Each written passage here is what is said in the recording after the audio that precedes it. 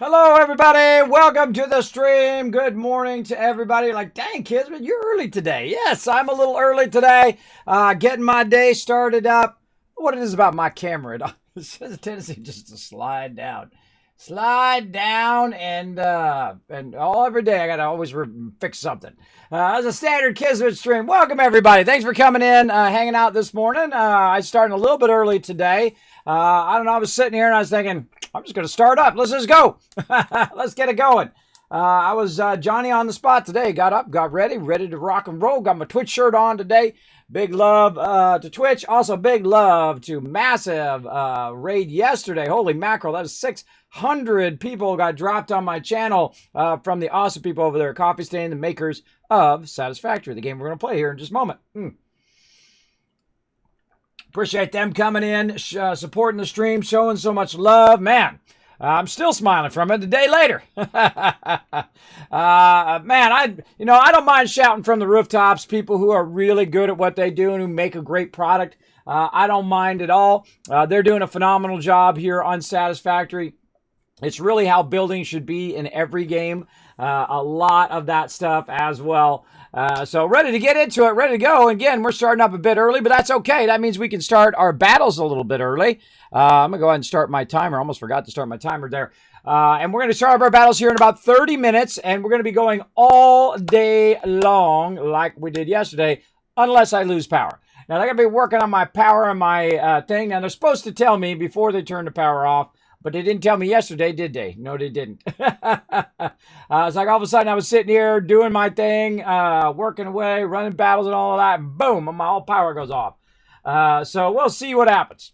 We'll see how far I go before I get knocked offline. If I get knocked offline, just chill out. I'll figure out how to get it back on again and keep on going here in the stream.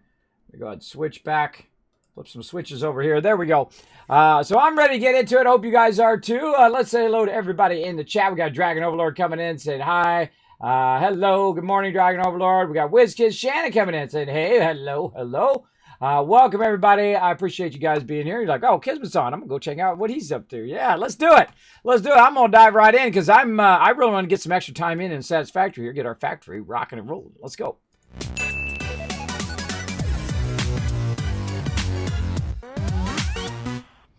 Okay, now where did we leave off last time?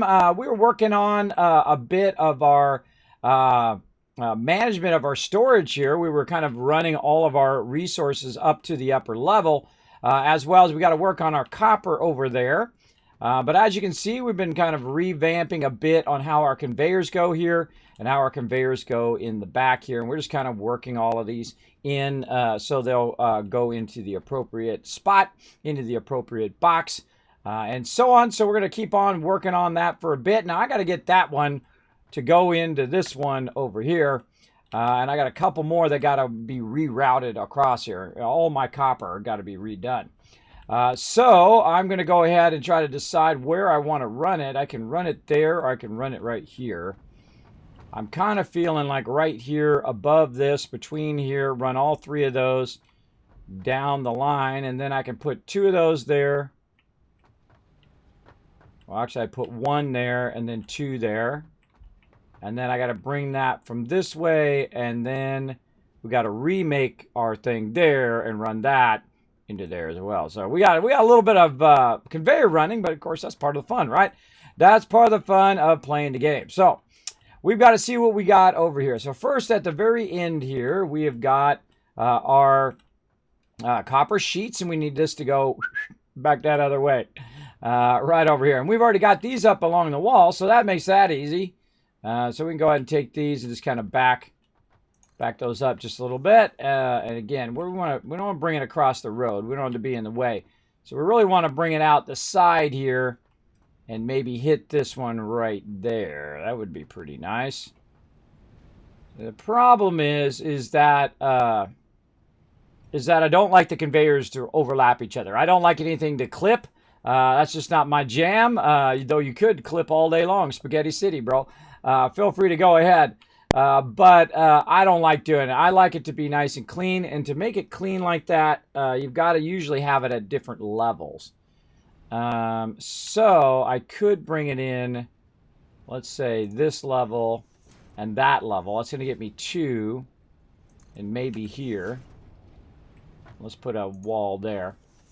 And this, the yellow down here means it's a road. I don't obscure my roads. I like to keep them nice and clean. So the thing is if we connect them here and then we take all 3 of them and route them around that corner on a wall hanger, we could run them down at different levels and then run them down into here at different levels using our conveyor poles. Conveyor poles are very, very useful for controlling the height of all of these things. And so we're going to go ahead and try to line those up nicely. So I'm going to do something like this. So you can see it's tiered up, right? So you got the top one, which is way up. Now, the reason why I have that again is so they don't run into each other. And we'll see how it turns out. I feel like that looks pretty solid. And let's go with that. And we're going to go ahead and get our wall hangers here. And I just use my middle mouse button, by the way. That's how I get that working. And we'll bring it through. I think we'll do the same thing on this side. We'll just bring it through at different levels. So we'll go ahead and grab this over here, and we'll go ahead and turn it that way. What level is that? It's 1 down. Okay, so yeah, that's about right. Okay, so we'll take this out. We'll just make this real easy on us here, and we'll do them at different levels. Like that. Beautiful. Okay. And then we can bring, let's say we'll bring our... I'm just doing this at maximum speed I can do right now, which is level 3. And we'll bring that into that one. That one's already got a wall hanger there, so we'll just take that one out. And then that one into there. Make that nice and easy. Now, it's going to be right over the top of my road, but as long as I can navigate through without being stuff being in my way, I feel like I'm good. Okay, now here's the tricky part here. This is where we need our wall hangers to try to control where this stuff is going. So we're going to bring that up just a little bit above. And again, I don't like anything to clip. So we're going to bring this up just a little bit above that right there. So that looks pretty rock solid. And make sure that's high enough to that where that thing doesn't hit it. Now, I don't know if later they're going to add collision to the game where this stuff will actually not let you do that. I would suggest against it. Would be my suggestion, but I'm just a dude, if you know what I mean. All right. All right. That's looking good. All right, I like that. That's looking pretty rock solid. Okay. Then we're going to try to bring this down and try to remember which one's which. I think the first one is this one. Yes, and I think we got this backwards now, too, because that's going to be in the way. Yeah, we're going to need to bring this down and the other one up. So you got to think about logistically how you're going to run it. And if I'm running the bottom one here across, I'm going to need to run it down. The reason why I'm going to need to run it down is the other one is actually stacked above it. So if I run the other one underneath it, it's going to go right through the other conveyor. So that's why sometimes you have to make modifications to what you're doing so that it doesn't run into each other. Now the other one's going to come across here, but I'm going to need to lift this one up just a little bit. Control those. And we'll come back, by the way, and retool all of this again when we get into the higher levels.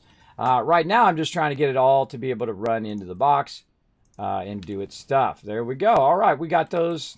That wasn't too hard. That didn't take too long. Yeah, nice. Nice flowing. I love watching this, by the way. I love this part of the game where you're just watching all the stuff just flow in there. There's something mesmerizing and wonderful about it. There we go. All right. Just like watching a real factory, right? That's making bottles or, you know, making Twinkies or whatever it's making. It's just making all sorts of awesome stuff. That's human ingenuity for you, right? That coffee looks amazing. Well, here you go. Nom, nom, nom, nom. Here you go. Have a little coffee. Now I got my own little RP for the coffee cup right here. The reason why it never spills is because there's a little force field over it. And when you want to drink it, you press a button on the handle. You see my guy press his button down. Then he drinks the cup and then he let go of the button. The force field comes back in because science. I just make up my own stuff, by the way. I just make up my own things for the game sometimes. Because, hey, what the heck? I'm not much of an RPer, but, hey, you know, a little bit of fun here and there. All right, now we got to get this one circling back from over here back in there. And we don't want it to run into our stuff, so we're going to take that out. And I actually could reverse this too.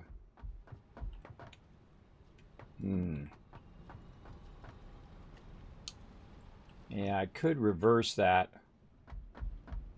to merge. Yeah, see, this is coming out of here and merging into there. I could just put a... see, I have the direction going this way. And I could just turn these things around so they're going... No, not like that. That's bad. That's bad. Just that. No, that way. See, I'm reversed from you guys, so it's hard to tell which direction I'm going. Thank you very much, Spoon, for the follow love. Appreciate you coming in, dropping the Dragon Hammer, crushing that follow button, becoming part of the Teamwork Tycoons here in the Kismet stream. Welcome. Always good to see new peeps coming in, having a good time. Yeah, I feel like that's what we'll do. We'll go ahead and double merge this into here, and then we'll run the merger that way. So let's go ahead and put a merger in here. So we're going to input that way, and we're going to go that way.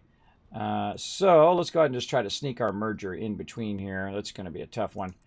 Do what we got to do. Like that. Control the direction that way. And then always take these out. Do not just assume they're going to work. I have had so much trouble with lifters not working afterwards. So there we go. Okay, so we'll take that out. And now what we need to do is reverse the direction of this. Like so. And we should just take all this out. Like this. And this is what's so nice about running inline splitters is the fact that you can just change the direction. And if you're doing center splitting, you're doing a lot of reworking of it a lot. You're constantly kind of... I don't need to do the last one. The last one's just literally just going to go in there. There's no reason to run a merger into there. I hope that's a merger. Merger. Sometimes I get them backwards. Mergers and splitters and splitters and mergers. All right, there we go. So that's going to run that way. And then we're going to have it go up and into there. Too easy, everybody. Too easy. I'm Mr. Problem Solver today. And look at that. Right up into there. Man, that lined up perfect. I couldn't have done that better if I did it on purpose. That just so happened that it worked out perfectly. All right, awesome. And then that's going to run down the line. We got to connect our upper line here. We got to get some more of these. No problem. No problem. Let's go up high. Boosh. Up we go. All right. Now, actually, I need to probably take this out right here because I'm not really feeding that over there right now. And we can start to backlog some of these into here. I got a bunch of these running Spaghetti City down the thing here, and I'll go ahead and take the Spaghetti City out for you guys now, so stop torturing you all. Sometimes I run a little spaghetti just to torture the chat. Like, Kismet, no, don't do it, don't do it, don't run the spaghetti, I can't handle it, oh God, please no, not the spaghetti. At least I use my staggered. So there you go. There's nothing to trigger Satisfactory people more than running just lines just all over, weaving like a big weave of stuff. That is going to trigger them big time. Now, we got a bunch over here. We'll go ahead and grab some from over there as well and do that. And I find it funny. I mean, it triggers me too, but I think it's funny.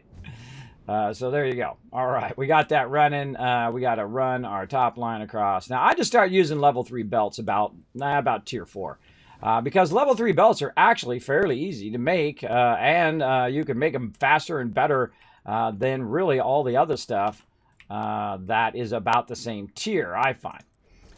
So we're going to go ahead and line this up nicely, and then we're going to see if we can bring this down here without actually clipping through this, which I doubt it. I'm probably going to have to bring it up a little bit.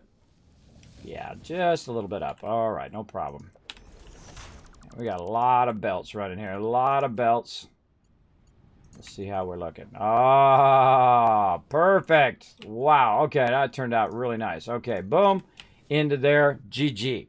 G to the GG. All right, nice. We got that going. That's all feeding in there nicely. Now, of course, anyone would love to go in and just make this perfect. We'll get back to that later because I always retool my factory, so I always end up tearing the entire thing down and redoing it later on.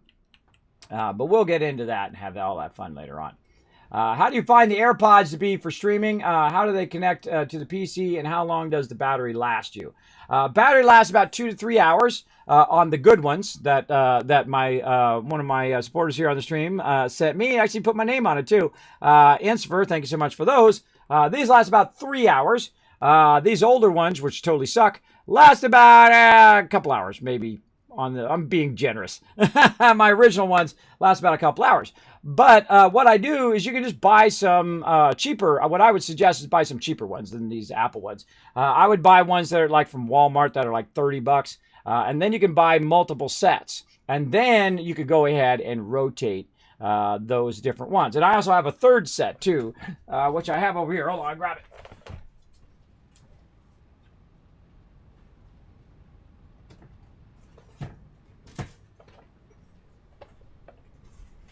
I can find it.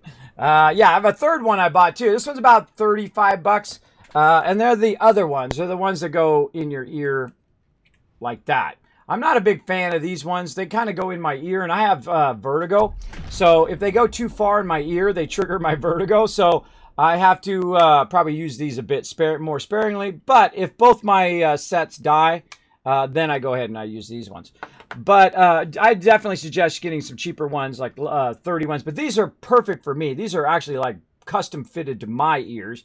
All ears are pretty much different, just like fingerprints and things like that. They're shaped in a different way, but these fit mine perfect. And they don't go in my ear. They're just setting in the kind of earlobe. Right? I don't really like the ones that go in the ear because, again, it does trigger my vertigo. And it also blocks a lot of the ambient sound, and I like to hear ambient sound, like my children and the dog and all the stuff like that. I don't like to totally block out all sound. That's just me. That's my jam. So yeah, I highly recommend just getting some cheaper ones, $30 ones from Walmart, or you can buy these on Amazon. That's where I got mine. I guess I should put them up on my page too, on the different headsets and stuff that I use now. And I also have the backup wired iPhone things. See, I never use these actually for my iPhone. I just use them here in the stream. I actually have some really nice headphones. I actually have some Razer Kakarises that are really awesome. They're amazing sounding headphones. My wife absconded with those. I won them from Swifty here on Twitch. A long time ago, like a year or 2, 3 years ago. I don't know how long ago. It was a long time ago. Second she saw it, she's like, thanks. My wife's a bit of an audiophile. She's really into music. She's really amazing. Been with her 27 years. I only be with amazing peeps. I only would be with amazing peeps, so there you go. In fact, she's put up with me this long, and me and my crazy gaming and all of that is pretty amazing. That in itself. All right, I think this one was this. I hope it is. Let's find out. Now, I've been making a bunch of these, but I haven't had them running here, so it's a huge backlog of those babies. Those are going to run in here, and I think this is the other one. All right, I think we got... Hey, no, hold on. Hold on, nope. No touching, no. No, game. I'm watching you. I'm watching you, Gabe. I saw you. I saw you there clipping my stuff. No clipping. We don't do no stinking clipping in this stream. We don't do that. No. All right, I'm going to have to bring you down a little lower, ain't I? I feel like I gotta bring it down a little lower. And then a little higher. There we go. All right, all right. And the hard thing is I gotta get another one right there. I gotta get the other one to go. I gotta probably bring it up and under. But this is not my road area here, so I can bring this down a little bit more. My road area here, as you can see, I've got it tagged with yellow to remind me which one is my actual road. Now I got a bit of a road area over here, but I think I'm just going to run that road all the way down there. And again, I try to keep everything elevated off the ground now. I used to run everything on the ground. And again, that's called spaghetti. You have it running on the ground. It's really tough to keep that stuff off the ground when you first start. But you really got to learn how to manage the different levels and all of that stuff as you go along. So I feel like I'm going to have to do this one definitely in here as well. And something like that. Might be able to get this one up a bit higher. You know what? Let's try to bring this one up even higher. Going to be pretty tough to get that from that position. I'll have to back it up a little bit. Gonna have to back it up. And there's a lot of trial and error in this game, and I love that. I love that about it. Actually, I'm going to push it a little bit left. So I get a little extra distance from that other one. Again, I don't like to clip stuff at all. So I'm going to try to get up to there. It definitely looks like it's touching.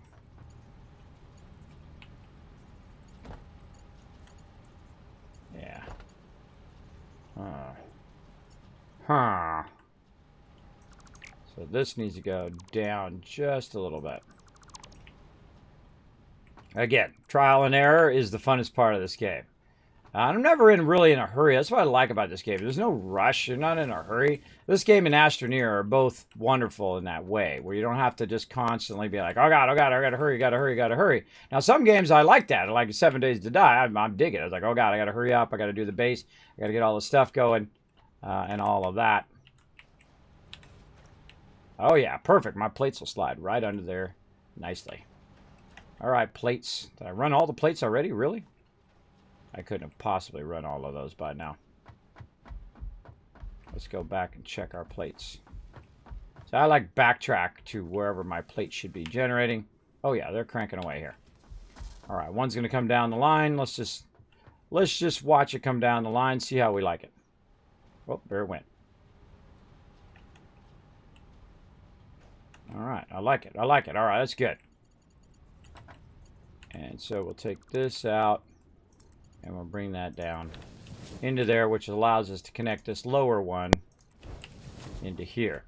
Now, the cool thing about this lower one is I'm actually going to try to run it off of the side here. I feel like this one's going to move forward here. Also, would love the light to just stay on all the time and not be off. That would be great. So I'm going to run this along the bottom of this, I feel, and then probably we're going to bring some more resources up there. But I got to get it to go into there. Now, I actually had it right here, and you can see I've got a couple things feeding in, which is right here for our assembler. So let's put our assembler back in. I'm just going to try to sneak it back here. And then we're going to tell it to do our encased industrial beams. We're going to go ahead and tap into our power, which we've conveniently put right there. And then we're going to go ahead and put our lifters back in again. Right there. Wonderful. And then way up there. And we'll just take this out. Put that back in there. See, I always take this out, though. I'm a big fan of taking that stuff out, making sure it's just one continuous piece. And it's easier when you come back later and you want to upgrade it all.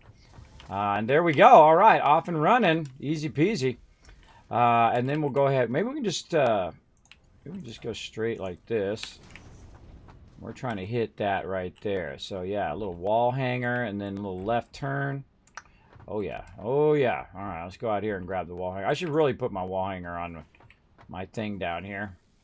But I just go and I act like I'm going to take it out. I hit F and then I middle mouse button. I find that to be incredibly convenient. So, all right. So, right here, we're going to line it up off of there. Let's say right here. And then we're going to back it up by 2. So, let's say 1, 2 right there. And then we're going to run this underneath this one. Ugh.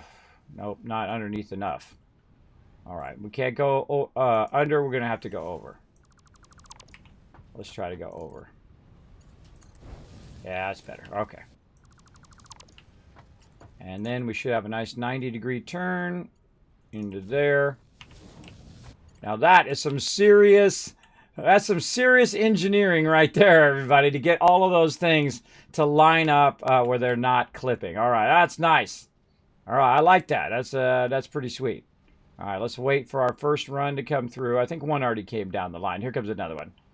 And I actually watch it to see if it clips through there. Nope. All right, there we go. So we got all of our side back up and running over here. And then we got our other side going over there as well. We've got all of our plastics and whatnot. Let me go right here. We're going to go up here and just take a little peek. Maybe up a little bit down. There's a little opening where you can see through there. There we go. You see our plastic coming through there. There's our rubber. How's our rotors and stuff doing? Let's go look at that down here. Let's see. Is our rotors coming through? Yes. I even forgot what that is. This is rubber. That's rubber, and that's plastic. So everything working great. And then over there, we have the other thing coming in. The thing. My brain. What's the name of that stuff? Wait, that's rubber. What's this one? Hold on. We have to look. Road. Oh, that's wire. That's wire right here. Why's my wire not working? Let's go find out. Probably power. Probably non-connected power. Yeah, it's not coming down the line. Okay, that tells me that I've done something with the power. Yeah, all the power is disconnected. That's okay. We're going to retool all this power anyway. We're going to redo all of that. Let's go ahead and see where our connectors are. Up there. Okay, so we're going to go ahead and hit F like we're going to take it out, middle mouse button, and then we're going to run a power connector right there. And then we'll run it back there. And then we'll connect these together. And we'll use this as our... So I love these power line connectors. They're just the greatest thing ever. They're just great. It's because you can connect on both sides. So you can run the power line behind where you can't see it. And then in the front, you run it all to your different machines and stuff. It is great. So awesome. All right. And then we're going to go ahead and go to this side. We have two lines running right now. One is a transport line. And one is a production line. And I'm actually just going to recombine those together. And that should start that up. And we're going to take this out. This is sulfur. We're going to rework all of that. Probably not today, but we're going to try to do what we can. And we should see it start up over there. And we should start to see some wire coming down the line. I'm just going to eyeball it here for a minute to see. Now, actually, I go down here and see if my power is running. Yes. If you see any line at all, that orange line, you know that your power is actually running. That's going to queue up the original. I like to build at the node. If you notice, I don't run the raw ore over here other than sulfur. I don't run the raw wire ore over here, cadmium. I don't run that over here. I do it at the node, and then I bring the finished product up the line, and then you'll see it here in a minute. My wire should start kicking in. If I don't see my wire here in a minute, then I need to run all the way down to there and see what's up with what's up. All right, we need to get that go. Oh, I think I see it. Why is this? Oh, these are all slower belts. We should go upgrade these belts too. Again, now a lot of times what I do is I use belts at speed that go along with that belt, right? Especially early game. But right about now, about tier 4 or 5, I start to speed everything back up again because there's real no point in using those lesser ones because I have so much of the faster ones that I should just use those instead. Use your level 3s. Your level 3 is a great kind of tier point. Once you get your level 3s unlocked, you run a bunch of steel and just let them run. Like you can literally just queue this stuff up, go have a sandwich, come back, and bam, in about 20, 30 minutes, you got so many of them, you're running level 3 belts and level 3 lifters everywhere. It's pretty sweet. And I'm sure this has a massive backlog of this too. So this is going to help it catch up a little bit on this backlog. And that stuff's just going to come flying out of there and flying down the line and whatnot. And we've got our power back so we can use our transport to get back. And now we got that up and running again too until that fills that box. Now, I like stuff to run until it fills all the boxes and then it automatically turns itself off because it can't produce anything else. And that's okay. I don't mind at all. It can just do that all day, every day. How are we looking on our rotors? There, rotors looking good and they're running that way. There we go. There's our wire. We've got our plastic. We got our rubber. All right. We're ready to move into our heavy modular frames. Which is already running down below. We've got our stators running here. So we've got our rotors coming in. This is making stators, which is pulling the resources from these primary containers and then running over here. And this is what I call like bypass production, right? This is just temporary production that I will take out. Whenever I put anything on the top level, that's always a temporary setup. And then later on, I'll go back and I'll make a more permanent setup. And this thing's making crazy tons of motors over here. Now, these motors actually need to make it back to another box on the other side. I could have built this on the other side and ran it in the back, but I didn't have all that structure in there yet. So I'll probably end up either moving this to the other side or moving it down below and then running it up from down below. But another thing we need to get into today is we need to start working on our other ones. We need 100 of these and 50 of those. And these are going to need those motors. And that's why I'm making the motors right now. And I've got plastic and I've got smart plating already, so I can start making all of that. This one right here is going to require a little bit more complex stuff, which is computers and things like that. But there's only 100 of them, so it's not as bad as the other one. And each computer, because you do two, or I mean, each set of 2 computers makes 2 of these items. So really, I just need 50 computers, and that will make, or I need 100 computers, and that will make 2 of these each, and so on. So figuring out all the math is fun, but you don't have to really. Basically, when I have this done, I've unlocked the entire game. So I'm not really in that big of a hurry. I'm really on unlocking the next tiers that I'm working on over here. Now, one of the things I was working on... Oh, it's time to go to battle. One of the things I was working on was my ability to do gas masks. Now, the funny irony is last time I forgot how to get all this Marcellia stuff, because I usually get it from trees by accident, just by chainsawing it. And then I forgot where I got it from, and we were like trying to remember, and then it's like, because the highest level item in the game requires you to do the lowest level item in the game, which I think is a pretty cool combo. Gas masks and filter parts will ensure increased odds of survival in gas-based hazardous environments. Fixit Incorporated would like to extend the friendly advice to not forget to change filters regularly. Well, thank you for that good advice. All right, we'll put that in there. Let's put some of this rubber back because I don't need this much rubber on me here. So we'll just put that back. Maybe grab a single stack, or no, let's do a smaller stack. I only keep it like a single stack of that stuff on me. I don't want to have too much. I'm constantly overburdened. I'm just constantly full of all that stuff. We also need to get back to our MAM today, too. Let's get our MAM back in and get back to that because we were moving our stuff around. Special. And usually I have my MAM on that side or this side. Let's just stick it right here.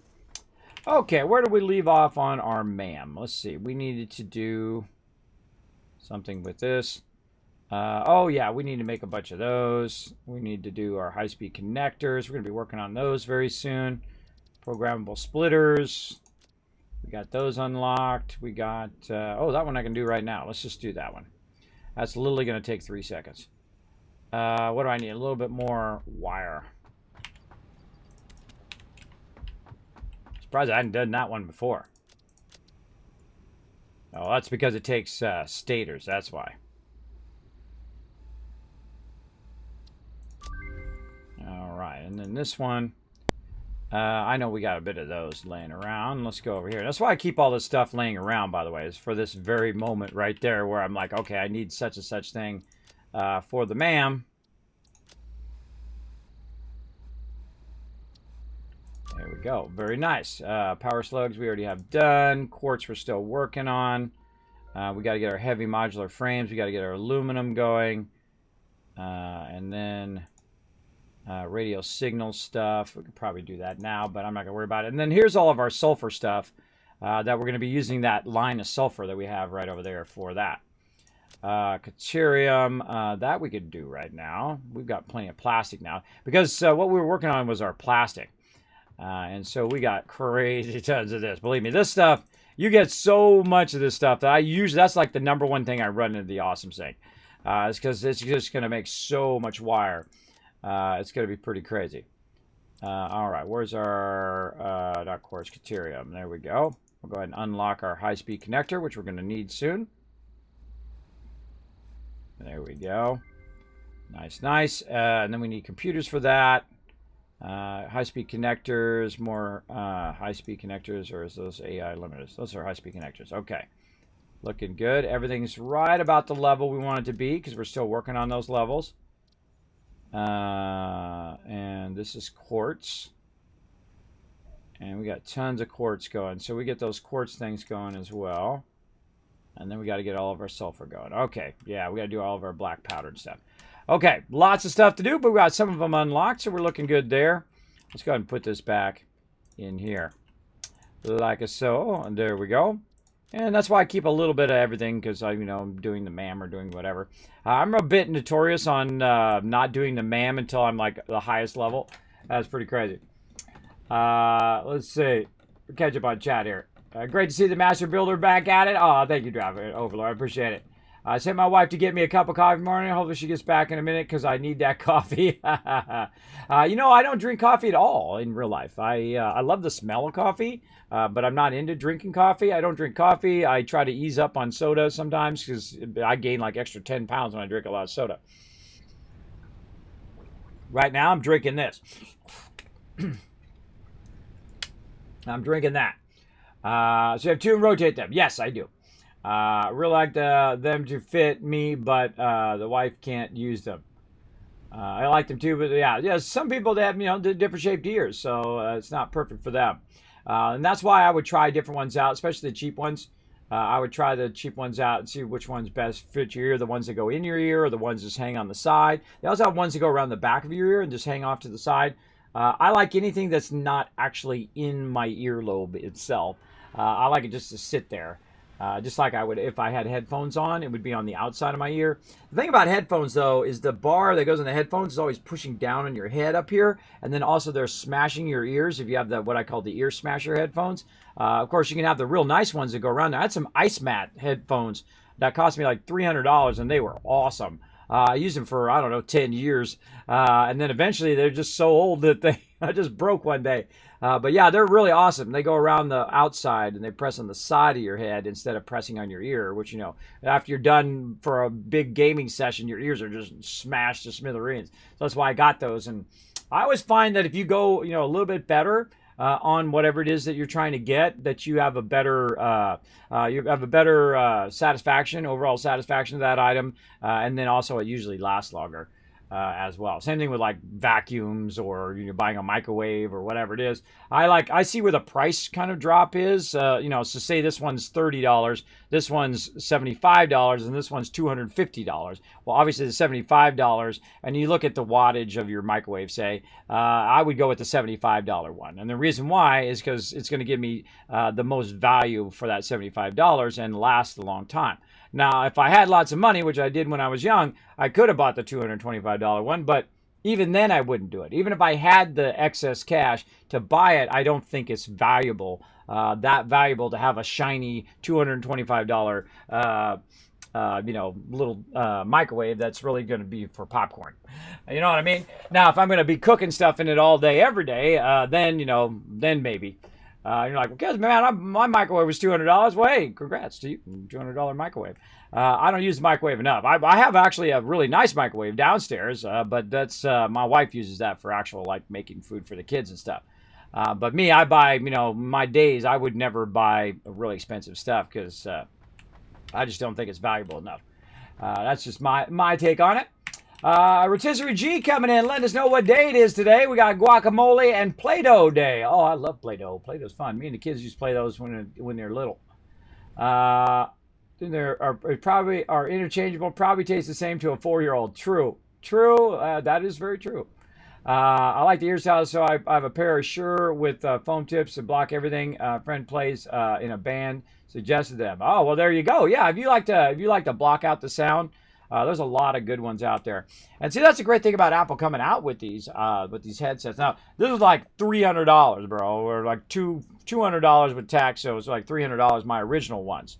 Those are not that much anymore, like $150 now.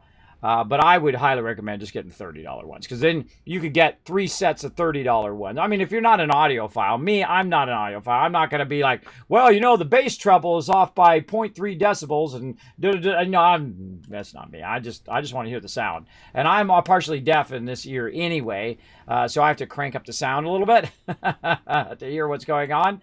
That's from all those years of sea doing and boating and surfing and doing all of that. I used to have that problem as a kid all the time. I have a lot of earaches and whatnot because I was in the water all the time, most likely. And it's probably what is, over all the years of doing that, is probably the cause of my middle channel ear problem that I have in my right ear, and it causes my vertigo.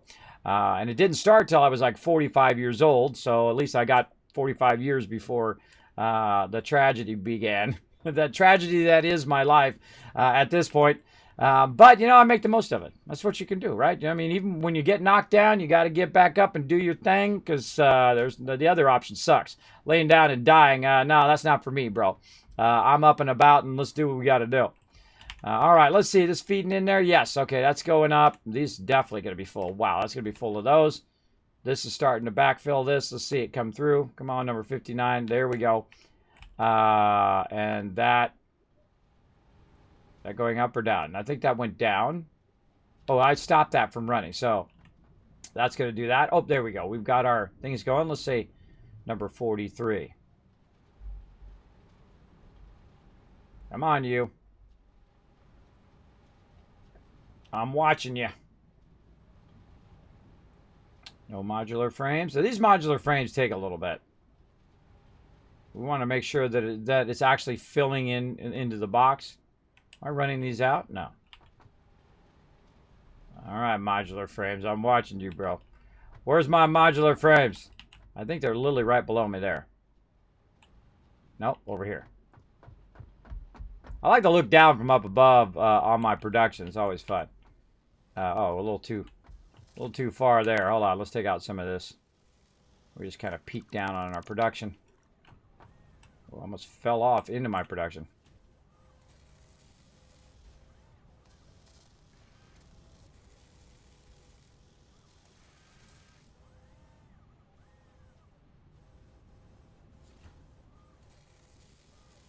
It's making it, but it's making it really slowly.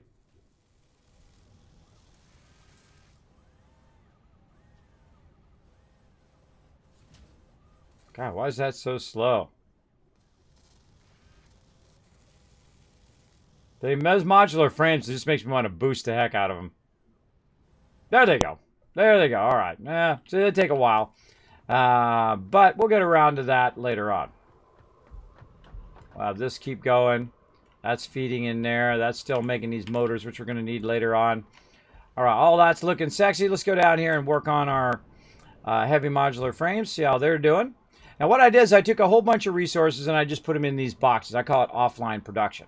And then I ran it into my thing here and I've got it massively overclocked. And then I read ahead and let it run into here. Look, it made 35 heavy modular frames that I didn't have to make, which is sweet. And then so you can see I've got a bit of other resources here, but the one thing that is run out of is the modular frames, which we were just looking at. So we'll put 5 of them in there and we'll let that run, and that's going to go ahead and fire that up. Right there. There we go. I needed 5, so perfect. So we need to get those modular frames from up above and bring them down here. And I like to do, when I'm first doing a certain type of resource, I typically will do, or anything that's kind of more complex, like the manufacturing, I will go through and manually put them in there. And that's just to get them started and whatnot. That'll get them started and let them run. Now, like right now, I could just basically AFK, come back in 2 hours, and I'll have a half a box or a full box full of those modular frames because I have perpetual power. The power is just going to keep going and going and going because everything is feeding each other. Ooh, mama, look at that. Yeah, it's pretty close. And it's working at a level where it's not going to knock the rest of my power off. Like right now, this manufacturing thing is pushing it pretty close. But let's go ahead and take those, put those in there, and that'll run that 10, 15 of those out. And that'll go ahead and run that. It's probably got plenty of screws up here. How we looking? All right, I'll put the rest of that in there. And then over here, that's a full box of those. Okay, so that'll basically run a bunch of that. And that's going to just kick my power in way up there, right? And look at that. Look at how much I always skate the edge of my power. Because what we're trying to do is we're trying to get to a point now where we can unlock oil power. Because we're just using coal power right now. We're using petroleum coke. We're using regular coal and all of that to keep about 18 coal powers plants running. And they're, I don't know if you can see them here in the fog, but we'll go look. We'll go look off the side here.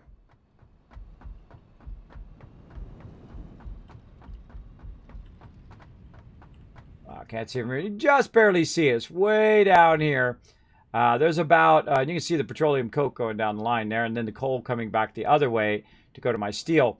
But there's basically 18 coal plants running down there with 9 water being fed into it. and that's keeping the power running. Now, eventually, there's going to be a little bit of a problem with that petroleum coke or whatever it is, where it starts to backlog or it starts to stop because of my rubber and plastic are going to fill. So that petroleum coke is not always the best source of power. So I prefer oil to be a source of power because it produces a lot more power, and you just tap a bunch of oil nodes and bam, you got tons of power.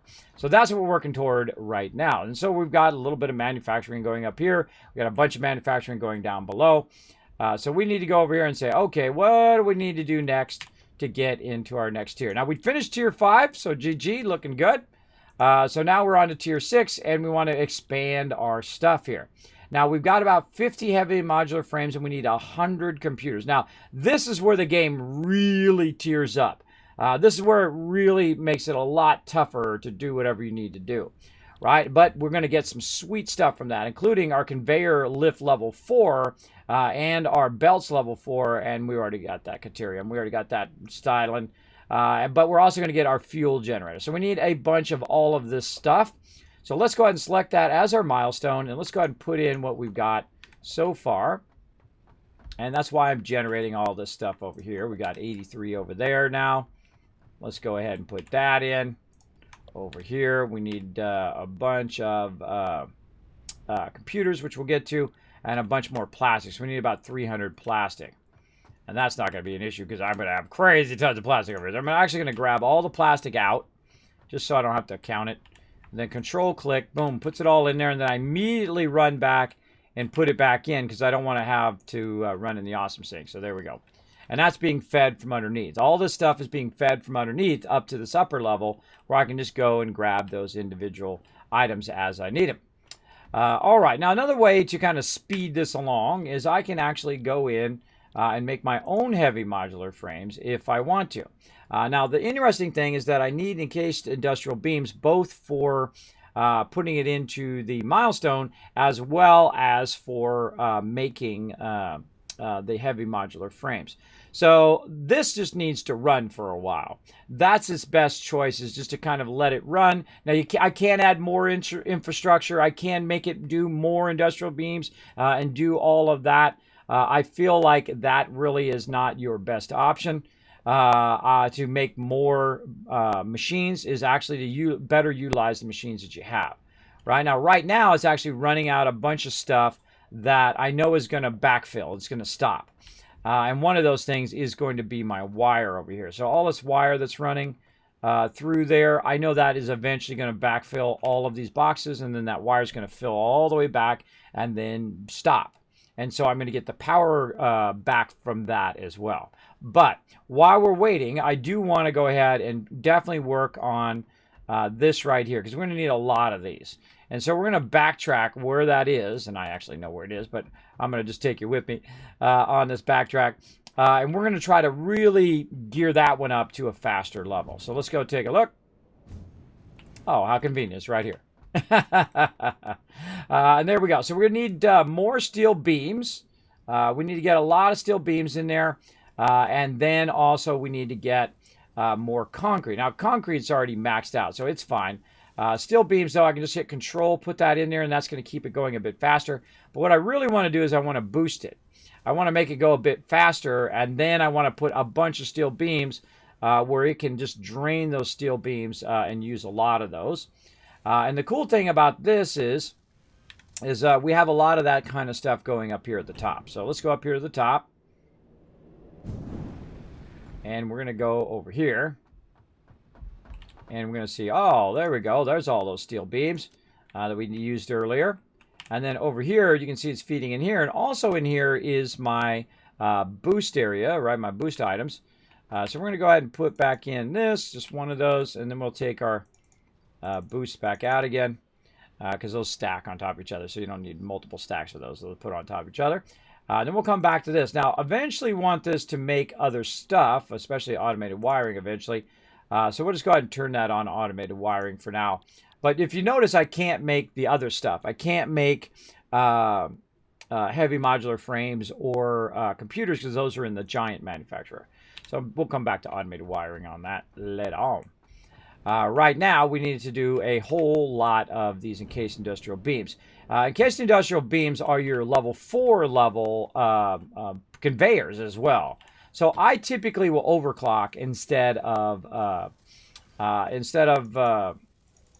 going in and adding more structure, even though it's more power efficient to do so, but it requires me to run more stuff and all of that. So we're just going to crank this baby all the way up. Now, what could potentially happen, though, is because I have my manufacturer going and this going at a increased rate, is what could happen is I could suddenly run out of power. And that's why I got this power pole here. And that, to see this drop down, which tells me that my manufacturer actually stopped. And I actually was trying to make it kick the power off, but it didn't do it. I'm just too good. There's 21 more over there, and that gets us done with our goal that we need right now for our power. Now, I could, in theory, go over there and create some more coal power, which I do have the ability to do it right now because it's not really at maximum right now. But we're going to go ahead and do that. There we go. And we're really going to increase the production of our encased industrial beams. Now, over here, we're kind of backlogging a bunch of this. And what I'm going to do, instead of running this over here now, and I keep a little extra here for me, is I'm going to divert the entire thing into there because it's going to need a lot of those steel beams as well. And so I'm going to divert the entire thing. So I'm going to go ahead and track this down, right? It's coming out of there, and there's a splitter there. So I'm going to go ahead and just basically take that other side out for now, and then I'm just going to let it run the entire amount of steel beams down here instead of running them into the box. And right now it needs 60 per minute of the steel beams. And I can tell you I'm not producing no 60 per minute, that's for sure. So what we can do is work around that a little bit by using a kind of a temporary little bypass here. We're going to go ahead and do this. Let's say right there. And then we're going to go ahead and rework this a little bit to kind of come down into this box.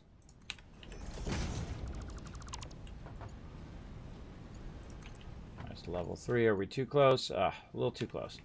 A little too close on that one. It happens. You know what? Let's try to line this up a little bit better, and then we just do it straight. How about that? Just do that nice and straight. Let's do that. And then level 3 lifter. There we go.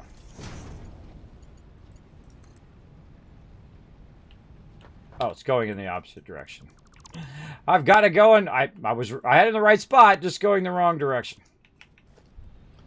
We're getting there, everybody. We just got to have it going the right way. All right, let's go in this way. Again, we'll back it out just a little bit. And sometimes it takes a bunch of times. Sometimes you got to keep doing it till it does it. Say one more up. There we go. Up a little high there, but that's okay. Okay, down into there. And then now, instead of it running from up there, I'm just going to have it run around the corner here, straight into there. Now, what does that allow me to do? That allows me to actually kind of force feed here in the middle, boom, all of those. And that's going to then feed it in there very, very quickly. So instead of me going at a much slower pace, now it's going to do 15 per minute. And I have crazy tons of concrete. So concrete is not an issue. It's backlog concrete all day. But the second I start burning this concrete up, it's actually going to start up my concrete production. So it's going to take even more power to keep this all running. And so I'll go ahead and use up all this extra resource because I don't need to be steel beams now. Now I need it to be encased industrial beams. And then I need to upgrade all my stuff later on again and again and again. So let's go over here, though, and put in, we already did. We put the rest of those in. And then we're going to put in the rest of our encased industrial beams. But now we need to think about computers. So let's go ahead and retool our factory down here. Instead of building another factory, we might as well just use this factory. We're going to go ahead and retool our factory down here for doing our computers. Now, what do we need? We need circuit boards, we need screws, we need plastic, we need cable. So the first thing I need to do is say, okay, I can't use any of this. I need to kind of rework this and put that in there. Now, oh, actually, I need some of those beams for making my boxes. That's why I left some extra in the box up here.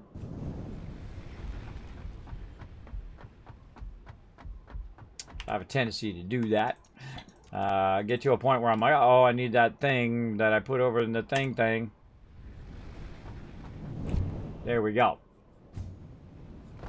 Are you going for bare minimum efficiency? I like to go as efficient as possible because I feel like the most valuable thing in my day is my time.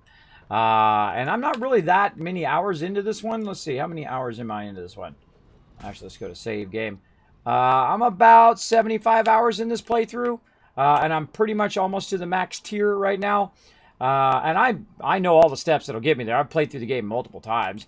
I know that I can get there from where I'm at, but I'm also watching my power so that in each tier as I'm going, it's making the stuff, but it's also stopping parts of my factory automatically because it's already filled with that particular thing. And then it will start up that part, make the thing, then turn itself off.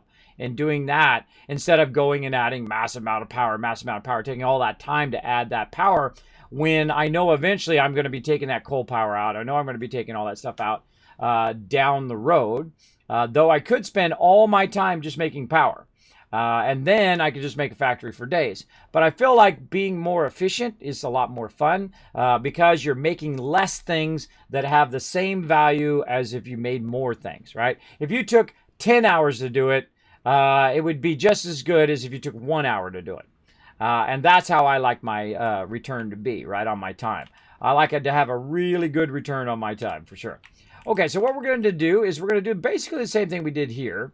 We're going to double up on these, but what we're going to do is we're going to go ahead and take out, up here, we're going to take out these two, which are being used right now for heavy modular frames, and we're going to revamp them for our computers. Like that. See how nice that is? You can just go ahead and readjust that. So we need cable and we need plastic. Now I got a little bit of that. So let's say this one's going to be cable. We're just going to choose them randomly. And this one up here is going to be plastic. And there we go. So that's going to go ahead and start to feed that in here. Now this is definitely going to kick off my power. Now we've also got some screws in there as well. This is going to take 238 megawatts. And we got our screws. Now we need one more box over here to try to take the place of this. Now again, this is what I call offline production, where you're not, put that the wrong way, where you're not really worried about running all the lines to it right now. And that's really going to help you a lot because when you get stuck between tiers and you're waiting to get from this tier to that tier, this will come in incredibly handy. To be able to basically just bypass all of that other structure that you'd have to build to make this run.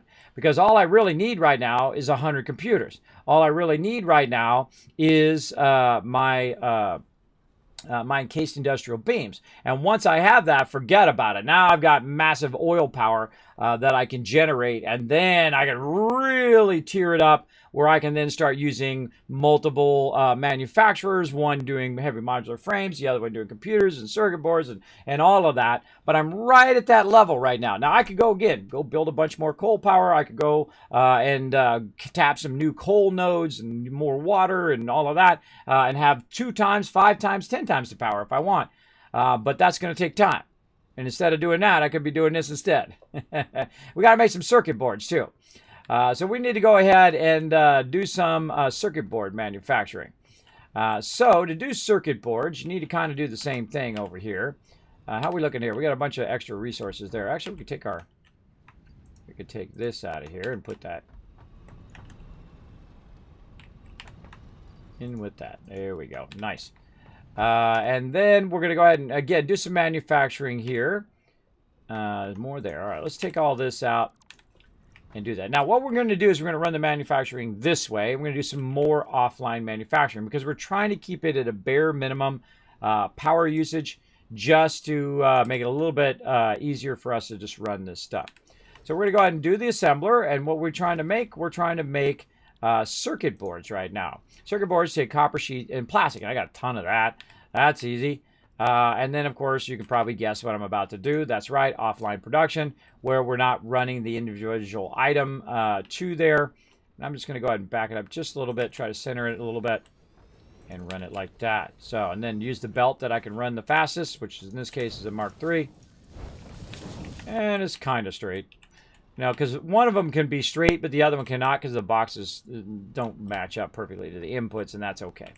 That's okay. So this item over here is going to make circuit boards, and those circuit boards are then going to run up into here. Actually, I could just bypass this.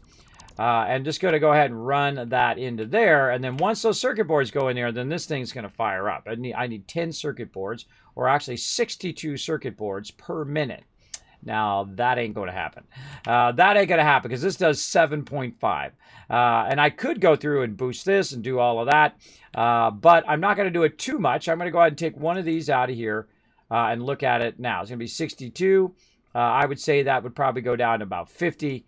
This would go down to about 30, and so on. So instead of overclocking this item, which is not going to run at full capacity anyway, because I'm not going to have enough circuit boards, I'm going to take that out and I'm going to overclock this item instead. And it's actually going to take less power and be more efficient in the long run to overclock this than it is to overclock that. And you'll see here in just a moment once I get it fired up.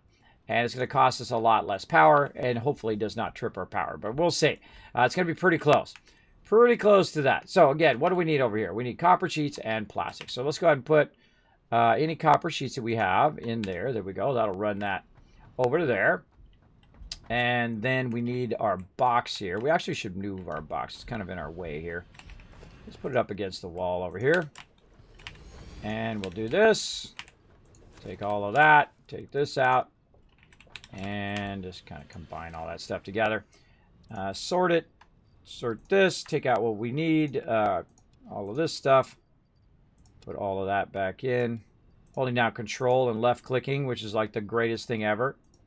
I wish they had it in 7 Days to Die. Though they did add a really cool function that I'm trying to get used to now. In 7 Days to Die, they have this awesome button that looks to see what's in the box. And then whatever's in the box, it will go ahead and fill that stack with the first click, and then with the second click, it will actually take everything that is similar to anything that's in that box and then put all that stuff in there. I was using it right at the end of the stream last night. I absolutely love it. We're going to be playing some more 7 Days to Die tonight. If you missed the epic action last night, you missed it, bro, because that was one of my favorite horde nights of all time. We were out there, and it was just a swarm of zombies, and we're shooting rockets and demolition peeps everywhere. It was awesome. Awesome. Very, very fun. So make sure to come in and join us for that as well. All right, we're going to go ahead and put all those in. We just need to get a little bit of that. Let's get all of this out of here. What else? We can go ahead and put these screws away. We can put this away. Get this. Rotors and whatnot. Get all this kind of random stuff that I need. Oh, I'm full. Let's put the plates back. Too many plates. And this. All right, that's looking, stators out of there. All right, that's looking sharp. Again, I like to have at least one stack of all the stuff I'm using, and then, of course, the stuff I'm using a lot more. I have more stacks of those. But there we go. Okay, so we got that going in there. And circuit boards, that's what we're doing. So now we need some plastic. Do I have any plastic on me? I do. There's some right there. And there we go. We're going to go ahead and put this plastic in here like this. And that's going to start to run in there. Now, eventually, obviously, we're going to have it auto-feed all of this stuff. But again, right at this moment, when you're in between that tier where you need that next level power, or if you just don't feel like going and making a bunch of power like me, you should be able to do this. Now, this is going to make 18 per minute. Now, what we want to do is run this out of here into the other one and see at what level that's being fed. That needs to be these circuit boards need to be fed in here to do the computers at an appropriate rate, right? So it's going to start to feed those circuit boards in there. It should start to feed them in there. Oh, I got Case Industrial Beam still on the line. I was like, wait a minute, there's something afoot there. Oh, that might happen on this too. Nope, those all went in there fine.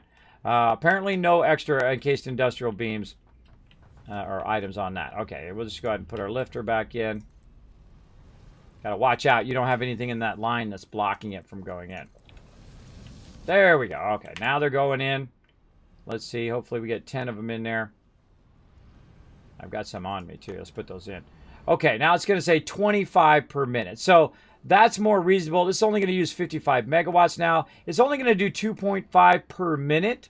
But if we think about it, how many minutes is going to be? 50 minutes. So about an hour, we're going to have all of our computers ready to go. Because we can't produce our circuit boards at that faster rate right now. Right now, it's going to produce them at about 18. But what happened right there is the second that kicked in, where'd our power pole go? And I knew it was going to do it eventually. I don't think I have one. All right, I'll just make another one.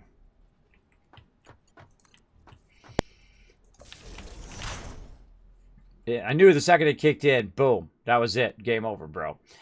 Because it were really skirting that line. Let's go ahead and try it again. Not going to happen. So how can I gain... Right here, I literally need like 10 or 20 power. Well, here's a great way to actually gain that is you take out your actual transports here.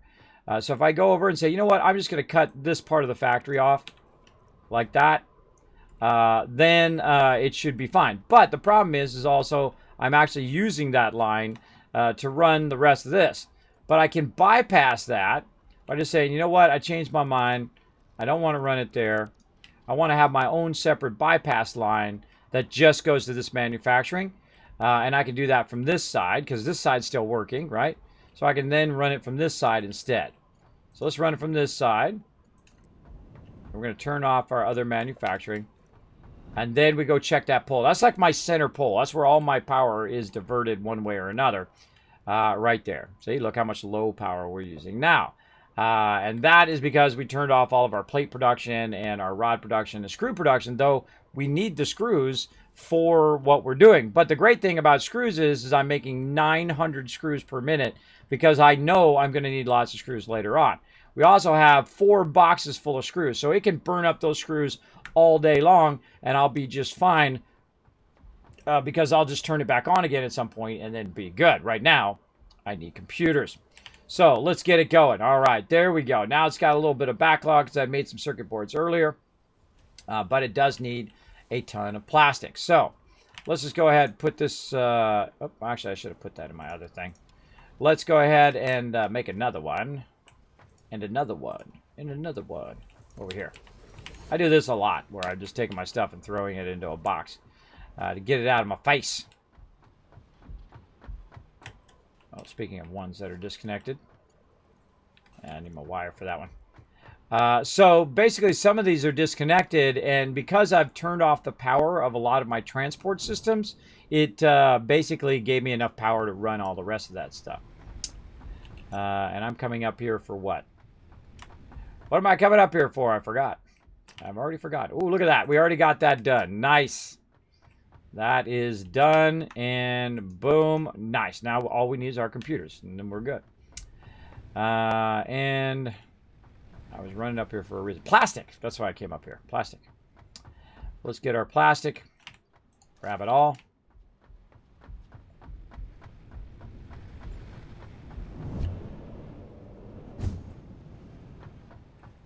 Again, I could sit here and feed it all through and do all of that. But I feel like it's not necessary in my time. Let's see. That one's that. This one, I think, was plastic, the top one. And that's just going to run and run and run now because it's going to be a whole box full of plastic. There we go. Nice. And we'll probably get some more wire, too. See what rate wire's going. 22. This is going 45. Screws is the main thing. It's used a lot of. All right. Let's rocking and rolling. Very nice. And we got that going. We got 2 computers already, so there we go. That's 2 less that we got to make. Okay, so that's going to crank away at that. Now, how can I make this go faster over here? Well, what I can do is I can kind of manually feed some in there so it doesn't stop. Because this is not going at a fast enough rate. It's not generating these circuit boards fast enough to keep it constantly going, even at 2.5 per minute. So I can make my own circuit boards as well. And I can go through, and did I put a bunch of copper sheets in here? Oh, I didn't. I didn't put copper sheets there, and I need a bunch more plastic over there. Okay, so we need to get that going too. Let's get that. So more plastic and more copper sheets. And I could grab it out of that plastic there, but I'm just going to run back and grab some more. This stuff doesn't do me any good sitting in this box. It does me a lot of good in the thing. So I'm going to grab that. And there's a whole bunch probably more down below that can be fed up. We'll let those feed. Copper sheets was the other thing. Just grab as many of those as we got. I'm sure we've got plenty of those. Yep. You're like, well, Kismet, it costs a lot of time going back and forth, running this stuff back and forth. True. But not as much time as it would take for me to build a lot more power to accommodate all of this. Much cheaper time-wise for me to run back and forth from those boxes and pre-fill these ones here than it does for me to go and do all that other stuff. So there we go. That didn't take too long. How we doing power-wise? Well, that power's off. Let's go over here and look at this other. Hope I gotta get my stuff back. Gotta get my stuff back. There we go. Let's run a separate power line there. All right, looking solid. Rock solid. Plenty of power. Don't have to build any more power. Don't have to do any of that. Because in a minute, when I get this done, or in 50 minutes, depending on how many minutes it is, this is going to allow me to make my next level stuff. Okay, so while we're waiting for this, I feel like we could probably do some of our own circuit boards to try to speed this up a bit. What else can we do? We can overclock it a little bit to keep that going. Now, some things are easier and faster for you to make in your crafting bench than it is for you to do it actually in the manufacturing. Great example, reinforced iron plates. I can make them this fast. You know how long it takes to make 2 of these in the other one? It takes like a minute, right? For me, that's like seconds. I can make these all day, every day. Much faster in the thing. Not that I need them right now. I got plenty of them. But other things like modular frames, is that faster or slower than it making in the manufacturing? Cased industrial beams, I can tell you that's way faster, bro. That's way faster for me to do it like that. Heavy modular frames, right? We're going to need some more modular frames here. Let's make some more of those.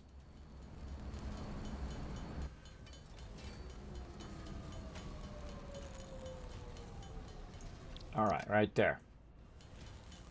Way faster for me to make it. Right, so some items I will go in and just make. Great example, circuit boards, right? We need some plastic for those circuit boards, and we're going to see if we can outrun the thing that's actually making it right now. So let's take a little bit more of this out, and let's take some of this out and see how fast we can make circuit boards.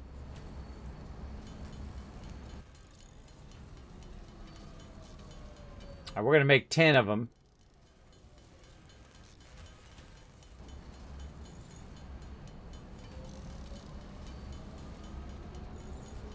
Boom, that's it right there. Now what's happening is my manufacturer is going on and off because it's running out of things. So we're going to try to help it catch up a little bit so it doesn't turn on and off.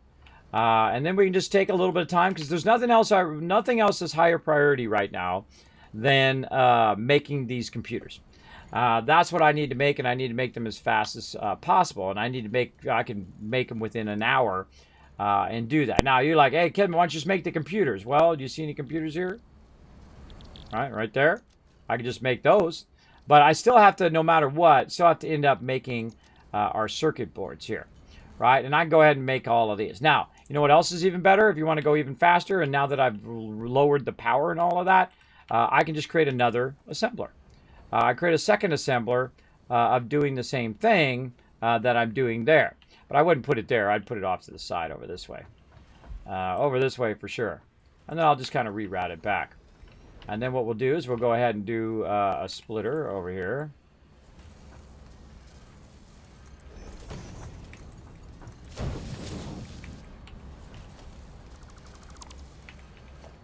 And we'll go ahead and bring this up.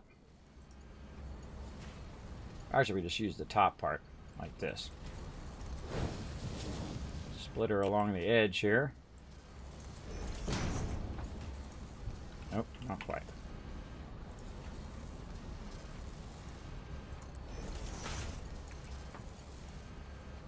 Nope, still no. This is tricky part right here. Or actually, I just use a lifter. I just use a lifter. See if I can get it caught. A little too close. Ah, so close. So close, but not close enough. Let's go ahead and back this up just a little bit. It's a little too close to get that little angle. So another assembler. Push it this way a bit. That into there.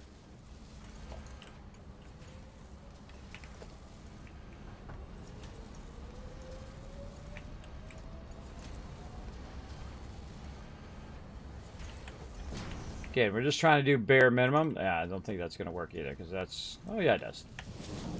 Just barely. Okay. So now it's going to double feed both of these. And then I can keep these, again, away from the rest of my production. I can just go ahead and feed that into there. And now it's just going to go faster. It doesn't necessarily going to make more in the sense of how much we need, but it's just going to go a bit faster. So now it's going to be 7.5 there. So we've already got this one overclocked over here, the other one. And this one's going at 18, so it's going to be another 7. So if we look at it, actually the production of this, we'll just say it's 18. And then the production of that is 7.5. I believe. Let's look at it again. Yeah, 7.5. So let's say 7 and 18. Hey, Siri, what's 18 plus 7? 18 plus 7 is 25. Oh, whoa. It just happens to work out numbers-wise. You're like, Kismet, did you think of that ahead of time? Yep. So the numbers just happen to work out perfectly if we're running 2 of them. One that's massively overclocked, and then one of them that is not overclocked. And you put those together, it's about 25. It's actually more than 25. It's going to produce some extra to go. So we want to go ahead and bring this back and merge these together over here. So now it's going to be running at 25, which is our magic number that we need right here. And of course, I always put these in my way. Let's just go ahead and dismantle that. And then what we're going to do is just go ahead and rerun this. Oh, no, our clearance is in the way. All right, that's okay. We'll just take that out for now. Well, this is all temporary stuff anyway. And we'll just go ahead and put it way up like this. So we get up over our clearance there. And then, how do we want to do this? Let's see, across. Let's just bring it down. Let's say to here. Like that. And then we'll bring our thing up like this. Then we'll do that. And then we'll do a nice little merger action. Is that too close? Too close. Maybe we can get away with using our lifter. Let's see. So close.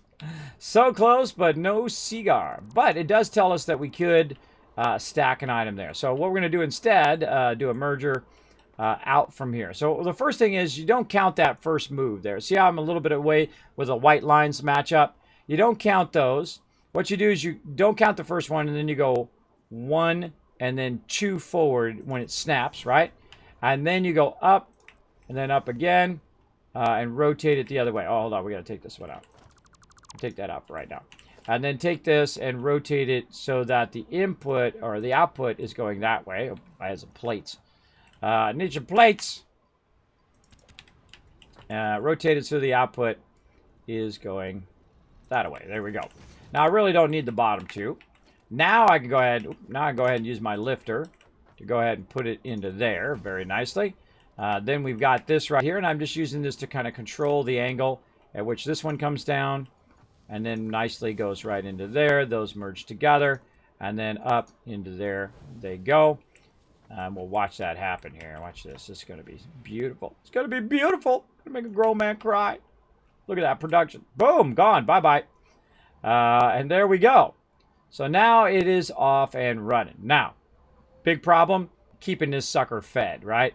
Keeping it fed with plastic and whatnot. And am I producing enough plastic to have this run? Heck if I remember. Heck if I remember how much it is, but you're going to see it's going to burn plastic like crazy. But we do have a box over here that does have some plastic in it. Let's actually move, put another box, say, over there. There we go. Put all of our stuff there. Let's go ahead and check in. Now, again, I've got to manually go and collect all this stuff. Obviously, it's a factory game. You want it to have it do all of that for you in the long run. But in the short run, we're going to just go ahead and do it. We're going to see how much we got. Nothing there. How about up here? Oh, got a bunch of it up there. Plenty of plastic backlogged from all the stuff we were doing earlier, which is why I let all that stuff run and backlog, so when I need it in the moment, we'll have plenty of plastic. So we'll run over here. We got definitely plenty of copper sheets, that's for sure. And boom! All right, now that is going to run at 25, and so it's going to run at 2.5 the whole entire time over here. Now, can I make it go faster than 25? Sure, I could. Sure, I could go in and make it go faster than 25 and make another one and make another one. But I feel like there's like a diminishing return on your time doing all of that. So I typically will just let this kind of stuff run for a while, because before you know it, boom, I got 21 computers in there already. I mean, you're like, oh, Kismet, you just had 2 in there. Now you got 21. Right, it goes faster than it feels, because you're always in the middle of tinkering with other stuff. Right, you might be expanding your base, you might be adding transport, you might be doing different things while you're waiting for this to go. And if you have everything queued up, where you have enough resources, right? Like, we gotta look at our screws. Let's look at our wire over here. Wire's looking okay. How's our plastic in this one? Uh-oh. Not so good. Wow, really? Oh, no, it's on the other side. It's the other one. This one. Okay, there we go. That's looking good. So all of that is good. So everything is pretty rock solid. We can just let that run, and that will just run and run and run, and we'll come back, and before you know it, we'll have the 100 computers that we need. And then once we have that 100 computers that we need, we unlock our oil power and forget about it. I'm going to go straight over to the oil, and we're going to be firing up as much oil power as we can. And once we have that going, we win. That's it. That's the last thing I need to do to win this game. To get to the highest tier and unlock all of the stuff and build nuclear power and all of that stuff, is literally just be able to make oil power. And then I don't have to deal with coal power anymore, though I could go do a bunch more coal power. There's nothing stopping you. You can do a bunch of biofuel if you want. It's up to you. It's your game. But that stuff the biofuel is not perpetual, so you have to manually do that all the time. I like the perpetual power, like the coal power. Once you get to coal power, this game really just starts cooking, I feel. There we go. Hey, what's up, Biscuit? Thanks for coming in. Yeah, maximum efficiency. Good morning, Kismet. Hope you're doing well today. I am doing well. We started early today. We started early, a little extra start up here. How are we doing on our clock here? Oh, we're ready to do some stream runs. Oh, God, I'm over again. Time goes by so quick. I even set an alarm for 30 minutes, and it's an hour later. My bad, everybody. My bad. Man, my bad. My bad so much, I'm going to give you guys a bunch of kids caps. How about that? All right, let's do it. But I don't feel that bad because, we've basically been doing 15 hours of battles every single day almost. Let's do it. More battles, everybody. Let's fire it up. I am obviously often distracted. I want to get to that guy, but I hate this kind of blocking here. So I feel like we'll go ahead. I feel like we could start up here, and then we're going to have our range and everything, which you can turn around and blast these guys behind. I think get those blade traps, and we're going to push through these guys and run up here toward this. This Tesla power station is what we really want, but we need to wipe out a little bit of this too. Push through here, I think. I think we'll be good. All right, come and join us, everybody. Follow that link right there in the chat. Again, we're going to start some battles. We're going to be running them all day long. All day. Just like we're going to be running these computers all day long. Okay, so we got that done. Now, what else can we be doing while we're waiting for all these computers to finish and do their thing? We could be thinking to the next part of our factory. Like, what else do we need to work on? Well, I actually need to work on sulfur over here and do some sulfur manufacturing. So we're going to run over here. And we're going to be bringing our sulfur up from right down there. And I've already run the line, did all of that over here. Now, normally I'll do it at the node itself. But the thing about sulfur, and I'll show you here, we're going to go ahead and make a... Oh, I forgot to grab my resources. Let's go back and get those. You'll see me do a lot of walking, by the way. I don't typically use my vehicle all that much anymore because I love the skates. So I'm walking at an increased rate, so there's no real reason. By the time I get my vehicle out, get on my vehicle, drive to there, get out of the vehicle, pick the vehicle back up again, I could have literally just walked there. I find, but if it's really far away, then we'll use the vehicle. All right, constructors, down we go. Now, does the constructor have anything that's going to help me for sulfur? Doesn't look like it right now, right? It does help with quick wire and quartz crystal and silica and stuff like that. We'll get into later. But let's go ahead and look at silica. Silica uses raw quartz as well, so just in case you were wondering. Now, let's go ahead and put the assembler down. Oh, wait a minute. We're out of rotors. Now, we're not out of rotors. We got plenty of rotors laying around. That is for sure. So, let's walk back again. Actually, I can take that out now. And let's see if we left any extra rotors over here. Oh, no rotors there. Well, let's go ahead and run up here and grab some rotors.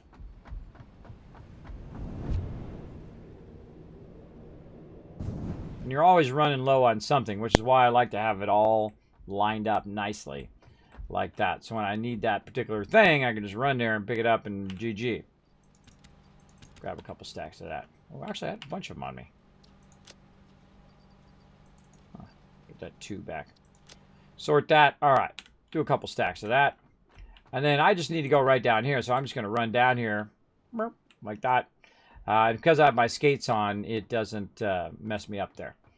Okay, so again, we're going to go ahead and put down an assembler. There we go. Okay, so now we've done all of this stuff up here. And we actually have a bolted frames, too, that we can work on later on, which will reinforce iron plates and that. Fabric we'll work on later. We got rotor stators and motors already running. We'd already done these two. We're going to do that one eventually. A cheap version of silica there with raw quartz and limestone. But what we need right here is black powder. So we need coal and we need sulfur. Now, the reason why I've run it back to my base is because I don't have any extra coal, an extra coal line set up yet. But I do actually have extra coal. So I'm going to go in and grab this right here, and we're going to extend this back out again. Like so. There we go. And we're just going to create a little spot here. And we're going to use a direct fed, and we're also going to use an offline run. Because I do have a bunch of extra coal laying around. I can go ahead and bring this up. Let's say to there. This up here. And we're going to take this line out. And try to run it. Actually, probably could have left that in. Look how far away you can do this. I just love the fact you can just do this from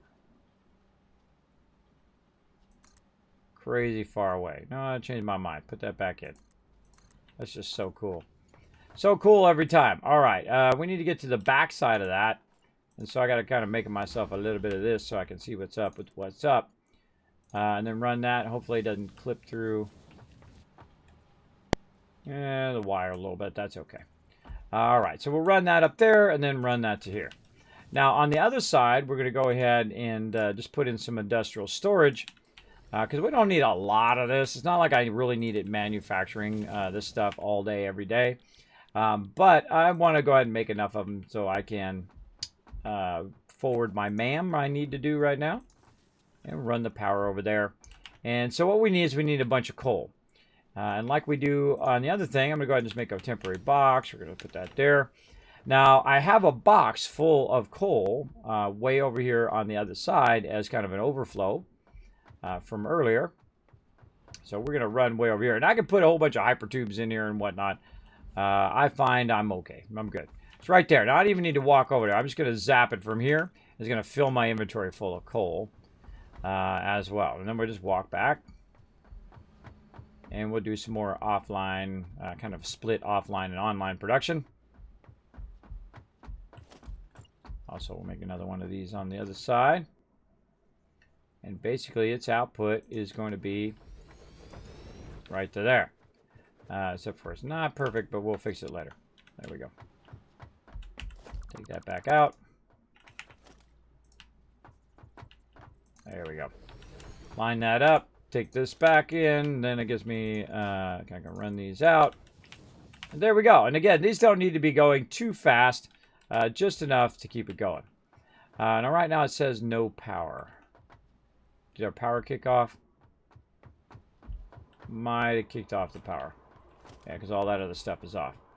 Okay. And this is your constant struggle in this game is power. No, it's not even, the power's not even running here.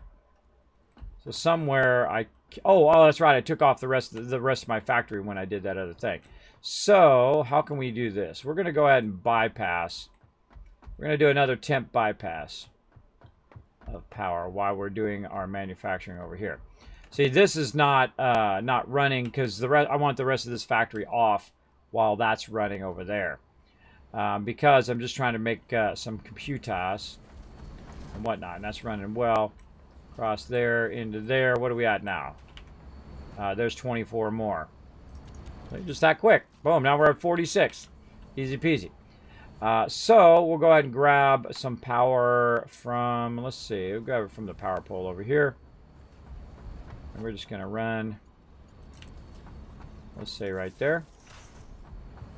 These power poles can run a really long way, which is nice. I just keep going until it says I can't go anymore.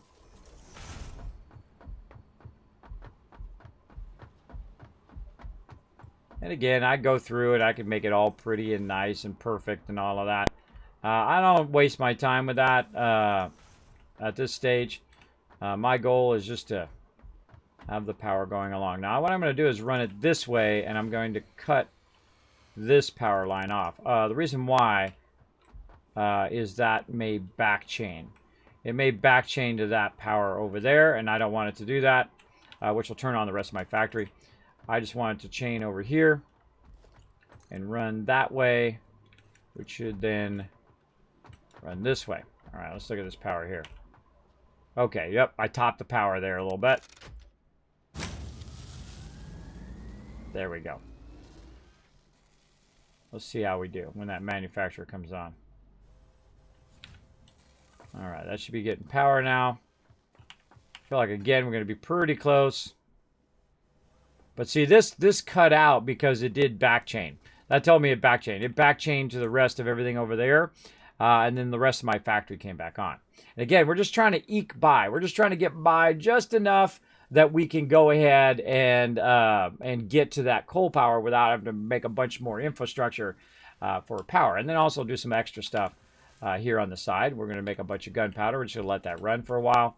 And then we'll use that gunpowder in the MAM. Actually, I'll put the MAM over here while we're at it. Mammity McMam. Oh, wrong thing. Up here. I love the fact you put the MAM. You can put the MAM all over. You can have a bunch of MAMs if you want. Right over here. So sulfur. We're going to need 100 gunpowder there. Need to make those. Those are circuit boards. We'll work on those later. And we're going to need 200 there. So we're going to go ahead and do probably about 100 there. Get those going. And then we're going to come back. Probably this is the next easiest one right here. Because we're making a bunch of those. We're going to probably end up with extra of those. So we're going to let that just run and run and run. Because the sulfur is just going to let it run and run and run. And I have a gigantic box full of coal. Now I could overclock that and do all of that. But I really don't want to do that right now.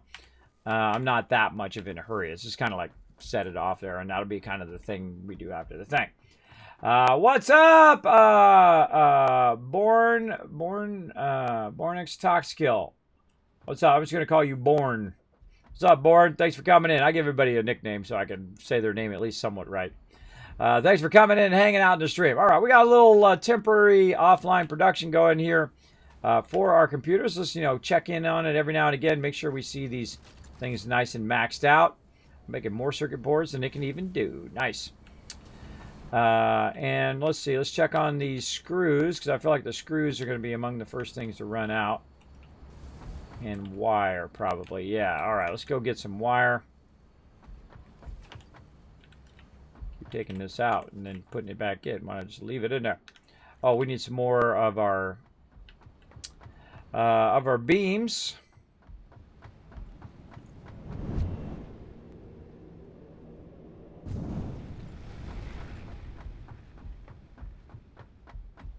Luckily, we saved a bunch.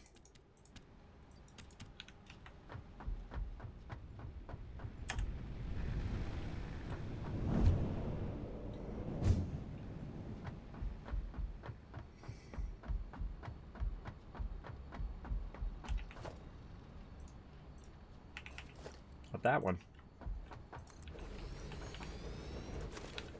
Put all that in there. I got plenty of wire. Wire is definitely not an issue. In fact, I don't even need to go up there to get wire. I can just come down here. And look at all that wire. A lot of wire. See, if it backlogs, it'll backlog to the bottom box, and I can just go ahead and grab it. Now, I could also just run it over here if I wanted to. But there's no reason to, and I can just go in and put that in there, and I know that's going to run for a while. That's going to run for quite a while. We got lots of plastic, lots of wire. Screws, same thing. I just walk right over here, get more screws.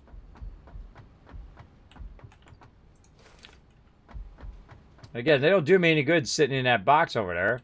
Unless I need them at that moment. But really, they do much better over there. Into that box. And we'll store all that back in there. And you know what that means? If this is down here at this, if it's down here at this bottom level, that means that all the rest of those boxes are full. So I've got 3 more boxes of screws up there. And we're going to really use a lot of screws here eventually. For sure, for sure. Especially manufacturing computers and doing all of that. But this is looking pretty rock solid right now. I'm looking good. How am I looking on time? 13 more there. Nice. Almost there. All right, so we're at 59 right now. We need a bit of these. So here's what we're going to do. We're going to go ahead and run up here like this. I feel like this is a good time to just let it run, everybody. We'll just let it run. You guys can watch it running that in there. I'm going to take a little earlier break today since I started a bit earlier. I'm going to go ahead and take a quick break while we're waiting for this battle and waiting for this stuff to make me some computers. And here's a great thing to do. You just take, AFK break. You go get some lunch. You come back to it. I'm not going to do that. I'm just going to go and walk around for a minute. And then I shall be back. What program do you use to make the construction plans? I use Illustrator because I'm a graphic designer. That's what I do. If you guys don't know what I'm talking about, basically I make a bunch of really detailed plans to figure out how to make all of our stuff work so you can see it visually as well as see it by the numbers. So it applies to both sides of your brain, your logical side and your creative side. And I do that occasionally. I don't do it every single time, but occasionally we'll do it.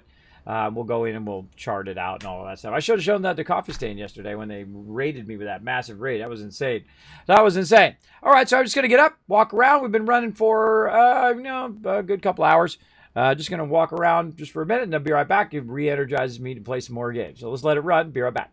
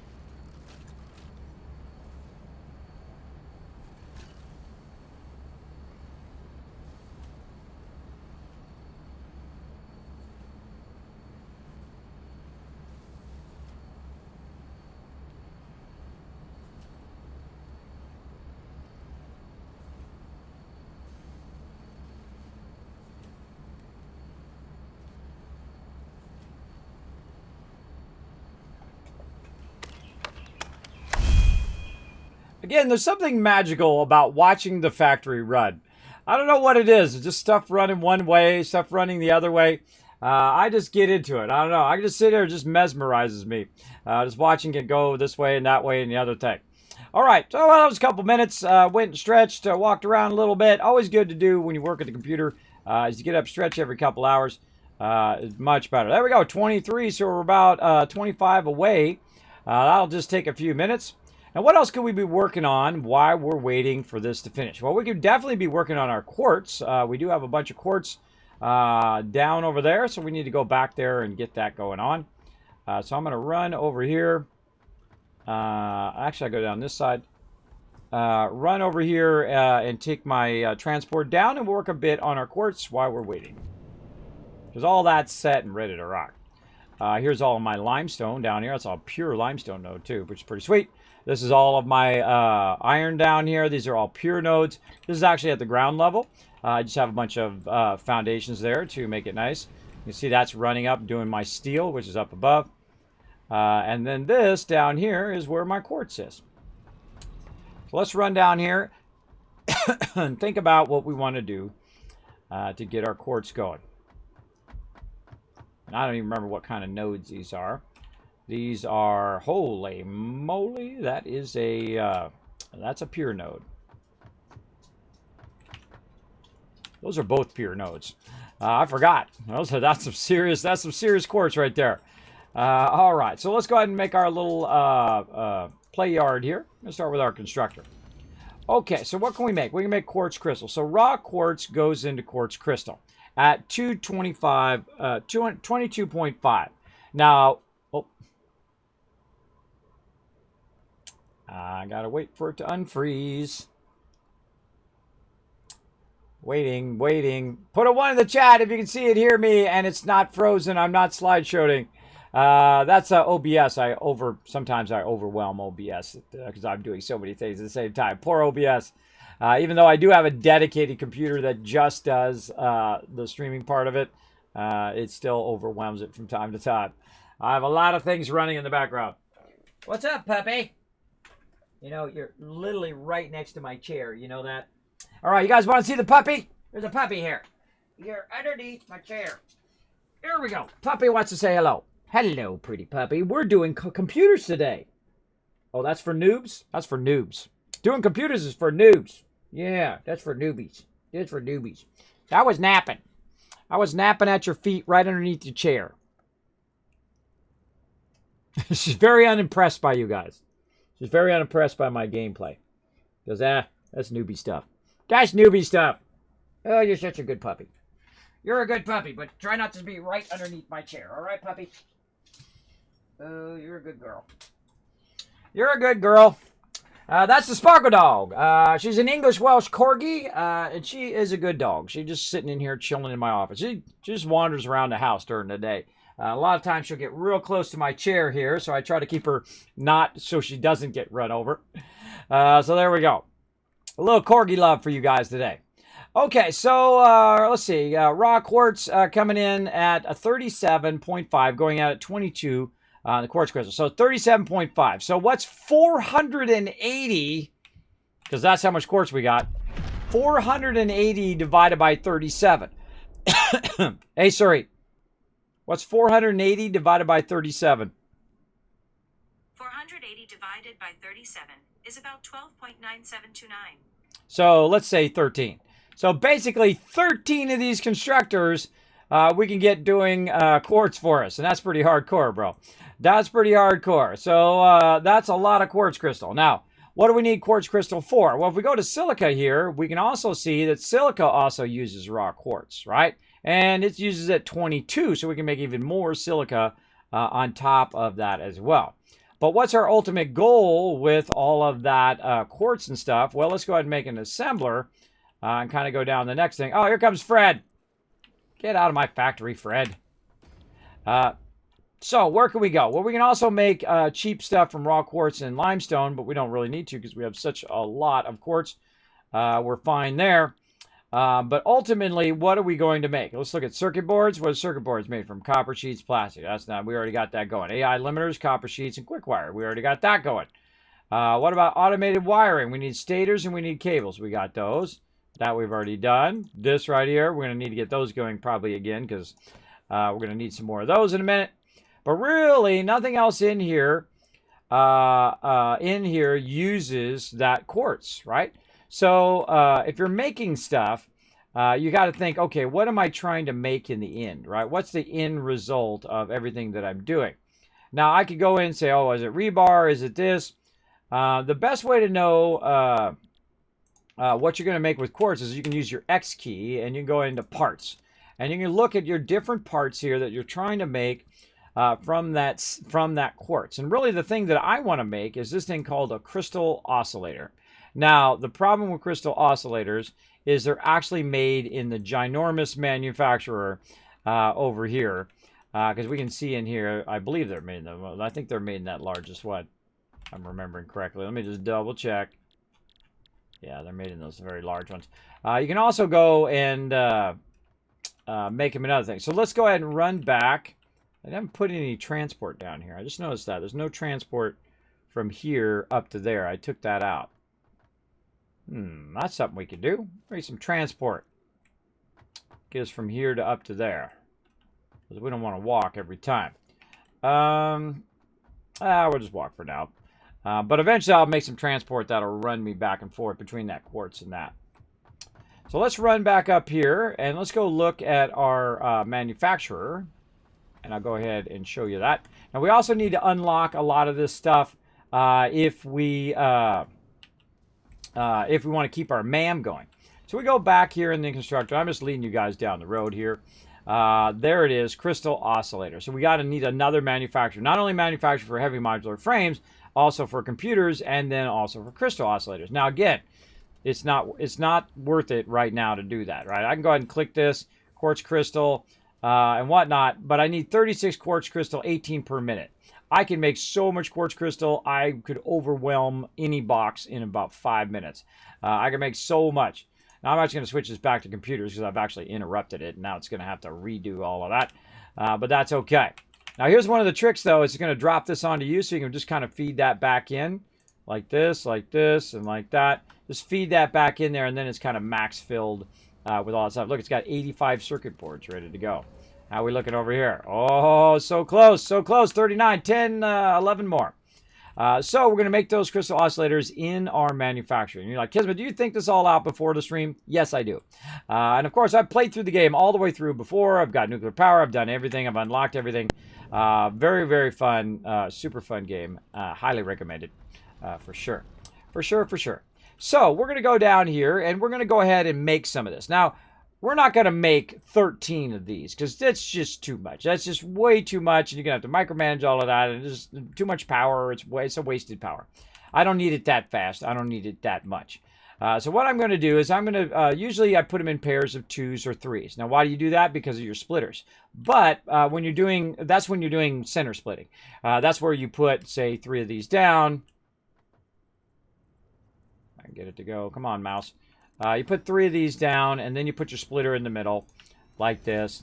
And then you run one there, and you run one there, and you run one forward, and then you bring your input on this side. And of course, it's not rotated properly right there, but then you get the idea, right? Or we do them in groups of 2, where we're doing this kind of center line splitting. But if you're doing them all in a sequence, you don't necessarily have to worry about that, and what I call inline running. When you're inline running, like, let's see, how do I want to do this? I could probably turn that around the other way and do some inline over here. So if you're doing inline runs, it's really super easy because you can just keep running it down the line here. This is also partially my road here too, so I got to watch out. But this part's my road, so we'll do that.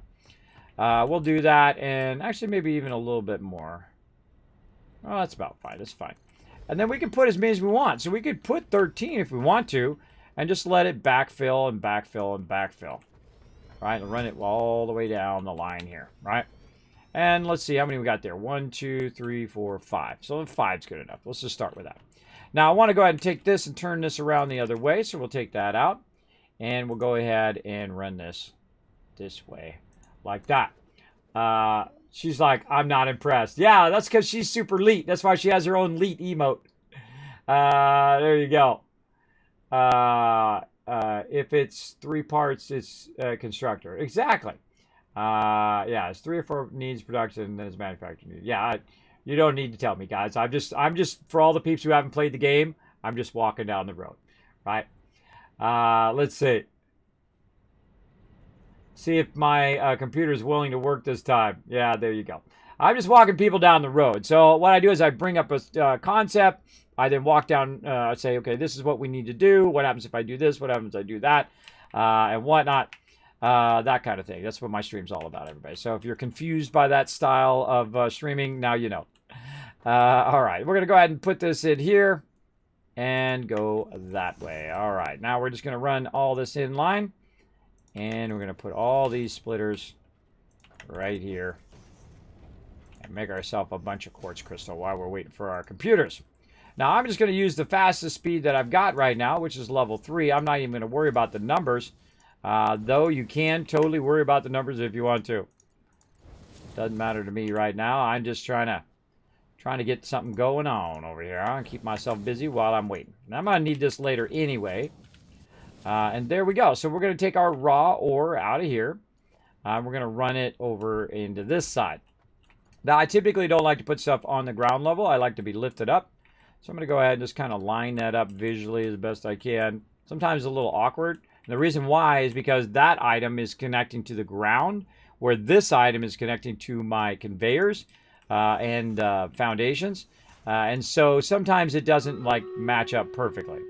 Right? Even if I did match this one up perfectly, some of the other places where I'd be extracting would not match up perfect anyway, so there's no real reason. And so, you know what, somewhat straight there. Just slightly not straight. And then I'll go ahead and just bring it down into there. And I could also, put a lifter in there and do that if I want. Let's just do that. We can also put a lifter in there, so if we wanted to drive under that or run a vehicle there, we could do that as well. It just perfectly lifts above there. Now, I can also go in the opposite direction because I've already set the precedent of the direction of the conveyor, so it already knows. Now, we're going to need some power, though, so we're going to go ahead and run some power, our power line over here, up into our extractor. And we already did a bunch of this earlier, but we're going to go ahead and let that run, and that's going to take a minute to fire up. And then we're going to go ahead and fire up some more power. For all of this, and I've been using wall hanging and all of that just to do something fun. And so we're going to go right here. We can get it to turn around. There we go. Oh, that's a foundation. That's not what I want. I wanted that wall. Those are foundations. I want a wall. There we go. I want a nice wall here. Actually, let's do it the other way. Again, what I'm doing is hitting F, like I'm going to take it out, and then middle mouse button. Helps a lot. Let's go this way. Let's say that way. It's pretty good. And then we're going to go ahead and F middle mouse button. I hate it when it turns to the opposite direction. No. No, no, no. You got it. I'm sorry. I'm that guy. I'm that guy that's got to fix that. All right. And now what we're going to do is go ahead and run this power line. We're going to run that to there instead. And then from here, we're going to run it up to there. So you don't have this long line running there. Because you can connect 4 on one side and 4 on the other side, which is awesome. So we're going to go ahead and run this to that one. This one. This one. And to that one. All right. Now we're going to need one more, so we can go ahead and add another power line. Let's say next to that.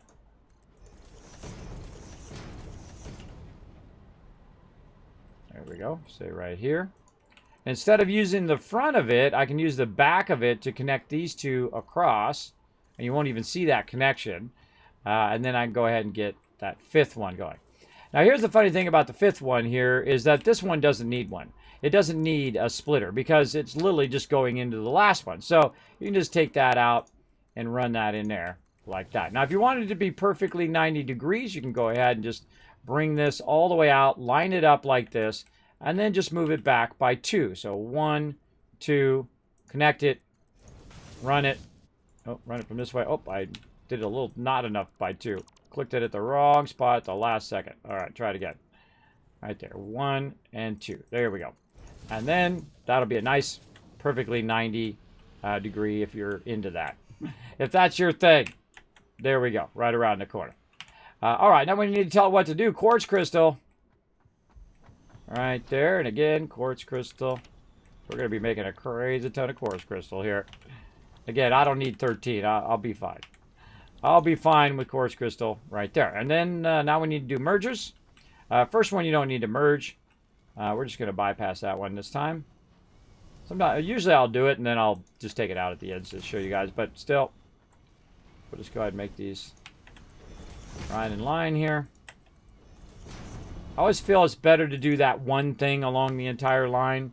Like if you're doing, in this case, mergers, to do a whole line of mergers and then come back. And you're like, well, Kismet, you're not even worried about your belt speed. Nope. Not at this stage. At this stage, I have a lot of steel. And I can just let it run and run and run for days and be fine. Now, I'm just going to go ahead and run this to a box for right now. And we're going to eventually run this all the way back to our base.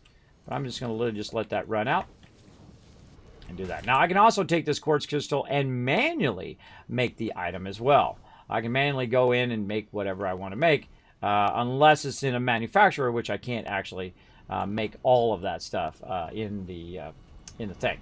So there we go. So that's going. Now, again, this is going in at 37.5, and we can say, hey, Siri, what's 240 divided by, hey, Siri, what's 240 divided by 37? Hey, Siri, what's 240 divided by 37?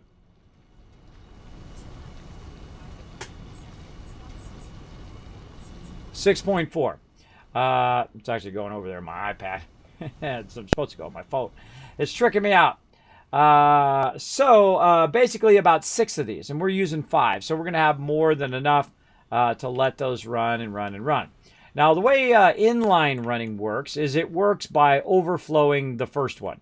So basically, it's going to fill this one and then start to fill that one. As you can see, this one's now backlogged because it's not feeding in.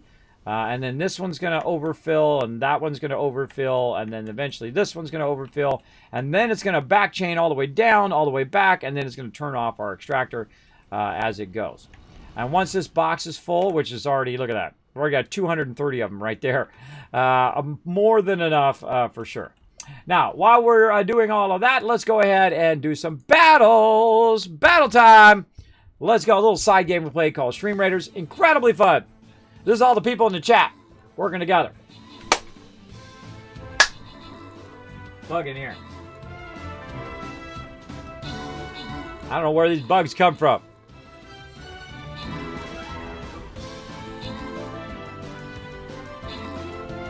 Oh, that guy can take some damage. Look at that. Wow.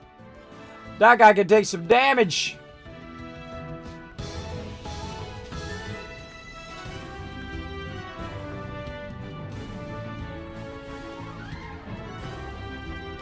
Zoom in on the action.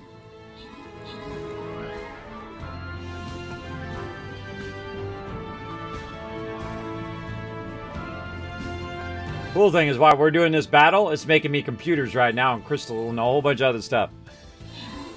That's what I love about this game. All right, that's a win, everybody. All right, grab some rewards. Half-Baked getting some extra Paladin love there. And Hitty coming in overall MVP. Nice job. All right, boss time, everybody. All right, step it up. We're going into tier 42. So we're going to step it up a little. You know what? I feel like we're going to go a little left here. If we go here, then we'll have to go around. If we go through here, we can cut these guys out and then curve right. These guys are going to be running across this way. And then we can just wipe them all out at the same time. Sounds like a plan. Sounds like a plan to me. So again, feel free to come on in, get it going. A 1% production build, we'll go for it. There you go. You got some headaches? Sorry to hear that, bro. Sorry to hear that. All right, let's keep it going over there. We're going to let that run. This box is going to be filled in no time at all. And that allows us to get that going. And we're going to bunch of... I actually threw away like 3 boxes of crystal oscillators already. I'm not crystal oscillator, but... quartz crystal there that I had earlier that when I was working on the base, I was like, I'll just get rid of it so I don't have to micromanage it. And so we'll come back to it later and make some more like we're doing right there. All right, back up here we go. And let's see how we're doing. Let's make sure that our production is not offline. Oh, there we go. We've got more than enough. over here, it does look like our production has stopped. And what has what has caused our production to stop? Most likely plastic. That's exactly it, plastic. But that's okay. We don't need that. We're just doing a little bit there to get to our next stage, and now we're going to have some fun. We're really going to ramp up the base. And again, I just try to get to that next little tier that allows me to do my oil power. And again, that's why it's so efficient. That's why I'm only about 70 hours in. I'm already snapping into the highest tiers in the game. So let's do it right here. Bada bing, bada boom. Easy peasy. Off it goes. Milestone reached. The fuel generator will match power generation to the increased consumption of recently acquired technologies and buildings. Additionally, improved conveyor belts and lifts can now be constructed. Caterium scanning unlocked. Okay. So, what did we unlock? Let's go take a look. We did expanded power infrastructure, including the fuel generator.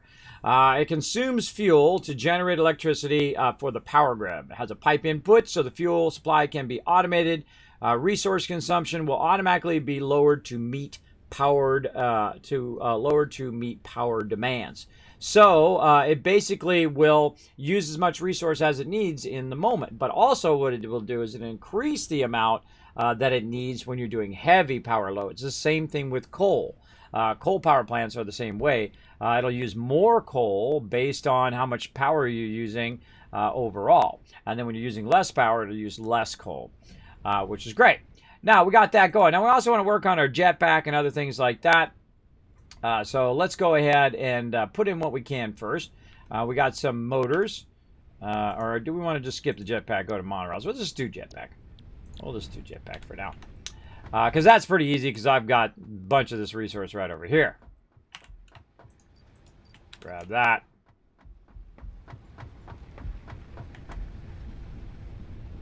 Run that into there. And I already selected it. And we're good. All right, we're good. Now, we got a cooldown, though, of 13 minutes before we can actually do the next one. So we want to go ahead and wait around for that. And while we're waiting for that, we can go ahead and grab more plastic over here because a bunch of it's probably filled up, and it did. And I need to go ahead and offload all the stuff on me right now into there. So I have that box there. Take that plastic and go make some more computers.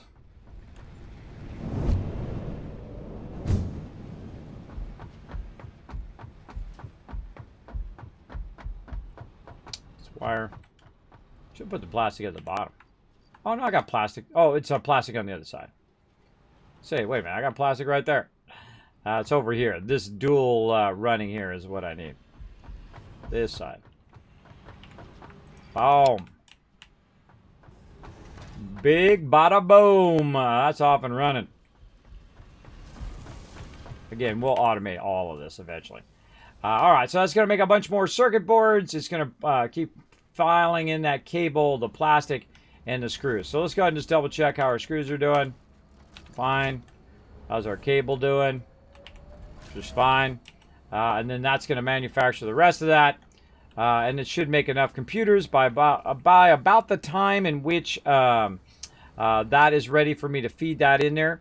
I should then have enough computers combined with what I've already got to unlock my jetpack too. Now, I typically don't use the jetpack. I use it from time to time, but I typically use the skates. These skates are the best thing. These Blade Runners are great because you can jump higher. You can do all sorts of stuff with those skates. Now, we need to make some power. And so we need to think about how we're going to do our power. So let's go for a little journey, everybody, to our oil area and see what's up with what's up. Let's go.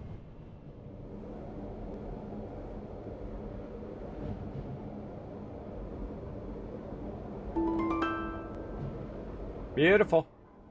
Beautiful. This is running our petroleum coke. It's running all of our other stuff. Rubber and plastic. All up there. Now we have one of these we're not even using yet. Patow! Right there. Take one to the face, bro. We got one we're not even using yet, but that's because we're going to use this entire one for power. It's 120 what we want to do is go ahead and switch out of that back into our coffee cup. There we go. The whole point of that coffee cup is to probably to block all this other stuff, which blocks your screen. I feel that's what that's for. That's what I use it for anyway. Oh, we got our industrial fuel buffer as well. We'll get into that later on. There's our fuel generator. Our new conveyor lifts. And we got our foundations, and we got all of that. Okay. So what we want to do is look at our fuel generator right over here.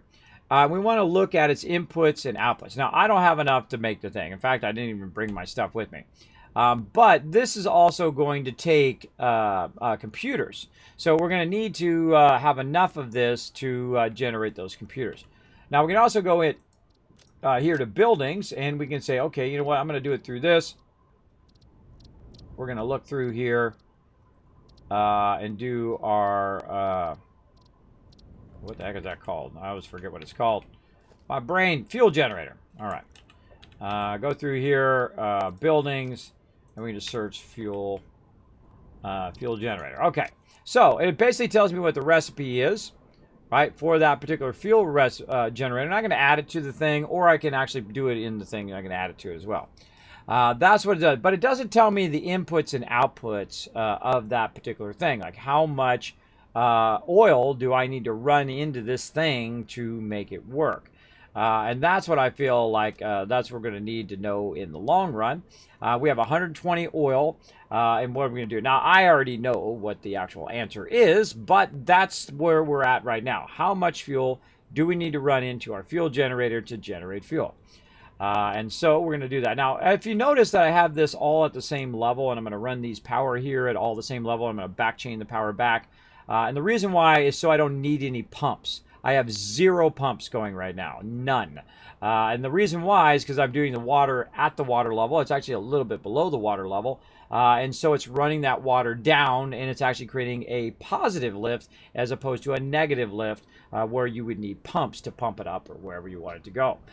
So that's why you'll see me build the actual power right here next to the actual extractor. Now, there's other stuff that we need to make because we're going to need to use up the excess stuff it's going to produce. But we'll get into that in just a bit. But we're going to need those computers for our upgrade first. So let's go back, head back up here, pick up some of our stuff, and then we'll come back and work on that. Now, I did a to-do over there on the right, so it tells me all of the stuff I need before I come back again. And I'm going to make multiple of those. So I'm going to go ahead and say, okay, let's say we're going to make, let's see, 4 of these, like that. And then it tells me, okay, now instead of just 5 computers, I need 20 computers and 40 heavy modular frames, and so on and so forth. And all the other resources I already have. That's not a big deal. Already pre-did a bunch of that.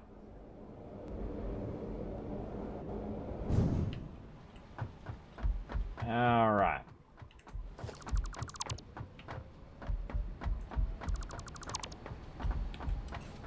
Make my way through.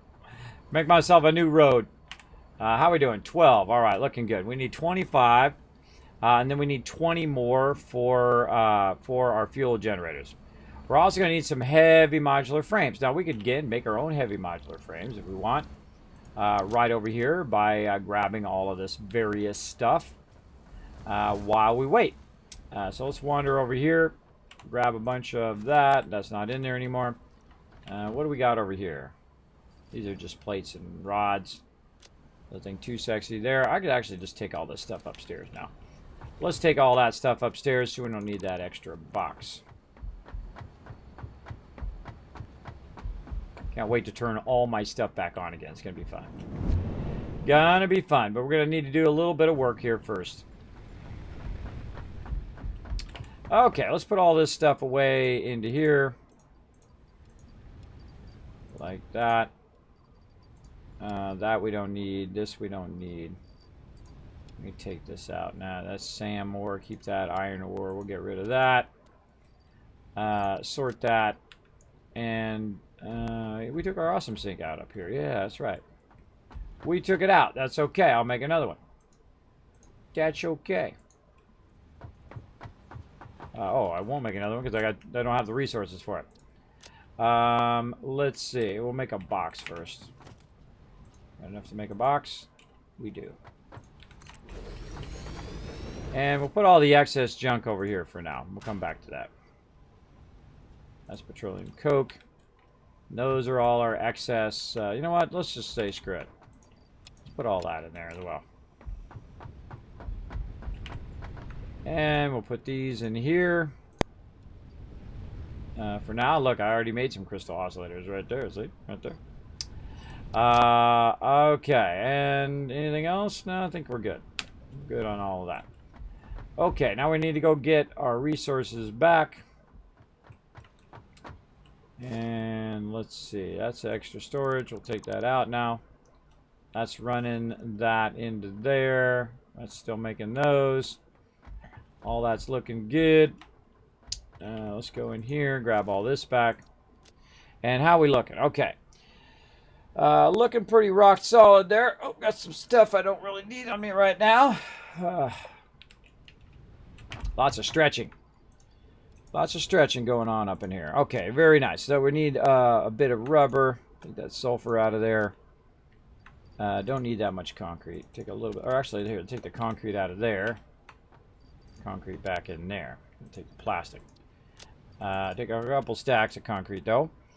We're going to need rubber and heavy modular frames and computers. So rubber's not going to be a problem. We're going to need 200 of that. Let's just get 300. And then heavy modular frames. And to do those, we're going to go ahead and grab a bunch of this, which has been backlogging over here all this time. And let's see how we're doing. All right, we can do 14 heavy modular frames, and we need 40. What's limiting us here in our frames? And it's most likely our modular frames, our regular frames.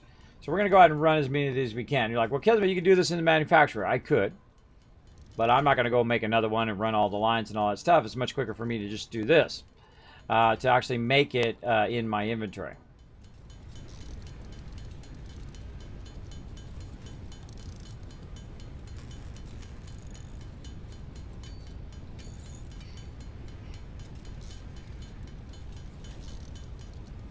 Okay. And then I need more modular frames. So what I need for modular frames, the funny irony is I need those rods that I just put over here. Grab these rods out of there. Maybe put a small stack back. And then we'll go over here and we'll just make ourselves some more modular frames. Back and forth and back and forth.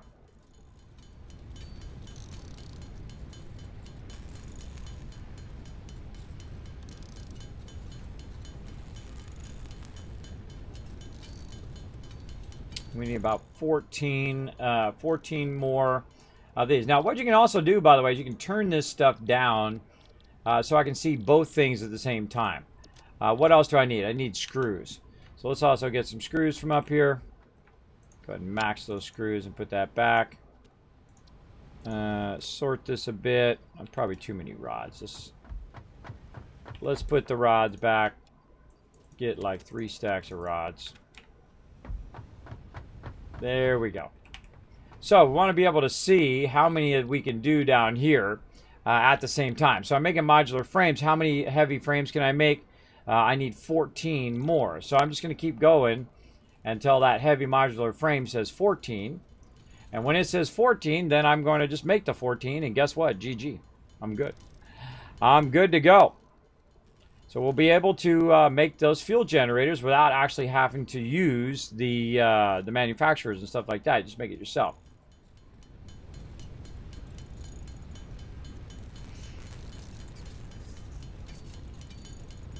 Now, I do have a Razer Naga Chroma Epic. It's got like 12 names.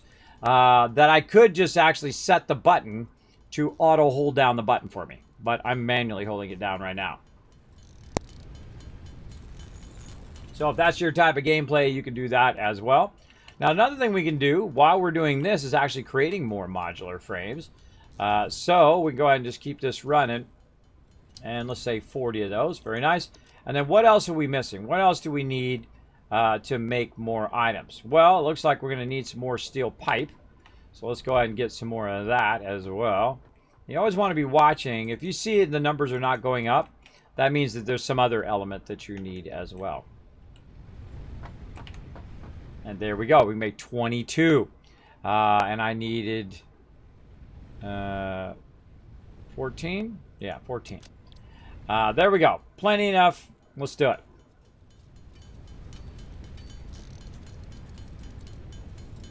So this is a great way to kind of speed your tiers along, just doing it yourself, as opposed to building that gigantic manufacturing, and then you're like out of power all the time. You're always got to bounce it back and forth between that power and whatnot. I feel like here it comes.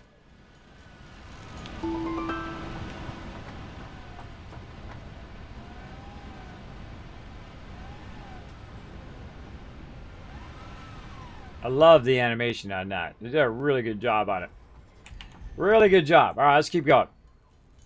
Oh, wait, we're making modular frames. Heavy modular frames. There we go. Let's see. I kind of feel like I miscalculated there because I should have 10 more right there. Yeah, I need more modular frames. But that won't be an issue, I don't think.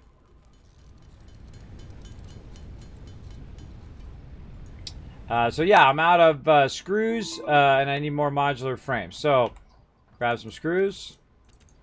And then the cool thing is it's making me modular frames while I was making them as well. So that means eventually I should see some here. Oh, why don't I have any in there? Oh, because I have my modular frame production off right now because of the power. So we will go make some more of our own. Big time. Now this is ready for me to also feed the stuff into here. So I'm just going to go ahead and also feed all of that in there. Grab a little bit more plastic over here. This plastic doesn't stop running because I have it on a separate line. That'll keep the plastic running. The reason why I also have it on a separate line is eventually it's going to feed power in here. So yeah, any kind of power line is always a line I never take off. I always let that run.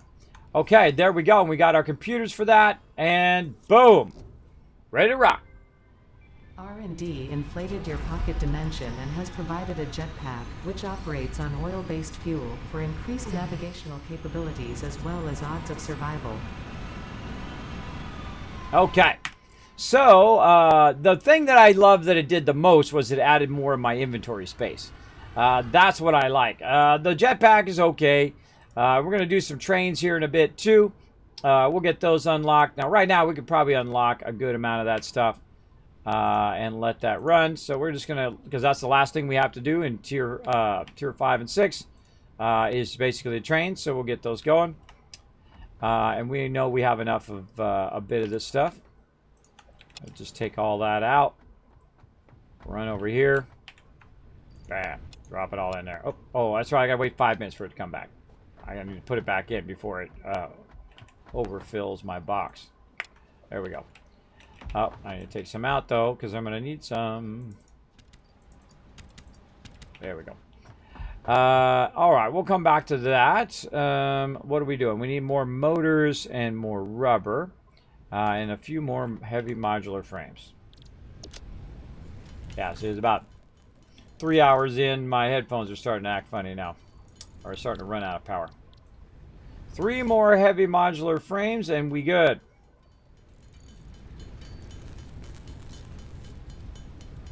Let's see if we make it, or we got to get more rods. Nope, more rods, which we have right over here. Actually, we have them over there, too. But I'm just going to use them up out of this box first. Back and forth, as we do.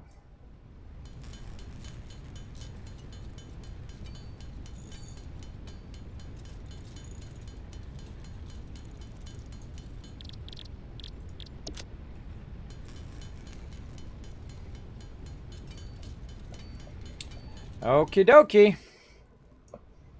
Oh, one more, you sneaky bad Matthew.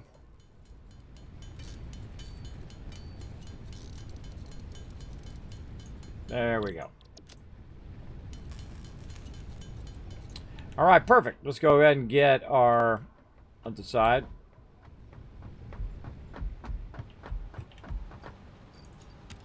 this back. More motors.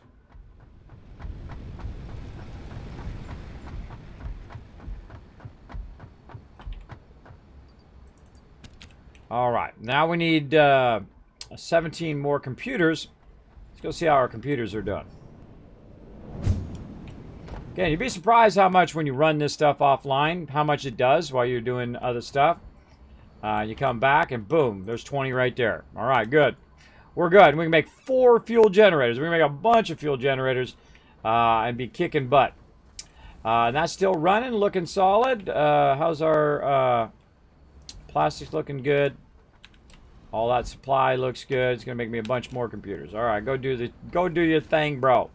Okay, now the cool thing is we can now don't have to make the kind of standalone stuff. Now that we have oil power, we can go and make a lot of power and then really start to gear up our manufacturing. So we can do the higher level stuff coming up very soon. So let's go out here and get it going.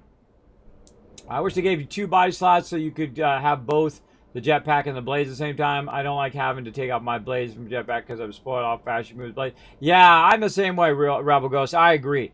I feel like they should add another slot. Now, again, the game's not done yet. So giving feedback is a good idea. Should have been here yesterday when they raided my channel. Actually, Coffee Stain themselves, the devs came in and raided my channel, and I greatly appreciate that. I had no idea they were going to do that. No idea. I'm not sponsored by them or anything like that. I just love their game. That's it. That's the whole amount of that. But hey, if they want to sponsor the channel, I'm not going to turn it down. That's for sure. That is for sure. All right, so here we go. Fuel generator. We'll put our fuel generator down. We'll put one down. And then we'll go ahead and take a look at our inputs and output. So what do we need to make this fuel generator work? Well, it doesn't really tell you. If you look at here, it doesn't say you need so much of this and so much of that. It uses as much as it can when it's actually creating that thing. So the first thing we'll do is we'll go ahead and we're going to turn this away. That.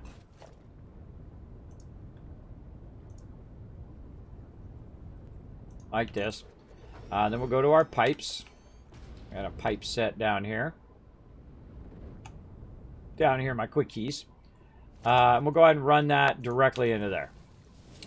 And then we'll go ahead and run down some power. Just trying to get the wall.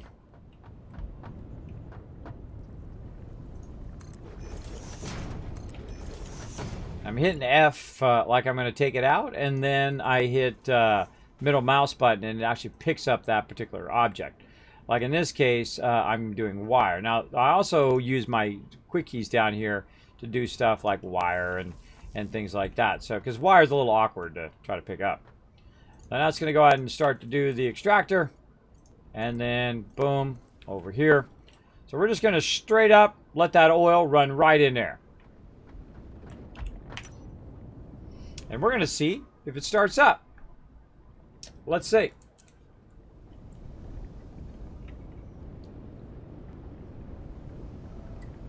I already know the answer, by the way.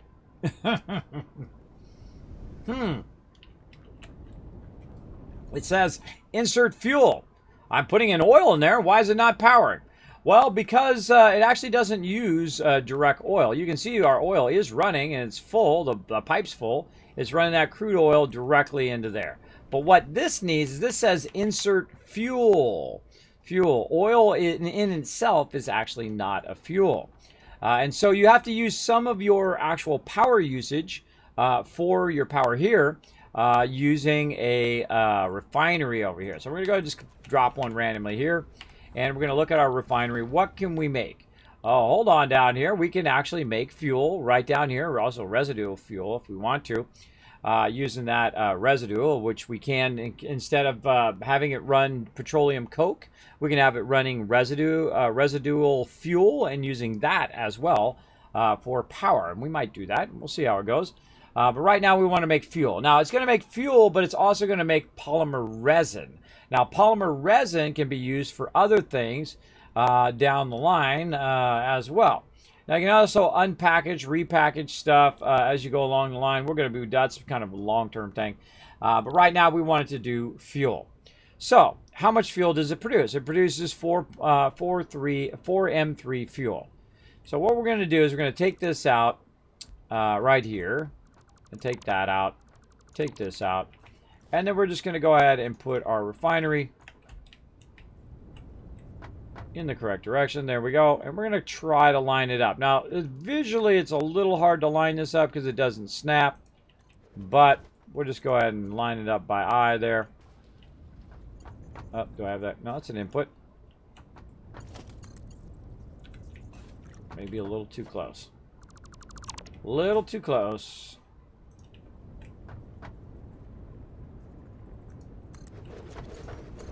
There we go. Okay, so we're going to put that in and we're going to say fuel. Now, how much does it need at any given time? 60. And I already knew that from before because I know what the inputs and outputs are of this. So this now is going at 120. So we actually, can we do 2 of these refiners to make 2 of the fuel. So it's going to make 40 fluid fuel per minute. Now, how do you go and figure out how much it's going to need if it's at max power? Because that's where you should be figuring. You should be figuring, if I'm at max power, I'm using as much power as I possibly can, how much fluid needs to go? And I call it the rule of 10. 10 coal for coal plants and 10 fluid for power plants. Now, that number's a little iffy sometimes, so we'll try it out and see what happens. That's what we'll do. Now, we're going to go ahead and start building this way, and what we're going to do is we're going to run into a problem. We're going to run into a space problem, because this whole area here is a bit small when it comes to that. And especially since we're going to be doing a crazy ton of power. Now, what we could do is we could send this fuel up to the upper level, the coal or the oil to the upper level. And I suggest not to do that. Definitely don't do that. Well, here's what you do. You go ahead and you convert it into the actual fuel that you need, which then becomes a conveyor belt item, which requires no lift at all. It'll just go at the same speed. And you can combine those together and then run those to the upper level, which is actually where our power is going to be. It's not going to be here. It's going to be up here, like so. And I'm probably going to build it either that way or run it all the way up here, which is the better option, where if I need to work with the power or figure out what's going on with the power, I can just stop right here, which is what all of this is for over here. This is what all this kind of extra space is made for. And we can go ahead and just fill that in. I love how easy it is to just straight up fill in those foundations. It's so awesome every single time. That's not easy, by the way. Building game mechanics that are great every time you do them. I just love how easy that fills in. So, what we want to do is we want to go ahead and bring that up and then put our power down. We'll just take a look at the size of our fuel generators. Now, the yellow line here, the yellow painted road is my main primary road. So I'm not going to bother that. And so we're going to go ahead and put that right there. Now, here's the problem also with this particular thing, is the fuel is actually a fluid. So if I run it up here, I'm definitely going to need some pumps. And using those pumps costs me more power to run it up here. So you need to keep that in mind as well. So what would be the smarter thing to do overall? Well, there's actually oil further out from where I'm at, which I could go ahead and search for crude oil. It's not too far. There's those ones down there. Battle. And there's some more over that way, 600 out. So I could go out and I could tap those ones instead. By the way, I'm going to be tapping all three. All three of those oil things because I'm going to need a lot of power. That is for sure. So we'll be tapping all of those and using all of those later on. But right now, we've got a bit of manufacturing down here, and I really feel that we could rework a lot of this manufacturing down here so we could put it all down here at this lower level so we don't have to run all those fluids up nice and high and all of that. So let's go ahead and figure out how we can do that down here. So again, first thing we want to do is make our fuel and then run our fuel to our power and so on. So it's rule of 10. And so this is going to produce right here. This is going to produce 40. So that'd be 80 fuel. So in theory, we'll be able to make 8 power generators. Now, again, the numbers are kind of, so watch out for that. So let's get it going. So let's say we want to put 8 of these down. Now just look at the actual space of how much that sucker takes, right? Maybe I want to put another one there. Right? That's a lot of space that thing's going to take. Now, I could also lift it up so I can use my vertical space. But the more I lift it, the more I have to use my additional power. I got to burn some power to do it. So I try to not burn any power I can. I try to eliminate that. Let's go ahead and take this out. Oh, time for a break. Time for a break. I already took one. So let's go ahead and look at this side. What if we go ahead and put these in like this? What about this side? Okay, this side's looking pretty good. Maybe 2 there.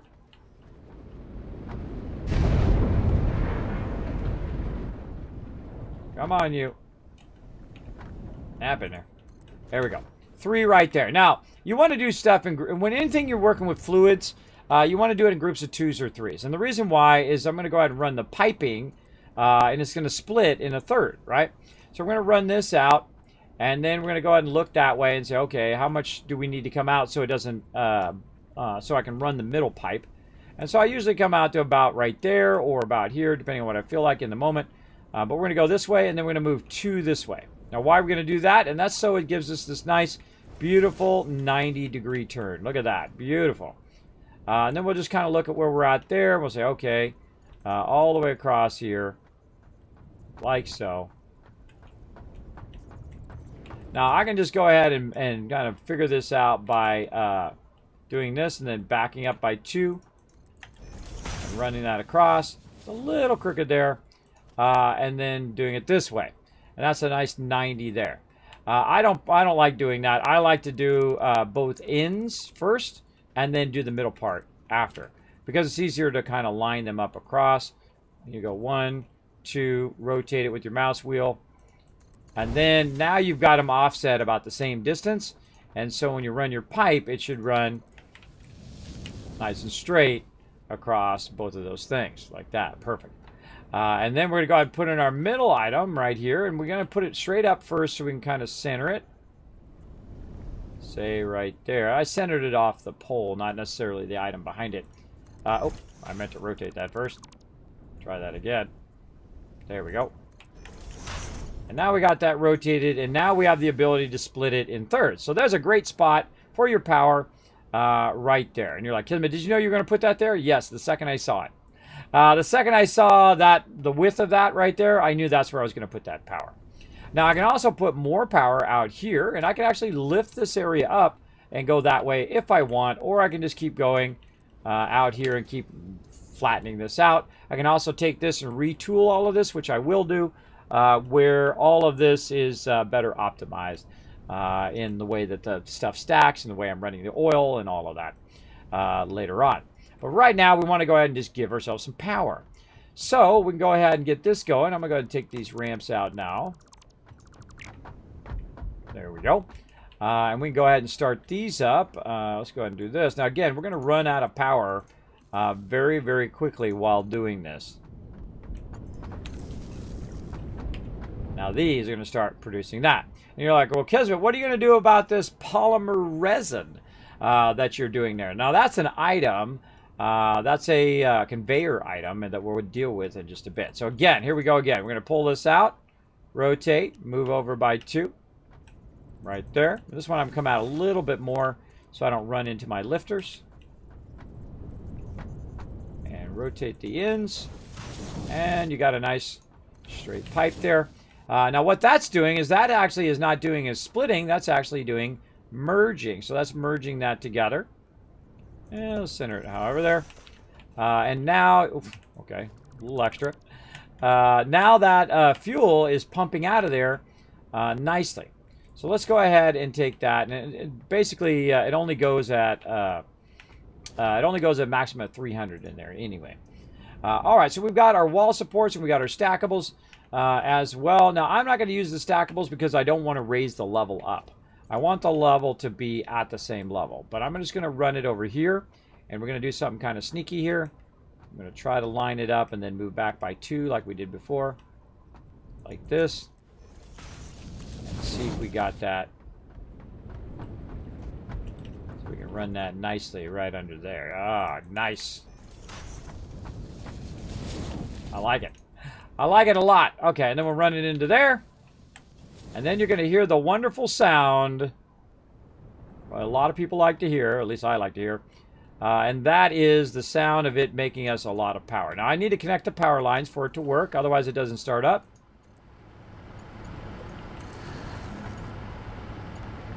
Remember, we were at 1350 power before. Yeah. Now we're doing it, baby. Now we're rocking it. Once you get to the oil power, forget about it, bro. Forget about it. You're going to be producing a lot of power, especially if you're not using any pumps. I'm using 0 pumps in the entire playthrough right now because of the way that I'm building, and I'm building in a more efficient way. I'm not running pipes for very long distances. Now we are styling right there. So let's go ahead and look inside here, see what it's doing. Look at that.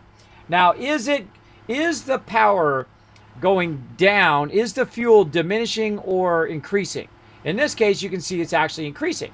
It's going 2.7, 2.9, 2.3, etc. So the actual power is increasing. So we just went from 1350 to 1650. So that's 300 power that we just added overall using our oil. And we're not even at max efficiency right now. I can also overclock these if I want. You don't want to. There's nothing worse than using overclocked power, because then it uses more power to overclock the power. Or it uses more fuel, I guess, in this case.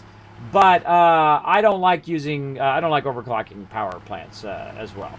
But I don't know. I might one of these days. We'll see. We'll see. But right now, let's go ahead and do a battle, everybody. Let's go.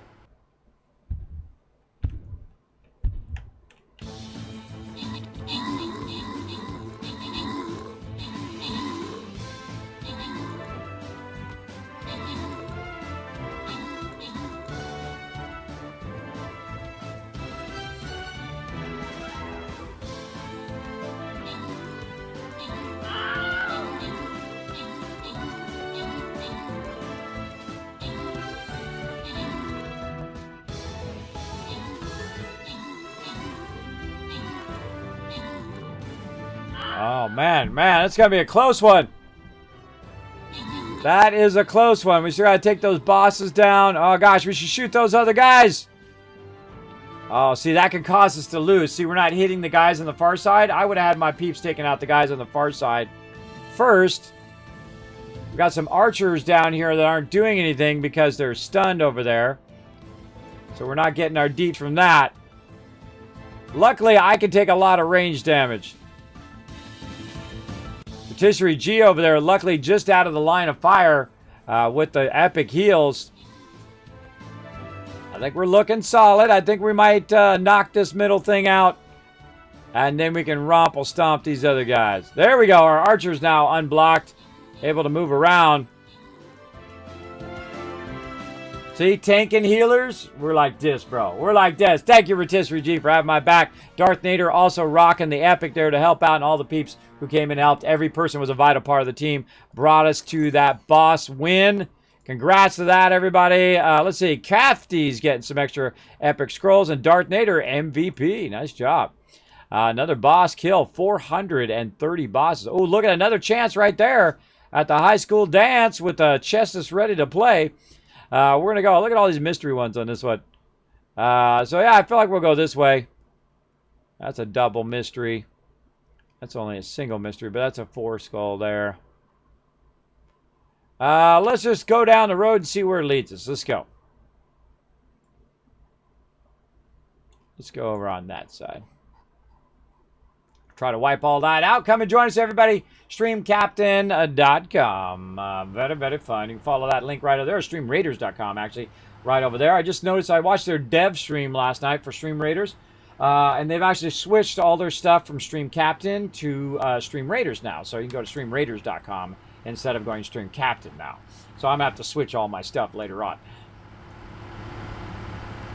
We'll switch all of that later on. And they're opening it up to more streamers now, too. So if you're interested in playing it on your stream, I highly recommend go showing them some love over there and saying, hey, I'm interested in playing some Stream Raiders on my stream as well. So, hey, more the merrier, right? The more peeps we have, the more fun we're going to have, I think. All right, so there's another 300 watts, which is sweet.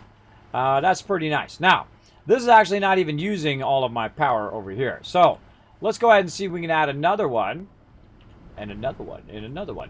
Add another one down here. Now, the problem is I don't have enough heavy modular frames, because even though I did put it on my to-do list that I wanted to make 4 of those, I had to use some of those heavy modular frames for other stuff.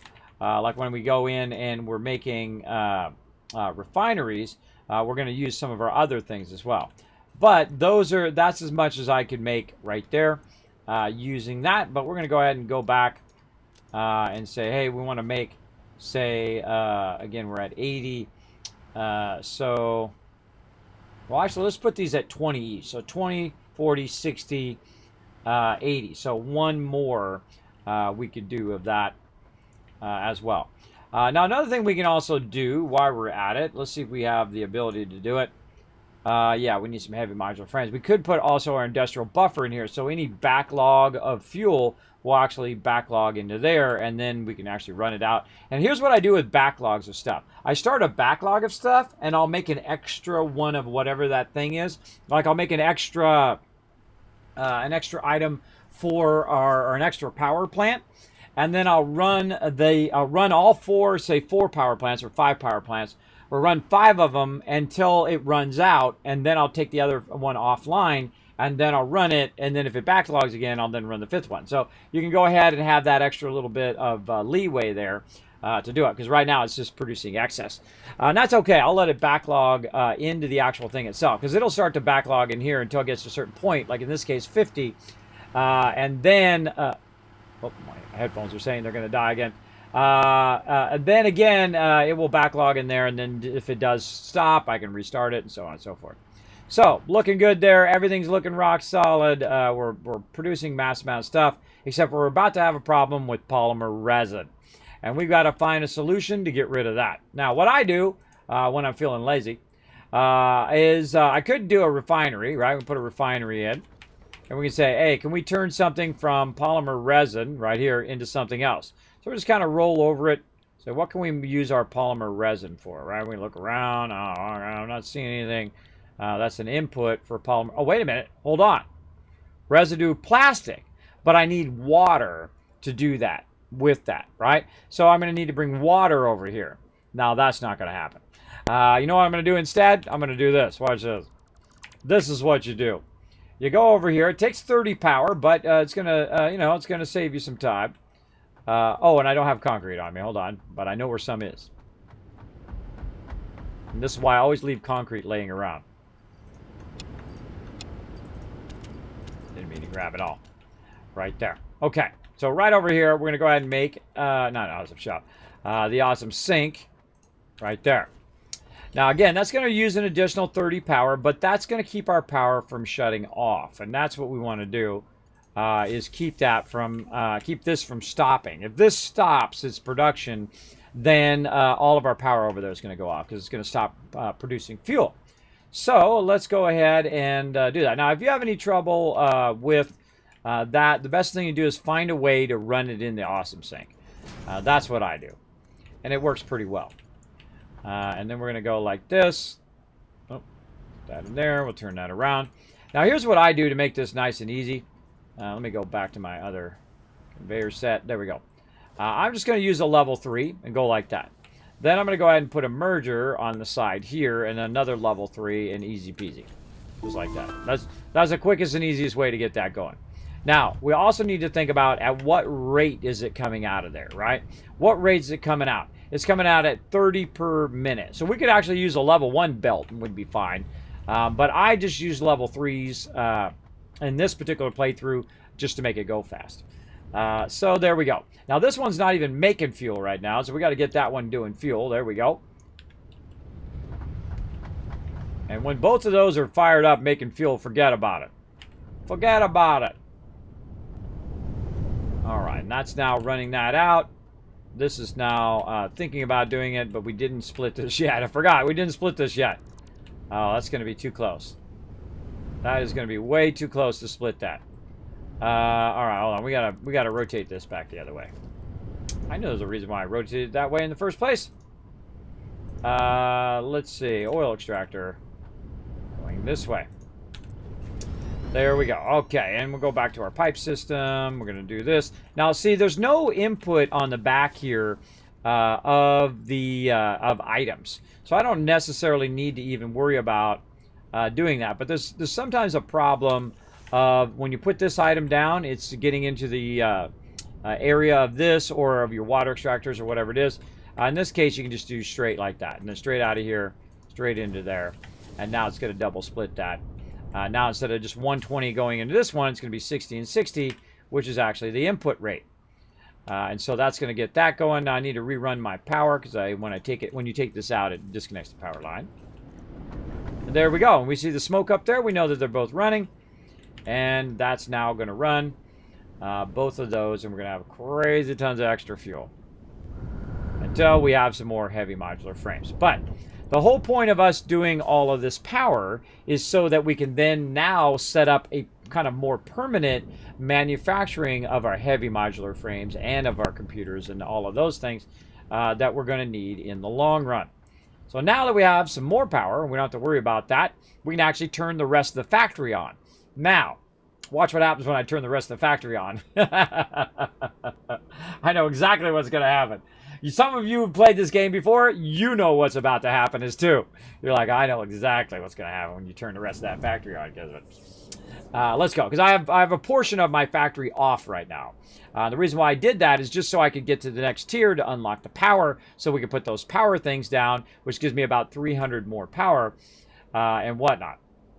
But let's go over here and let's just have the entire factory on when it needs to do its thing, when it does its thing, when it does its thing, if you know what I mean. Now look at this. This whole side of the factory is off right now. Is off a Rooney. All right, let's get over here. Let's get all this power back up. Now I've got this running right here as a bypass. I could actually take that out now. But we'll go ahead and we'll just do our thing over here. So we're going to go ahead and take this one and we're going to connect it again right over to there. And that whole side of the factory is going to fire up. All the rest is going to fire up. And so we're going to go like this and watch the gain, right? Now remember, before we had 1,350, and right now we're still not breaking that 1,350, but we're going to, because what's going to happen now is all the little machinery is coming on and it's starting to run the conveyors and it's starting to run all the stuff, and all the stuff's kicking on, and the second it all kind of ramps up, we're going to see it definitely go past that. There it goes, starting to peak. See, it starts to peak up past that 1,350 as everything runs up to speed. And as it realizes that there's more and more stuff I need to run. Now also I can see over here that this is stopped. And that's stopped because it's run out of the other material that it needs, which is copper sheets. Which is another reason why our power is so low. So let's run over here. Actually, let's run over here first. Store all of that. Now here the cool thing is eventually we don't have to do all this running around. We're going to just run it direct. And we won't have this problem. But that's okay. We'll go over here. We have plenty over there.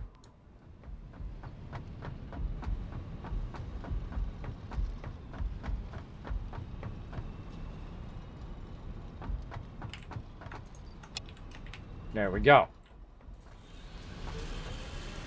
And that's going to start back up.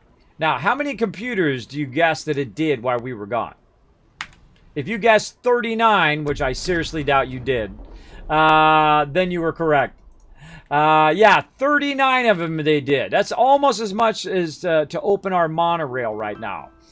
So I'm telling you, just kind of let that stuff go, do a bunch of other stuff, work on other things, and you come back and bam, man, you're just styling. You're just so styling because you got that offline production running. And if it stops, oh well, you come over, you throw some stuff.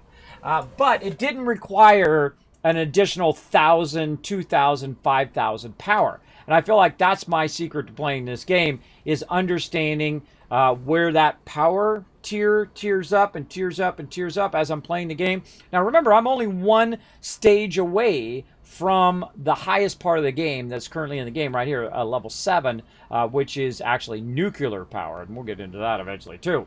But right now, I can just let this run for a while offline with all this extra resources that I built up over all this time anyway, and just let it run and run and run. I can also overclock this sucker too, because I am making a little bit extra circuit boards, so I could overclock it if I want, but this is going to use more power. So let's go ahead and let that run, and we're going to go ahead and look over here. As normal, Kismet riding that top line. And again, that's as we tier up, we're going to be riding that line as much as we can, because that's being the most time versus power efficient, right? Using the minimum amount of time to produce just enough power to go to that next level and next level and next level. And eventually, when we get nuclear power, we're going to have power for whatever we feel like doing, right? It's going to be up to us. It's going to be whatever we want. There we go. Look out. Shrek coming in. Shrek's Box Live. I like that. I like that. Thanks. Great name. Thank you so much for coming in, showing that sub love. That's a new sub right there, everybody. Go show him some love in the chat. I want to see some new sub love in there. I want to see a bunch of hearts. I don't care if you use emotes from Twitch or use my emotes or anybody's emotes, but I want to see some love in that chat right now. Otherwise, I ain't doing a dang thing. We're going to sit here and look at this chart. I'm 50 years old. I'm stubborn. I'll sit here and do this all day long. I see some participation in that chat. And I see some love going on. Let's do it. You think I'm joking. You think I'm joking. You don't know me very well then. You don't know me very well. I will literally sit here for an hour. I will sit here. There we go. There's some love in the chat. All right. I will literally sit here for an hour. And you guys are like, kids have been sitting here for an hour waiting for some love in the chat. All right. There we go. All right. Come on. We got to show those people, keep this stream going, rocking. Now, not only am I past 1350, but right now I am peaking at 1530. So it's gone up by 200 power. And I knew it would be right about that level. And that's what I was laughing about, is I knew I would be right back up to that top line again. So I need more power to keep making more power, if you know what I mean. So we need to get that going. So I feel like it's time for an adventure, everybody. We're going to go ahead and take a little adventure here. We're going to need to grab our resources back, though, as we go on a bit of an adventure. And we're going to go scout out our other oil area over there. I feel like using my car. Let's go use my little... I love this car. It's so great.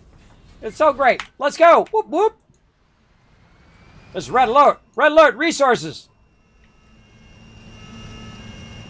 We got to get to the resources, everybody. Let's go scout out some stuff here. It's just so good, man. It's just so well done. Those little animations like that are just awesome. Really fantastically done, this game. It's the little stuff, everybody. It's the little stuff. Hey guys, been watching Kismet for years. Well, thank you, Shrek. Thank you for taking that leap and saying, Kismet, I want to show you some love today. I greatly appreciate it. After all those doctors, I thought you'd had hate charts by now. I never looked at the charts, and they would tell me all these technical doctor stuff. Like, my condition actually has a blah, blah, blah, blah, blah, blah, blah name. I don't care. All I care about is not dying. That's my main focus. That's it right there. Not laying down and dying and whatnot. Because I have sleep apnea and vertigo, by the way, if you guys are new to my stream. I do talk about it quite often, and sometimes I repeat the same thing over and over for all the new people that come in. So if you hear the same thing over and over, roll with it, everybody. Roll with it. All right, let's do it. Let's do it. Bam! Because I have a lot of new peeps coming to my channel. How do I know? Because I can look at the statistics of how many new people come and discover my channel every single day. And I feel very lucky that I do have a lot of new peeps that come in and say, Kismet, what's up? And a lot of peeps come back every single stream, and they watch. Sometimes they watch games they're not even interested in. They come in and like, Kismet, I don't even like this game, but I like hanging out with you and, you know, enjoying the day and having a little moment of joy in my day. And I like doing that. That's my whole goal of my stream. It's not necessarily be the #1 streamer in the world, and I'm the best first-person person. Oh, there they went.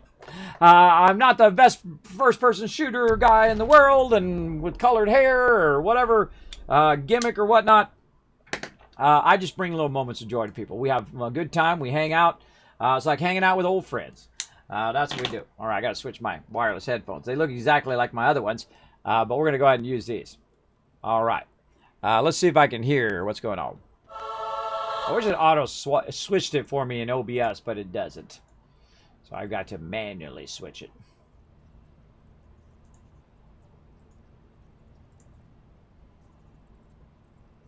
Wizard needs food badly. Name that arcade game, everybody.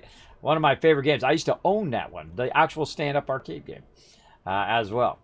That's where I got that from. All right, so we need to find ourselves some more oil. So let's go ahead and bada bing, bada boom. Now, me, I like to build my way there. So we got that one, and we know there's 2 more nodes in this direction off to the side there. So I'm just going to go ahead and start building in a nice straight direction. Now, we don't have enough stuff on us right now. I can see already. We don't have enough concrete. So let's go down here and see if we got any more concrete. I'm just going to take one to the face again. Bam! Oh! I feel like they're going to add collision one of these days, and then you're going to be dead. You're going to be very, very dead right there. Back up we go. And I like to build at that upper level because I know it's going to be a little bit higher than some of the edges. So that's why you'll see me build up this way. And also, if I'm running stuff back, I'll run stuff back along those foundations. All right, let's go this way. I see some toxic stuff. Wow, I didn't even watch where I'm walking. I was watching over there, and I was just walking forward. So we'll go ahead and go this way. Now, I'm going to revamp this later, but I'm just going to go ahead and make a nice straight road. Gets me going in this direction. You're like, Kismet, do you ever go down on your vehicle and then drive all down there and do all of that? Sometimes. But I find that down there, you're going to get radiated, and you're going to get, not radiated, but gassed and all of that. Though I do have gas mask, and I do have all of that that I could do. But you know what else I could do? Just build right over the top of it. Just build way up here away from it. I'm going to run this right into this rock. Just like that. And we'll put another one there. Okay, and then we're just going to go ahead and go off of the side of this one. Now, down below me there, I can see there's some of that stuff. But see how far up I am? I'm out of the way of it. I bet you it's right down there. Eyeballed it. Eyeballed it from here. It's literally right there. Did you see it flash? Hold on, I'll do it again. Watch it flash right here. Oh, right there. It's right there. Very nice. Okay, so I feel like we could try to go at an angle, but I wouldn't. I just go straight here, and then we'll go down using our double ramps. Double ramps are the easiest way down from up high, I find. Bring lots and lots of concrete, like I did. I brought about 3,000 or 2,500.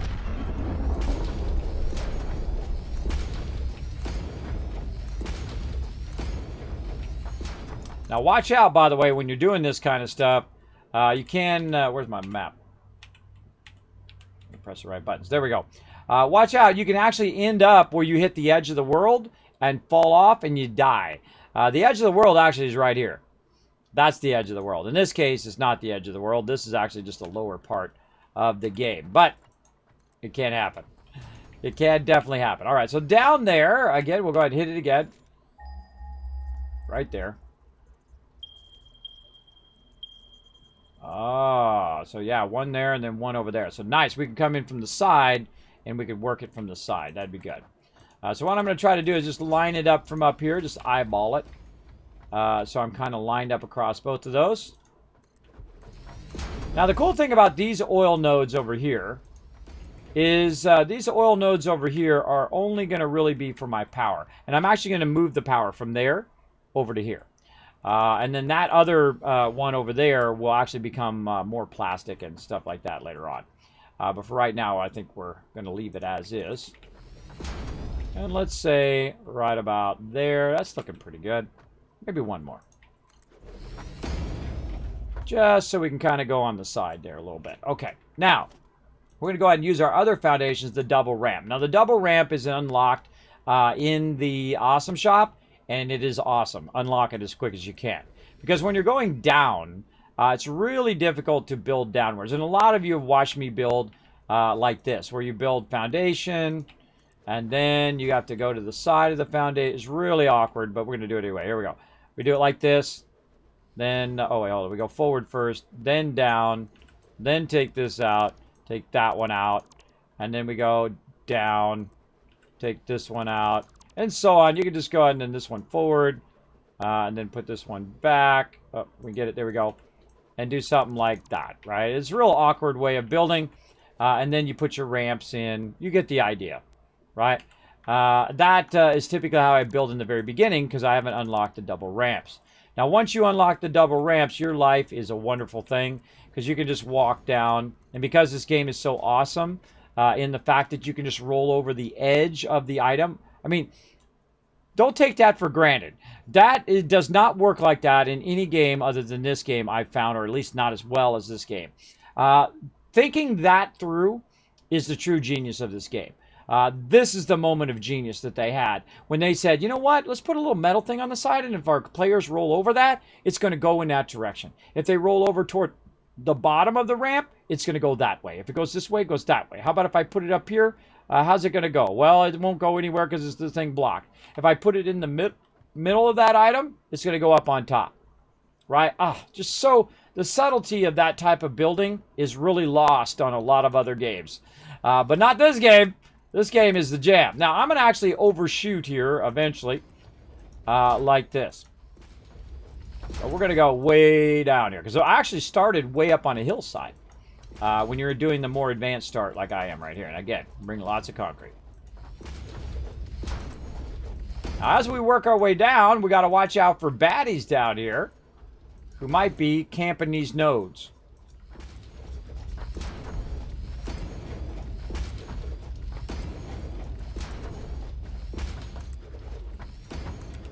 All right. So our node's over there, and our node's over here. Now, what do you see as a problem right now? Right? Water. Now, water sucks because this is not just a little water. This is a whole lot of water under here. And so we've got to get up to a level where we can walk. There we go. Whoa, look out. We got some baddies there. Oh, there's a baddie over there guarding it as well. And then let's go back this way. And they still got to work on the water. They're still working on it. So if it looks like... Oh, there we go. Again, if it looks like there's nothing there, it's because, you know, you got to get sometimes down in the water a little bit. All right. Now, this one right here is not being guarded, which is very unusual, which makes me think they're going to sneak up on me and kill me here in a second. Very rarely are they not guarded. This is an impure, so this is like a meh. It's like a meh one, right? So we're going to go... Oh, we didn't bring our markers. So we're going to go ahead and tap that one here if we have enough to do our oil extractor. And we're just going to put it there, and we can set it down. Very nice. Now, here's the cool thing about running this all the way from my base is the fact that now this matches up exactly to all of the foundations of my base itself. Meaning that if I go in now and I say, hey, you know what? I've decided now that I'm going to put some foundations in, and I start putting some foundations along the bottom here, this will actually match up to the rest of my base perfectly. And so that's what we're going to do. Now, if I put a foundation way up here, you're going to see these little rivets come across the middle. If those rivets are higher than the ground level, right? Say this is the ground level, and this is the middle of your box. If it's higher than that level, then you can't put your extractor on the top. But if the middle of it is just a little bit below, then you can go ahead and put your actual item on top of your foundations. Which I do, and then I just RP in that we make a hole in it and all that stuff.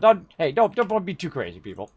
Don't be too crazy, right? You know, they only got so much time in their day, right? They're trying to make awesome stuff for the game. I don't sit here and have them make individual pieces about drilling that out, whatnot. Maybe down the road they can add that, though, if they really want to add some epicness. But for right now, let's just suspend disbelief and put our own RP in there. So there we go. So we're going to put that in. How much is that going to extract? That's going to extract about 60 per minute, which is what we can do into one refinery, which we can then do into some fuel, right? And so here we go. We're going to do this out this way. Anyone's going to misclick that. And I'm just below that water level again, which is just awesome again. I love to be just below the water level. We did that completely by accident on our coal power, and I'm really digging it. Again, we need to watch out because we're in an unfamiliar area with a bunch of baddies potentially around every corner. All right, so refinery again. So we need a refinery. What do we need for refinery? We need our motors. Now, we're a long ways away from home here, right? And it's way up there to get down to here. And what we need to do, instead of running back and forth every time, wonder what happens in the water. Hold on a second. Hold on a second. We got to do a test. I don't think I've ever tried this. If the thing is watery, do I slide all over? Let's see.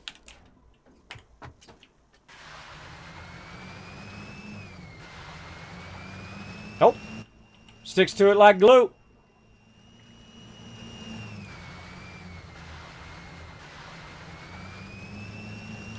Okay, so let's go back up here.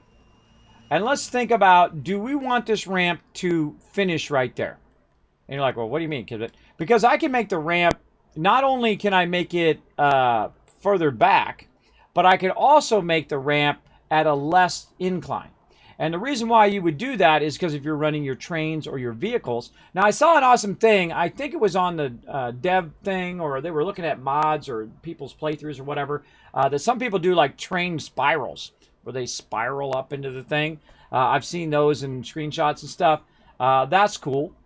I don't know how to do that. I've never done it. Don't tell me how to do it. Part of the fun is try to figure it out later.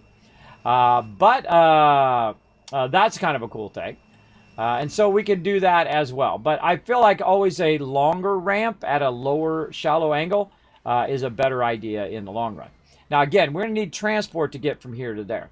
So we need to kind of decide now what we want to do. Now, me, I don't mind tearing entire things down and redoing it. By the way, every time you get out of this vehicle, get in the habit of picking it straight up. So I don't mind just literally just taking all of this out. Now, what it's going to do, though, is going to basically be stuck here. So if anything comes and attacks me, I'll be in trouble. But that's okay. So what I'm going to do is I'm going to better line it up to the actual finished product here and do this. And you're like, well, Kismet, it's not going to match up on the other side. Sure it is. It's going to match up on that side because I already matched it to that level down here because I'm all next level, bro. I'm all next level up in here. So let's go ahead and do our double ramps. And same thing in the other direction. Easy peasy, right?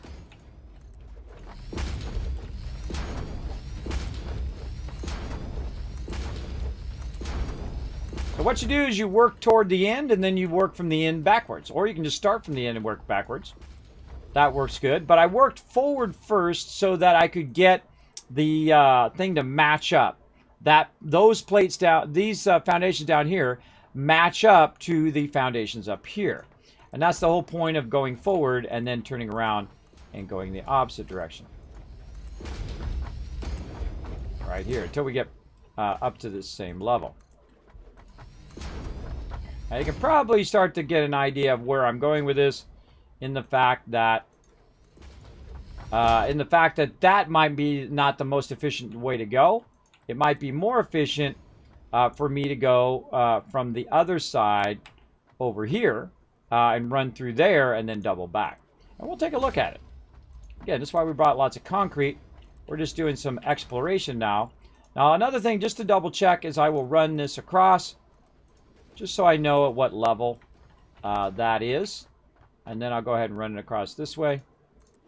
There we go. So one more up is where we need to go. Again, you can take all that extra structure out later. All right, so here we go. So now we're going to go this way. And I don't need all of this, so I can just go ahead and take this out. Now here's the problem. I can't reach that from here. And wow, this really triggers my vertigo right now. I'm actually like holding on. Holding on. This is like when I look back like that quickly, it triggers it. So I got to watch out. I got to watch out that I don't literally fall out of my chair. And I have done it before. I have gotten so dizzy that I fell out of my actual chair. Not on stream, though. But there we go. Okay. If I get that dizzy, I just say, hey, everybody, I got to go lay down. So, because it's dangerous. I could fall or injure myself. All right. Let's go up here. And now we know what level we want to be at. Oh, and there's a battle. Now I'm going to start going back here, and once I kind of turn the corner here so you guys can see where I'm going with this, and it's going to blow your mind here in a second, you will, then we'll do that battle. Let me go ahead and do this real quick. Now I wish there was a way to do like, basically like how you take it out, right? You hit F and you can take out a whole bunch of these by holding down Control. I wish there was like a way of doing that. So you like click over there, and you click here and you hold down Control, and then you can just do a whole line of them, and it will just go brrrr, and you press a button, and it just does all of them in a row. I'm sure there's going to be a mod for that at some point, like telling him to offset so many 15, 20, 30. I haven't seen it, but I doubt if it's not been done yet. I'm sure somebody out there is thinking that out, making copies of stuff in certain directions, north, south, east, west, off of stuff. That sounds like a pretty awesome mod or common mods. Look at that. See that, how we lined it up over here? Just something really cool about making all that work. And I'm going to try to line it up just off the side here. See how that looks. That's looking pretty solid. And now I'm just going to finish the rest of this off while we're doing the battle. You guys get the idea. Let's do it. I'm going to go a lot faster, too.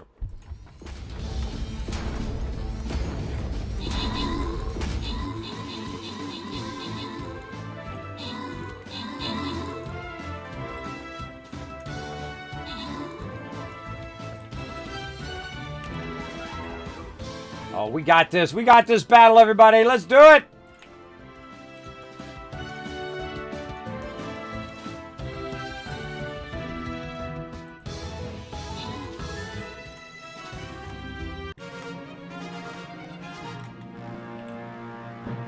All right, open the captain's chest, give you guys some love. Let's see, boom, Half-Baked getting some love, Dartinator with some extra gold, and Blauhorn MVP. Man, are we getting so much loot in this event.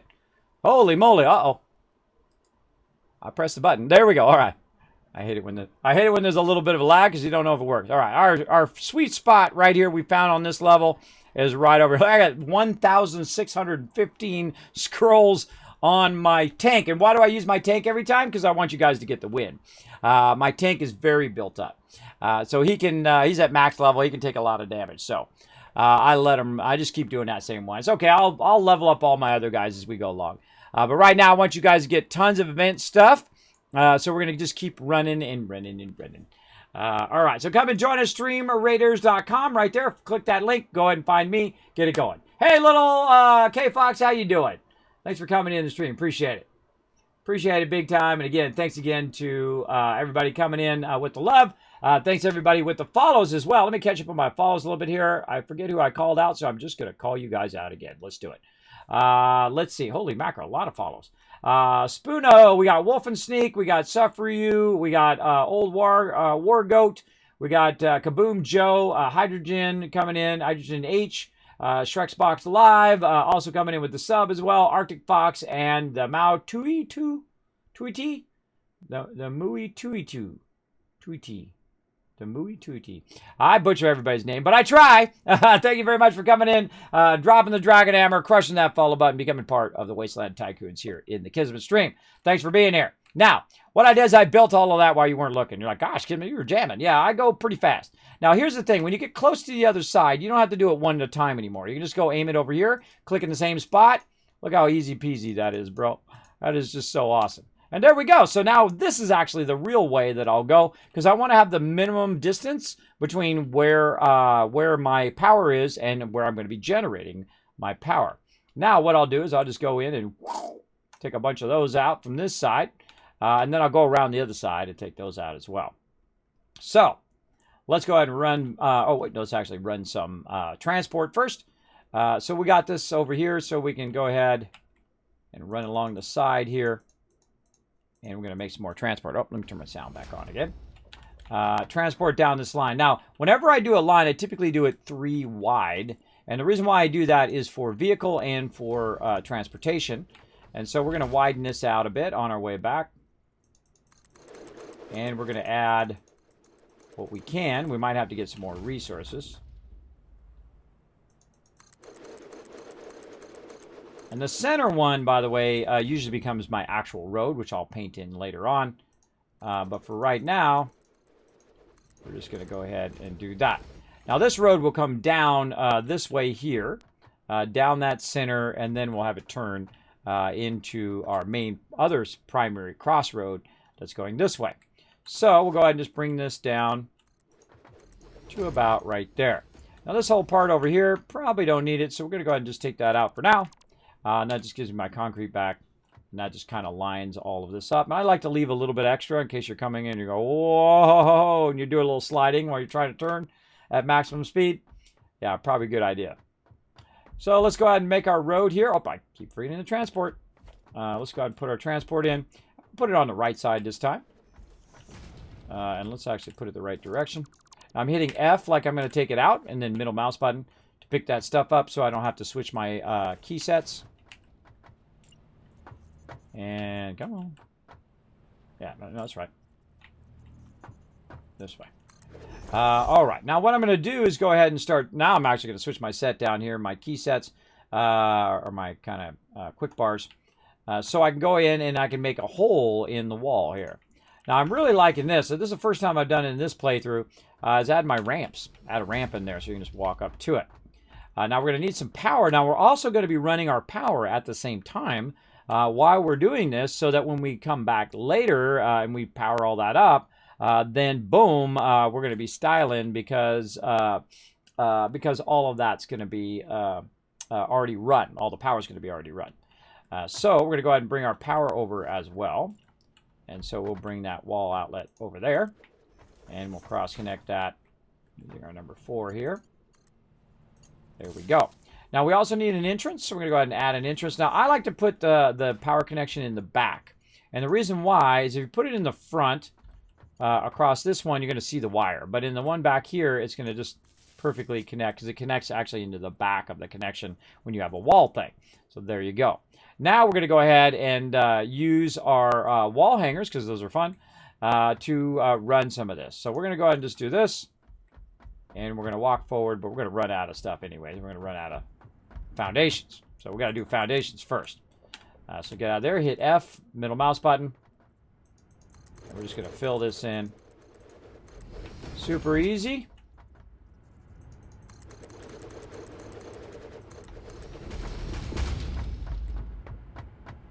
It's always scary walking on them while they're still filling in. Always a fun little adventure there. I don't know about you, but this is like my most favorite part of the entire game. How well the building is. How incredibly fun it is every time. How cool that is when it fills in foundations just by clicking in the same spot over and over again. Once you learn that game mechanic, man, your game is going to be a whole nother level. That's way back there now. Watch this. I can. Oh, look how quick I can grab it from here. Right about right there. So I can do it from way over here and grab it up to here. Now what I'm going to do is run this until I get a kind of a general idea, which is right here. And I can count them. It's 12, about 12. But I just run the hypertube to an area where I think it can go to. And then I go ahead and put in my walls and do all of that stuff right over here. So we're going to go ahead and do our walls. And we're going to do just a lower level wall. And then we're going to go ahead and put in our hypertube stacker, which is actually down here. But I'll show you here in transportation. Our hypertube wall support. But I'm going to start using all my buttons down here, all right? Just makes it easier for me to manage those and run those. So we're going to run it from there and then down to there nicely. Now, another thing that we want to do, since we already have our walls here, for this is we can also think about how we want to do our power. So again, I can go over there and I can click that from way over there and get that wall outlet. I feel like we'll go ahead and just center it right there. Sounds good. And then we're going to go ahead and hit 4, which is going to be our power. And we're going to run our power line. Now, how did I know that that power line was going to go that far? The reason why I knew that is because the power lines and the hypertubes go about the same distance, which is about 12 foundations. Actually, a little bit more than 12, but you get the general idea that they go about 12. And that's how I kind of do it. 6 with conveyors, 6 foundations. I do everything off foundation. So I go 6 foundations with conveyors. I can go 12 with hypertubes and 12 with power. So I might as well just run it as far as I possibly can. And then we're going to do the same thing here. We're just going to run forward. Again, we could count it, but we're not going to. We could just keep going until it does this and see it's a little bit more. And then we're just going to back it up just to line it up along the line. And then put our walls in. And so on and so forth. And this is just going to be a whole lot of rinse and repeat. Look, I can even pull up the wall thing from over there. I go ahead and grab the connector from over there as well. And then I'm using the middle mouse button. And then I'm going to grab the wire. And then I'm going to go ahead and run the hypertube. See how precise you can be in this game? It is just so awesome. So awesome. I love it. It also acts, by the way, as a keep you from falling off deal. If you put it low enough. I didn't put it low enough. You know what? Actually, I think I will. Hold on. We'll go back. We're going to readjust this a little bit. It's really easy to take stuff out and readjust it. Let's make it actually help us so we don't fall off the side. And the way to do that is obviously just to lower it. So it acts as kind of like a railing. It's not gonna do down there because that's up elevated, so that's gonna come down. You're gonna fall off over there. But over here, we can go ahead and use it as a railing. So if you're driving along in your vehicle and you lose control, you should be fine using that wall support way down here. There we go. And now you're purposely obstructing yourself, so when that runs through. So it'll block you from falling off, which is awesome. Which is awesome, so you can use it actually as a railing too. So not only transport, but railing. Okay, so we're good there, and keep on going. Oh no, we're out of something. We're out of something. So what do you do when you run out of something? Well, here's the cool thing. You're already over here. You've already got your power. You just connect a thing on this side, go in there, and it takes you back. So you can go ahead and get yourself some resources so you don't have to walk all the way back. And that's what's so cool about building in the power and the hypertube at the same time. So you have access to that power when you need to. Oh, look out for that, everybody. Look out for when you get launched out of there. I would add an extra little something over here just in case. You don't want to get launched off of there and then fall off the side.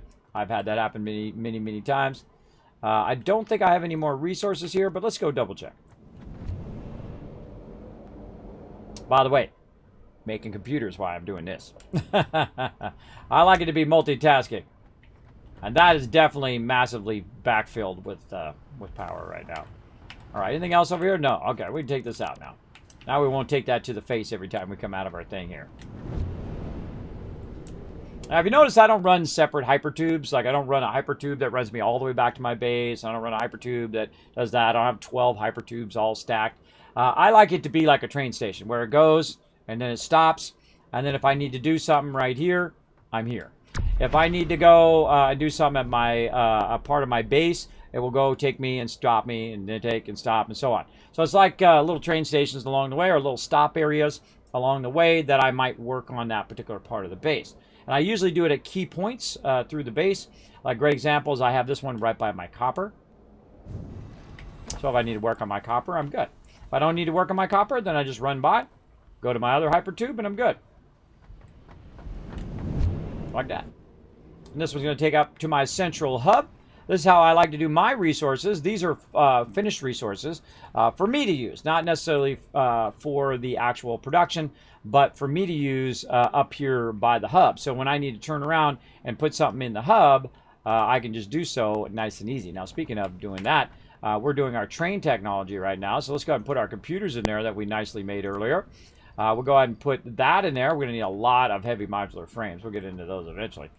But let's go over here and grab all this piping, run back, just hit control and left click, by the way, put that back in there, walk back over here, and put it all back in there again. And I'll take a couple stacks for later. Now, we also need about 500 of this. Now, that we don't have right now because we're diverting all of that to use it elsewhere. But we have a good amount, 345. We'll go ahead and put that there. You're like, well, Kismet, now you're out of it. You can't do any conveyors. Well, watch this. Watch this, because while we've been doing all of that, look what it's been doing over here. That was empty. That's been doing all of that. Now, also over here, guess what it's been doing? It's been doing all of this, right? So we've been making a bunch of those, and so on. So it's been making all of these extra resources while we were off working on oil and doing all of that stuff. You want to, I find in most survival games or building games or whatever, you want to try to be as efficient as possible. So a bunch of other things running while you're doing something else. Like in this case, let's see how many more computers it's got for me over here. How about 31? All right, that's nice. That's nice. What did it run out of? Because I can always tell when it runs out of stuff because it's not, the machinery is not running. So yeah, we need, let's see, probably more plastic. How's this plastic doing up here? Maybe we'll just, oh, that's not got very much. Okay. So we need a backlog of plastic over here. We need a good amount of plastic because this is offline. I'm not running the actual plastic here. So I'm going to go ahead and store all of that. Now, here's the thing, or actually, no, here's what we do. Here's the thing, is that right now I'm not using the plastic for anything else. I'm using it for my upgrades, which I already did, but I'm not using it for anything else. And what's the number one thing over here that we keep running out of? Plastic. So what we can do is just say, you know what? Screw it. We're going to run the plastic over here.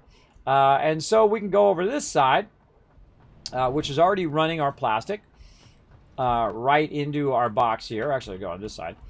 It's already running our plastic into this one right here. And how do I know? Because I just know because I'm the one who built it. But there we go. It's going right in there. So instead of it running in here, we could bypass that because we have a bunch of it backlogged in here. Probably up here. Let's see. Get up there. Bunch of it. Oh, no, it's actually only in the top box. So we use a lot of it.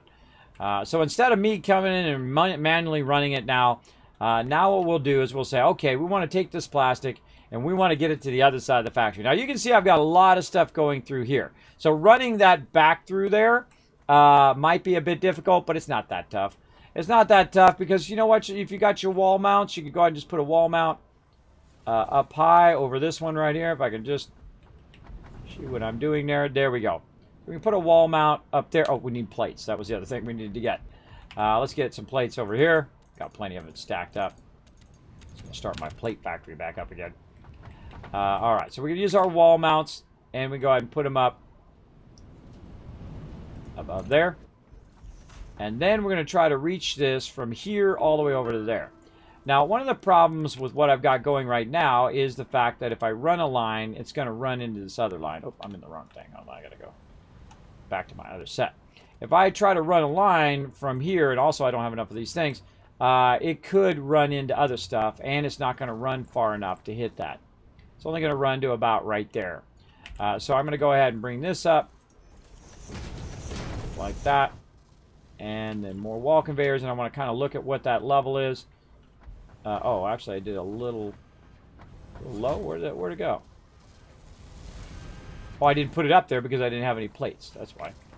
A little high there. Okay, and then that's 1, 2, 3, 4 levels up. So right about here. And so I got to get this from here to that. And it goes. Right? But does it clip through stuff? Because I don't clip nothing. I don't do no clipping. But let's go over here and let's see what we got going on this side over here. Nothing going on there because that stuff's just floating through there as quick as it can because this is overclocked. Now I'm actually going to turn this off. Off. There we go. We're going to turn that on standby. We're going to grab some of these out of here so we can use those. And that's going to start to backlog a bunch of those steel beams in there for me to use in this box, actually. It's going to start to backlog them in the box, and we're going to get them from there. Because it stops feeding it in the machine when you turn the power off. All right, let's see if that's enough. Nope. I need 22. Let's go.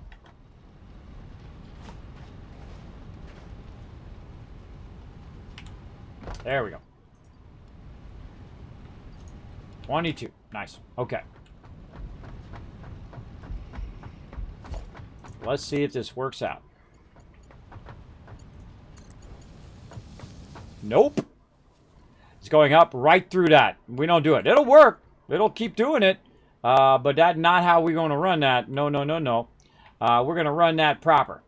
We're going to run that proper out of there. We're going to make it look nice. So what we're going to need to do is try to figure out how to control the height of it. And the best way is using your stacker poles. I still end up using these even though I'm using other stuff. So we're going to control it by the stacker poles. And we're going to run it here to the stacker pole first temporarily. Again, this is just a temporary bypass. Oh, nope. No good. No good. Take that out. Like that. Now, maybe we can run it under and then up. Let's try that. Right there. And I already know what works, everybody. I'm just walking you guys down the road. So, walking you down the road means I'm just kind of showing you a bit of how I would solve these problems.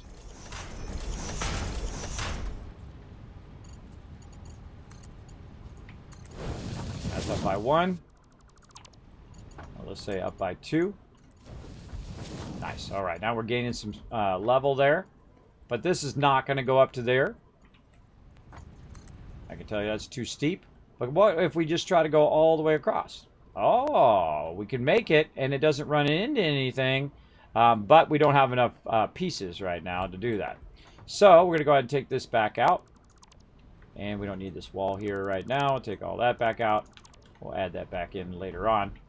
Let's go over here, and while this is backlogging, some of those for me to use. And just straight up run it to the high side. Okay, now our plastic is now running down this line. And we want to get it to go out into the other side. Now right here I can see there's an opening there that I could probably use. And I'm going to go ahead and connect it from where it's at right now. Very difficult to see from down here. I could go up there, but just trying to look at where it's at.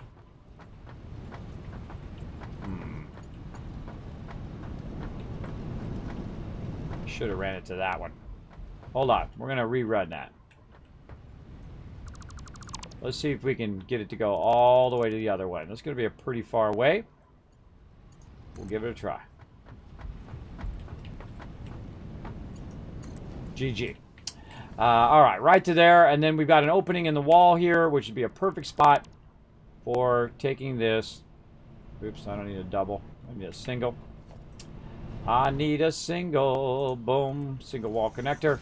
And then run this down. Don't touch nothing. No clipping. No. No, no, no. Nope. Nope. Nope. Nope. Nope. Nope. Nope. Just kidding. I just mess with you guys. Thanks for coming in, hanging out in the stream, by the way. Hey, Skullhead, what's up? What's up, bro? How we doing on this battle? 9 more minutes on the battle. All right.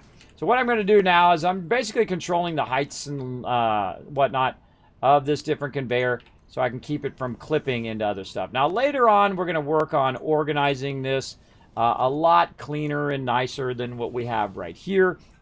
And it's going to be pretty awesome the way that it works. And we're going to put in our mega sorter. I keep thinking of putting in my mega sorter each time, but I really feel like we should unlock all the tiers, and then we'll come back and we'll work on our mega sorter.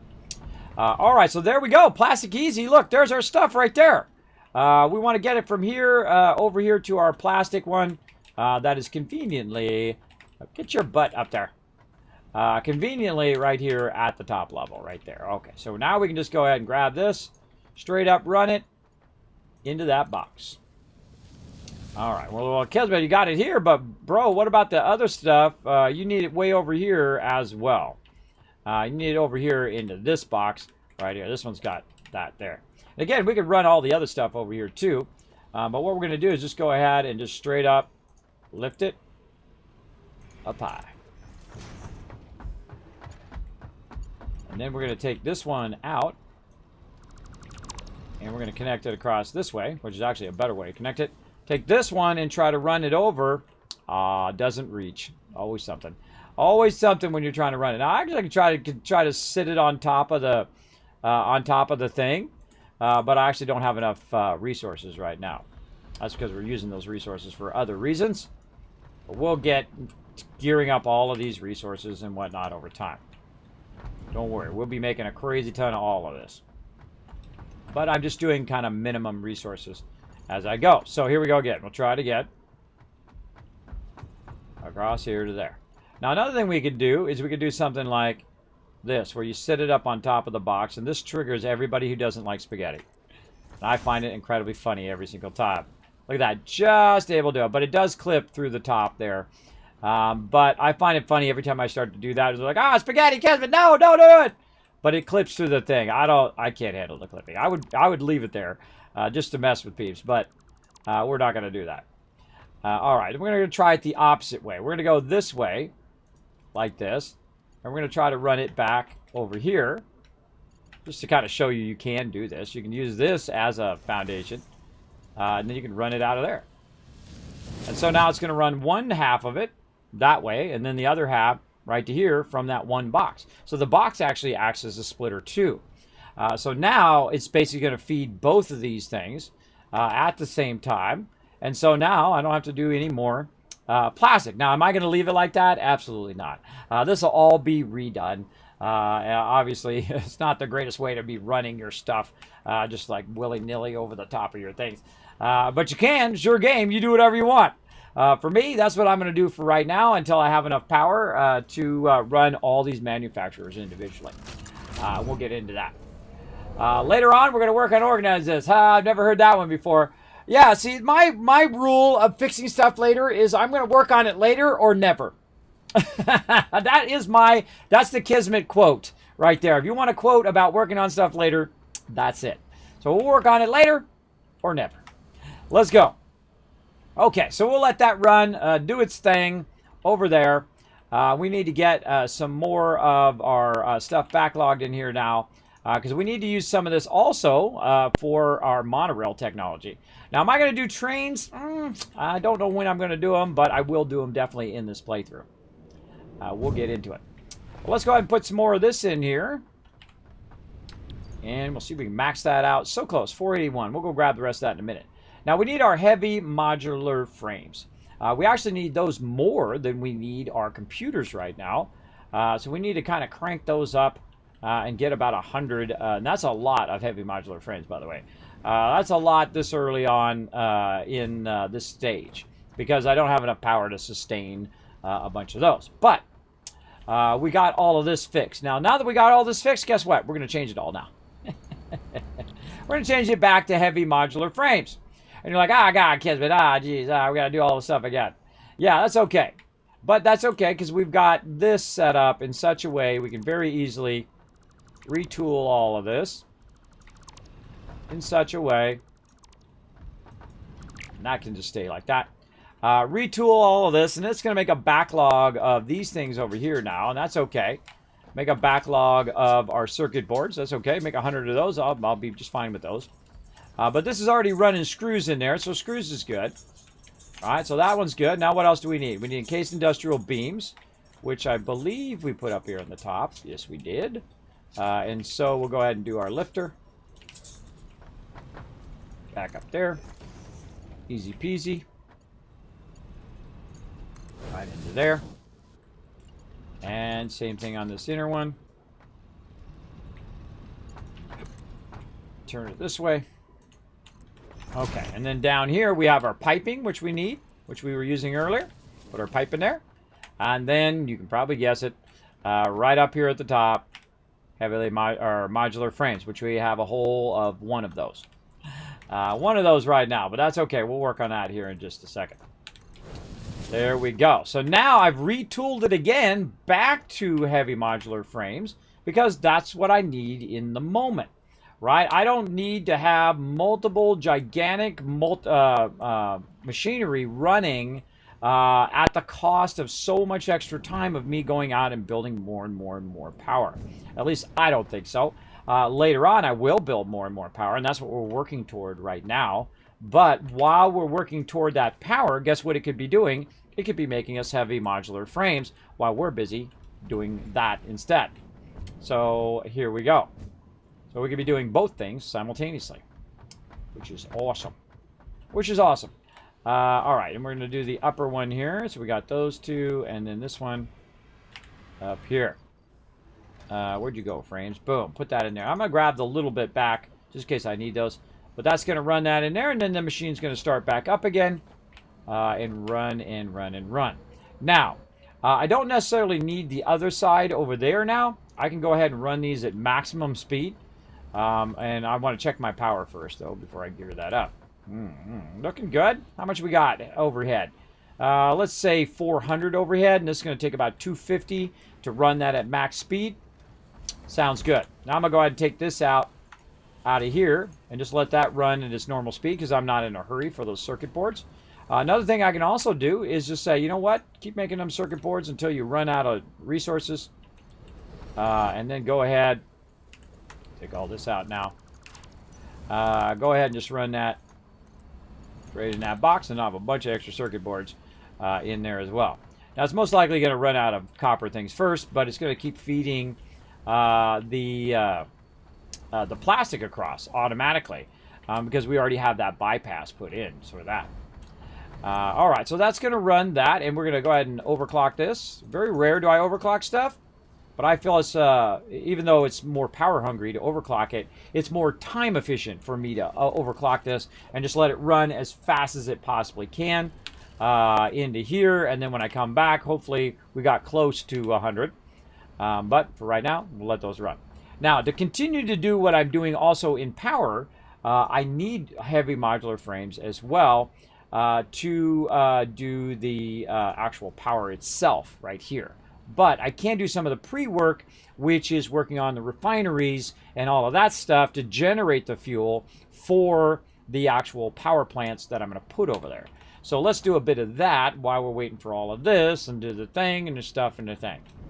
So let's go up here. We also need some plates, so we need to make sure to bring those with us while we're at it, because we needed that for some stuff we were doing over there, our transport. So let's sort that. Look at, oh, we already got a bunch. We already got a bunch of those. We picked a bunch of those up. All right, how are we looking here? We got a bunch of extra plastic on us that we don't really need right now. Let's run over here into this box. Yeah, so that's got a good amount of plastic in there. Let's take a stack of 100. What else? Anything else? I think we're good. Maybe some cable. Everything else looking pretty rock solid. Let's get some rods too. All right, actually, let's get out of this box. Put some rods in there and put the smallest one back. Okay, so we got a little bit of everything. We got concrete. We got all of our stuff, wire and whatnot. Looking good. This is what we need right here, steel beams. We need to go get some more steel beams from down below. Try to finish that up. Keep hitting X instead of B. Right in this box. There we go. Okay, now that I've kind of stopped it and I can go ahead and start it back up again. Now that I've kind of saved some of it up. And that's going to go ahead and start running again. We're going to go up here. And we're going to turn this in and then we're going to do that battle. Let's go. Boom. All right, that's done. Now we just need 100 modular frames. And we got our monorail done. And by the way, that's it. That's it for tier 5 and 6. So the only thing we have left now is to unlock basically tier 7 and 8, which is basically just tier 7 because there's no tier 8, but you get the general idea. And so we've got to also be thinking toward doing these other things that we need to make over here, which are modular engines and adaptive control units. Now, before I go to do those, that's what I need the power for. So my ultimate goal, what I'm working backwards from, is to make these control units and to make these modular engines. And then to do that, I'm going to need a lot of power and a lot of manufacturers because those are done in the manufacturer. So I'm going to need to have it manufacturing computers and heavy modular frames, and then also all the circuit boards that we're doing, as well as doing the other item that we have over here, which is right here, our automated wirings. Now we could run stators and cables over here. That would be pretty awesome. Or we can just go ahead and manually feed it over here. We're going to go ahead and take all these out now. We have a bunch of extra over here too. We'll go ahead and take those out. I'm actually going to cut off all of this. And then we'll also grab these. And these are going to help us make more heavy modular frames. And we'll take that out. And so we're just going to kind of do this. Oops, we didn't mean to do that. That was a misclick. We're going to go ahead and do the same thing we were doing before and just run it completely offline. And started to build up some of these automated wirings. And those automated wirings, I'm going to have it run actually into the second one for right now. Now, these automated wirings are not going to run into here. Those are actually going to run into another thing. But I'm just going to backlog some of them for right now. All right, and again, we're going to let this run. We need stators and cables. So cable's going to be the easiest one. So we'll put the cables on the far side over here. And I'm going to run back and put some stators and some cables in there, and we're going to do the battle while we're doing that. All right, here we go. Just me running back and forth.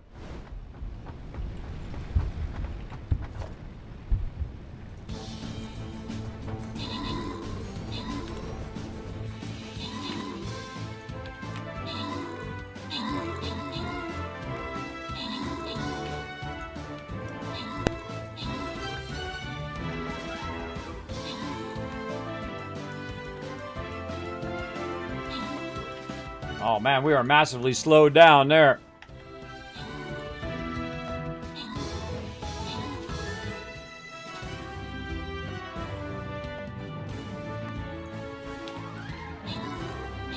There we go.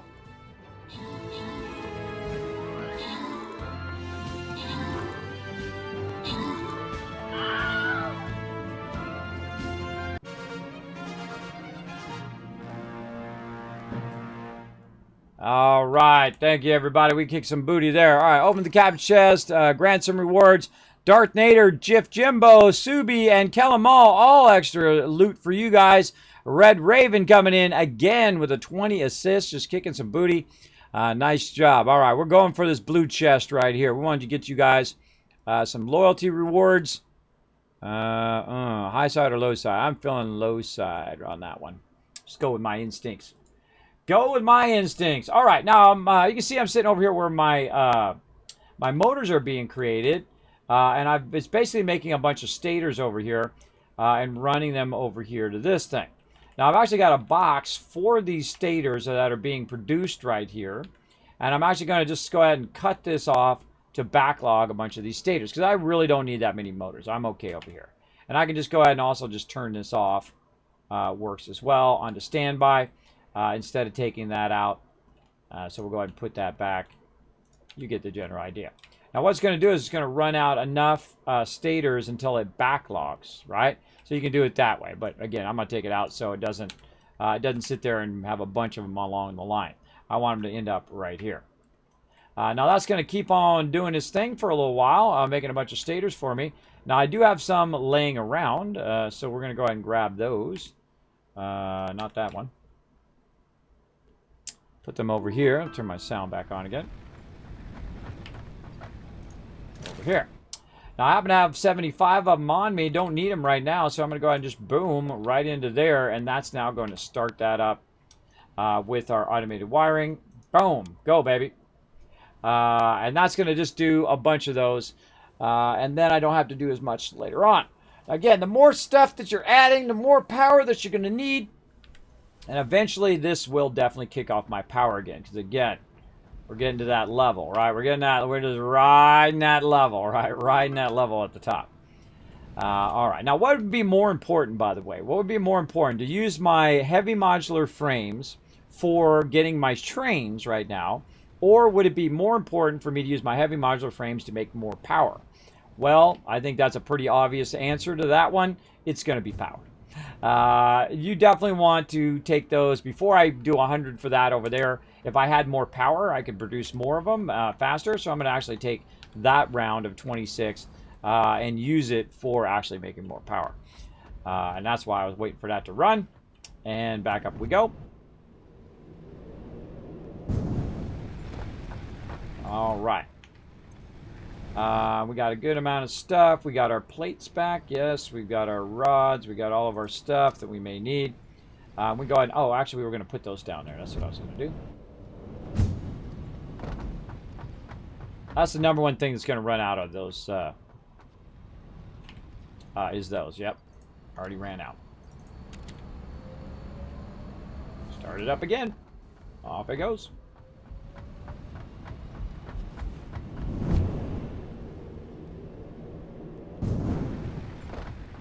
Anything else in there? Nope. Take that out. Okay, so we got that running. It's going to do a little bit of that. Run it over there. We got all that other stuff running. We just need power. So let's go ahead, before we run all the way back out there again, let's go ahead and figure out what we want to do. So we're going to have one that's going to be 60, right? So let's say 20 each, right? So 2, 4, 6, are actually going to do 40. So actually it'd be like 2 of them if we do it at 20, but you can also do it at 10 too. So we'll just say 3. All right, so 3 of those we're going to do, or actually let's do 2. Because we already got the modular frames for that. Or actually, now let's go 3. We'll just wait for them. We'll just wait for 6 more modular frames. We're going to need motor, and we're going to need a lot of rubber. So we need to grab all of that before we go. Otherwise, we'll be running back here in a minute to get all of that. And we're going to go ahead and just kind of sort that. Say bring a third one of that. We're going to need our motors.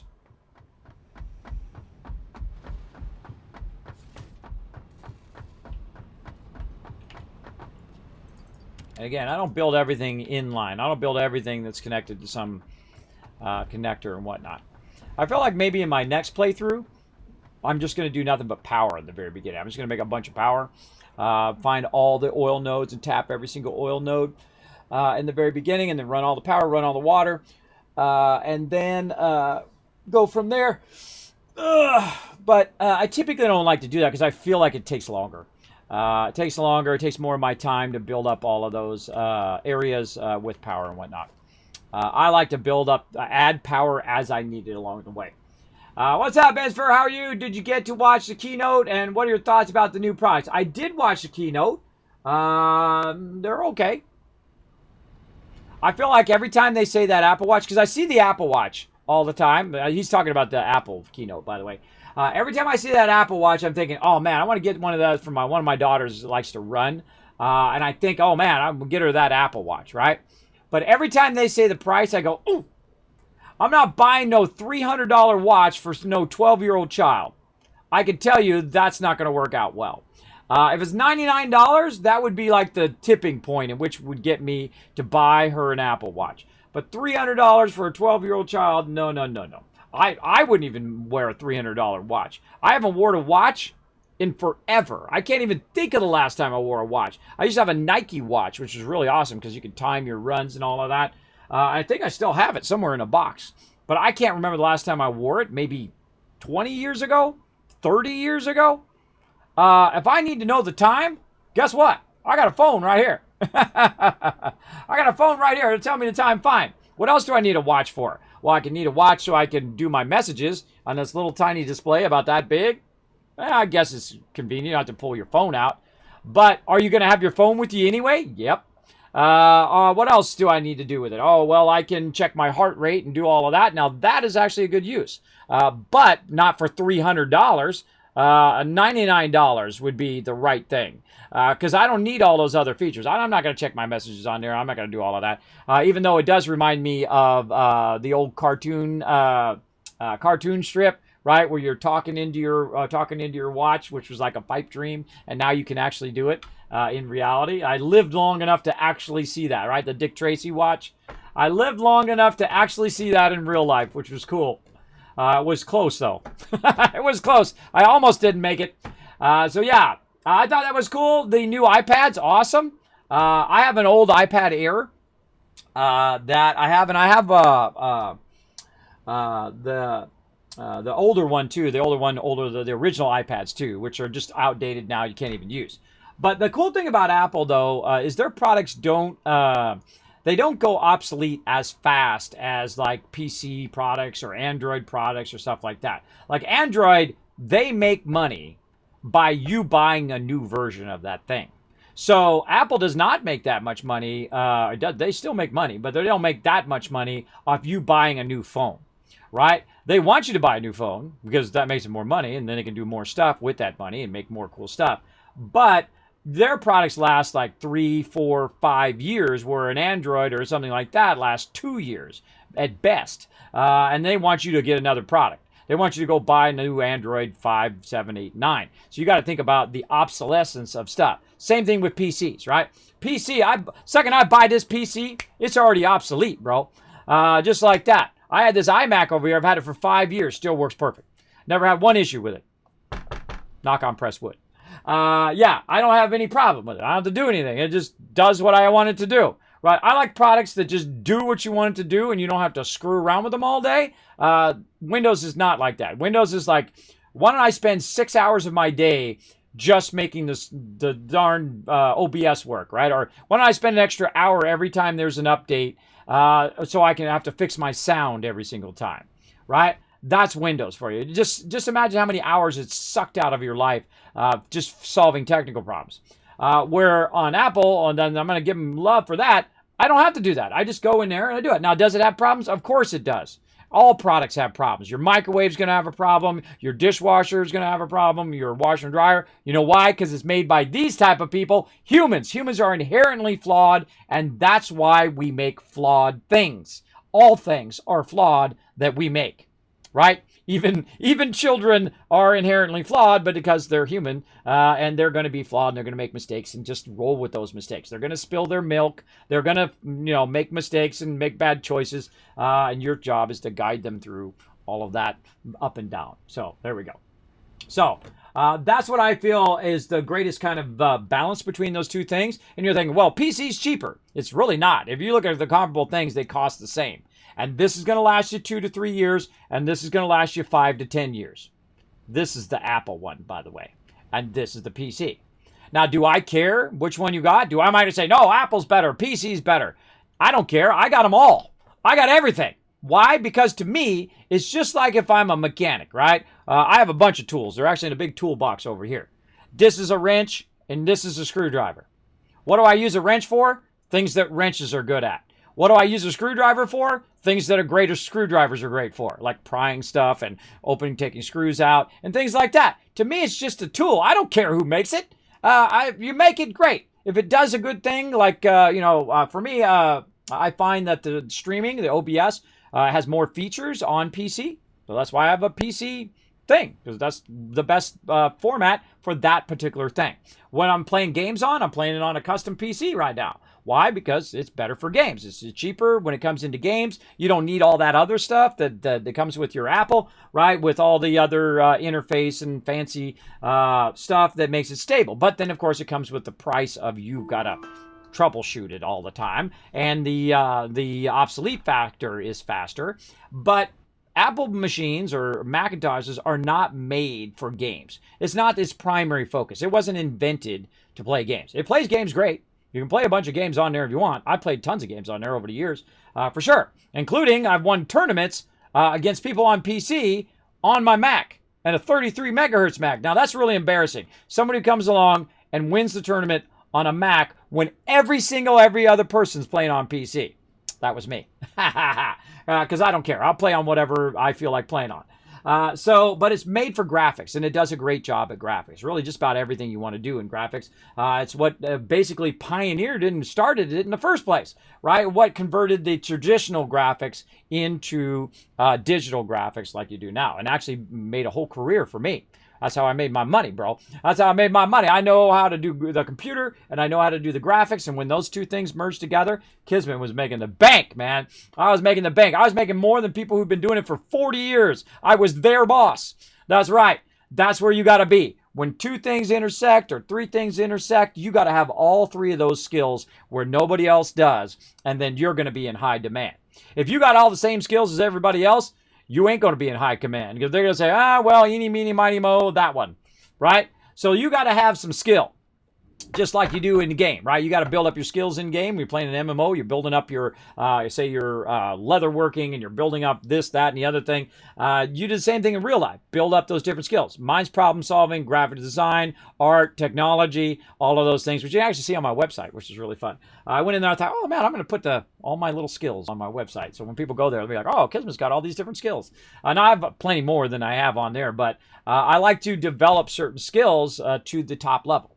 Right? And when you develop those skills at the top level, and then you combine them with other skills that other people don't have, and then that merger of those are the people that I hire. I hire the people that have multiple skills that can just go to town on whatever it is, a task I put them on. So if I say, hey, go work on this job, run that out, make sure it's right, and then send it to the client, that's it. I let them do it. They don't do it, I get somebody who can do it. That's it.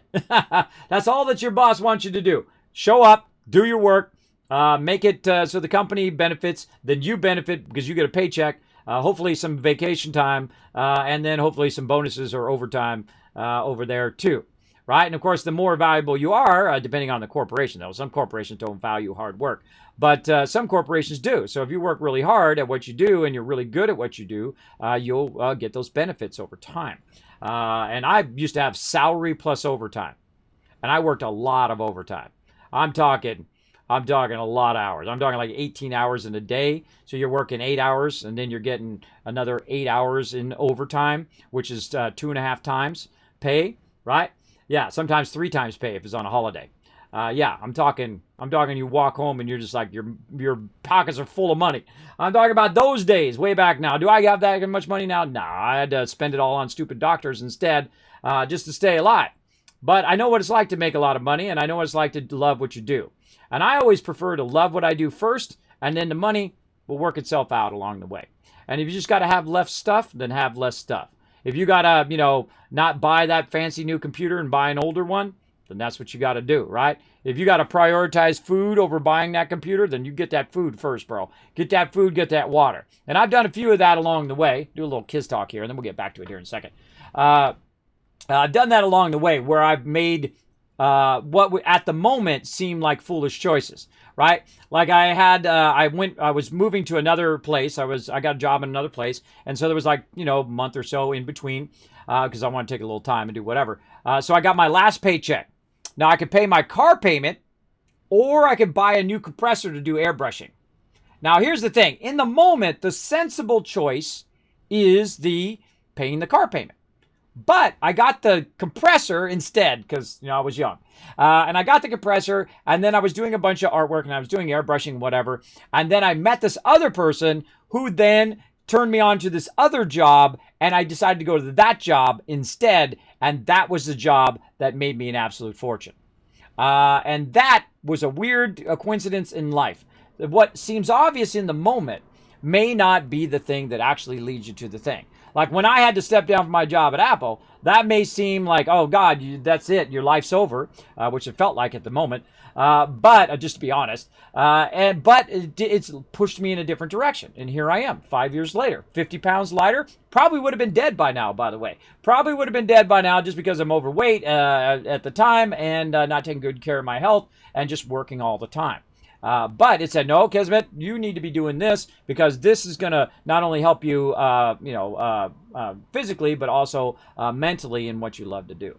And that's why I love to do this. Now, I don't make a dime doing this. I put every penny back in, a whole bunch of my pennies from my wife and me as well, to keep this going. And of course, all of the love and support from you guys. Now, to really keep this going and really to ramp it up, to be honest, it needs to at least hit 500 subs. And when it fits 500 subs, then I feel like the reach of my stream could go much bigger. I could go really out to a whole bunch of people and give away stuff and try to go to someone like Origin, who make PCs and things like that and say, look, I want to do an Origin PC giveaway. And that's what I would do. I would just take every penny and put it right back into stream and just give away PCs to people and make little moments of joy. They might go elsewhere and then they have all these giveaways that they say they're going to do, but you never know if they really do them or not. I would do them live on stream. I'd be like, all right, you're going to win this right now. Let's do it. Bam. And there you go. And then I'd send it to you just like that. Or actually, I'd have Origin send it to you or whoever, Alienware or whatever. So you got to reach that level. And there's different tiers in streaming, as you become partnered and you get different sponsors and you work your way up, right? It's called your reach. Your reach, how many people you can reach as a streamer. And that's all the business side of it. I don't like to do too much of the business side. I just like doing what I'm doing. Oh, wait, I put that right there. I forgot to take that out.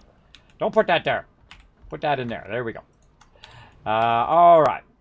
So that's a bit about streaming and about all of that. And that is basically a little kids talk too. So yeah, that's why I don't really care about brands that much. Now, some brands are obviously more esteemed and they're more known for their quality, like you have like a Sony or you have a Sharp or you have an Apple and so on. Notice I didn't mention some other ones in there. Those are high quality products, right? And the people who work there care about the products that they're making. That's important. Because all the people that I met at Apple, and I've met thousands, not only when I worked there, but also over the years that I've been in computers since the late 70s, early 80s, a long time ago, that everyone I met loved what they did. And that's a really hard job to find. It's hard to find, not only do you love doing it, but everybody around you loves doing it. Like, I love streaming. I love talking to you guys. I love taking little moments and inspiring you guys, like right now, bringing little moments of joy. So you're like, you know what? I am going to do that thing today. I'm going to go do that thing that I've been waiting to do, and today's the day. You know the best day to get something done? Right now. Is to get it done today. Not tomorrow, not a week from now, not a month from now. Today is the day you're going to get it done, and you know what we're going to do? You're going to feel better about getting it done. And then that's going to lead to the next thing. It's called momentum. And you start building momentum to the next thing. And that's how you become a partner streamer too, right? And you get a free Twitch shirt from Twitch when you went to TwitchCon. That's how you do it, right? Is you build momentum toward that thing you want to do. And I'm always doing that. And people are like, Kismet, your view numbers are up and down and all of that. I don't really worry about view numbers. I have fun enjoying what I do. And I feel like that's contagious in itself. And you'll see, my numbers go up and down. It's okay if your numbers go up and down. focus on being good at what you do, and then all that other stuff works itself out, right? Money will work itself out. All that other stuff where, you're having ups and downs in life, that stuff will start evening out and whatnot. I find, and I've found it again and again and again throughout my life. And so those are some little more Kismet wisdom for you, more Kismet tips. Now, again, remember, it's your life. They're your decisions. They're all on you. Make them good ones. Okay, let's get back to what we're doing. So we're waiting for our modular frames to run a little bit while I was talking to you guys there. So it was actually for a purpose while I'm talking. I try to chat when I can. I try to weave it in to the stream when we have a moment or two. All right, oh, that stopped. Now, how do I know? Because it only did 5. Why did it stop? Let's go take a look. Most likely because of the these. Oh, yeah. Oh, yeah, our modular frames. That plastic's still going. That's looking good. Let's actually look in the manufacturer. Oh, yeah, encased industrial beams and our modular frames. Okay. Okie dokie. So we'll put our encased industrial beams in there. We got a crazy ton of those. We can go get a bunch of those. Where'd you go? Right there. So we'll put that in there. And then the other thing was modular frames. So let's put these back in here so they can run. This side. And if you notice, I double stacked these on purpose. I double stacked them next to each other so I could retool it when I needed to. There we go. That'll run a few more of those. But let's go grab a bunch of loot. Let's put this off to the side here. Right there. All right. We got to go back and buy or go get a bunch of industrial frames or encased industrial frames or frames and encased industrial beams. Get my brain to do the right thing there. Again, don't do me no good sitting in that box. Now, that's a lot of them, though. That's pretty sweet. Yeah, a little bit there on those frames. Now, we definitely need to get our modular frames queued up and ramped up. We need to get all this ramped up. But we need power. Power, power, and more power. And that's what we're all working toward. I feel like the whole entire game is just you working toward more and more power most of the time.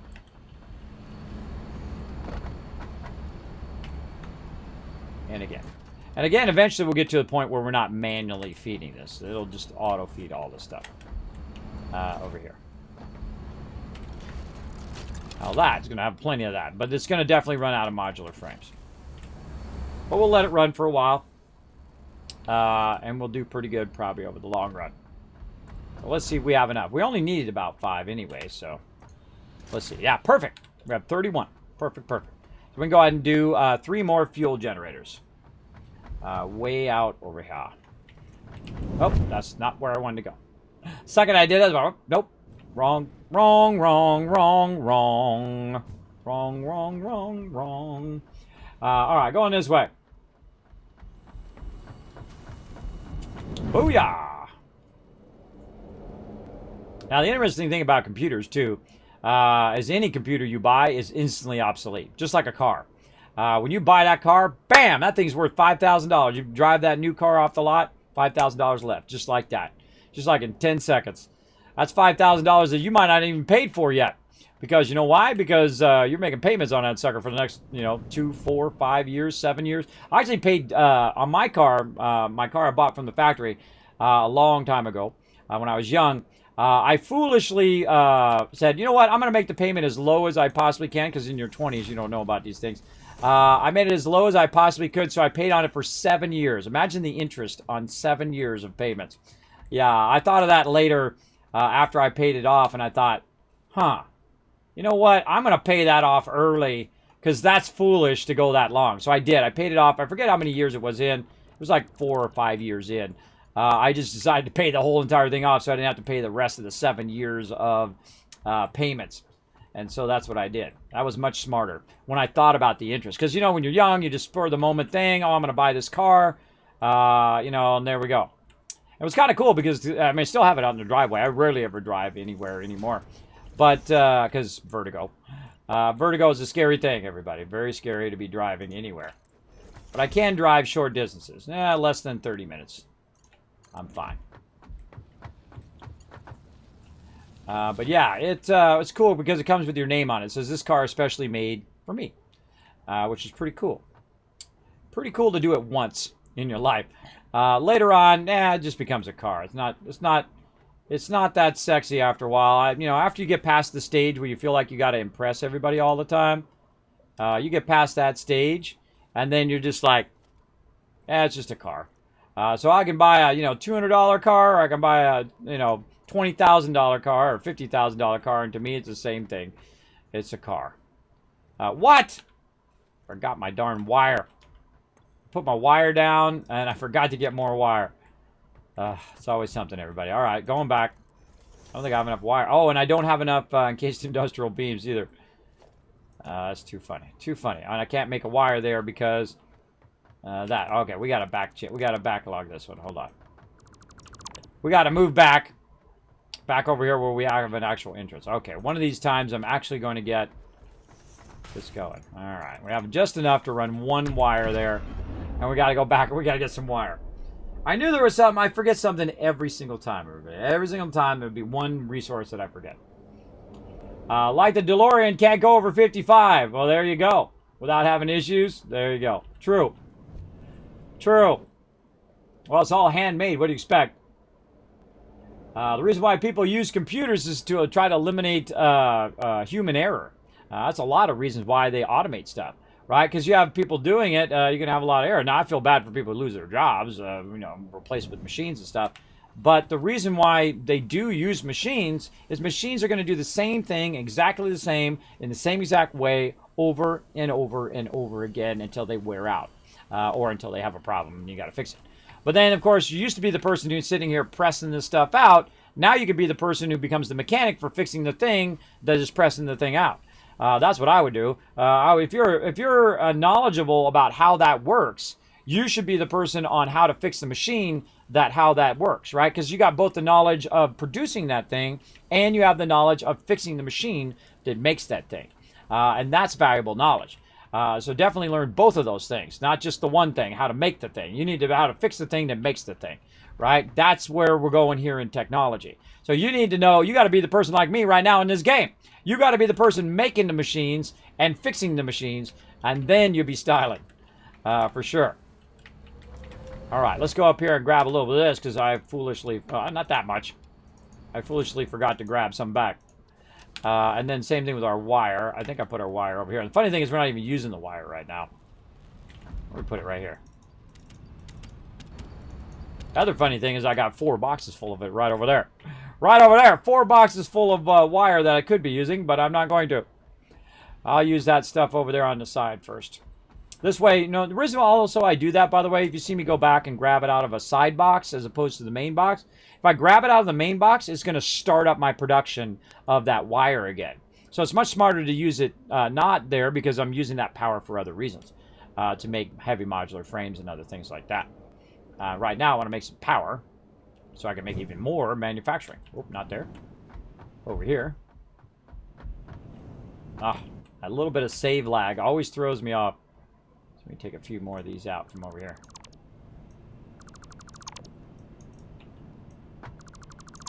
I might take them out from the other side eventually, if we can get this built. If we get this sucker built, hopefully I have enough stuff to get this building the wire, running the power over here, as well as building some transport along here as well. Ran out. Built that. Put that thing on the top. Triggered. Kismet just got triggered, everybody. Triggered. Can't stand these boxes. Don't do it. Don't do it. Okay, and I'm running power too. Grab that. Over there. Okay, now we got to turn the corner. We got to go this way. We bring enough concrete? Oh, yeah. And what we did is we went that way. That's why that line's over there. If you missed it earlier, we went this way and then we went down. And then we reversed it and we came back up again so we could better optimize the way that our road is going here, the way our foundations are going. And I'm going to optimize this 3 wide. So I'm going to go a little bit wider here.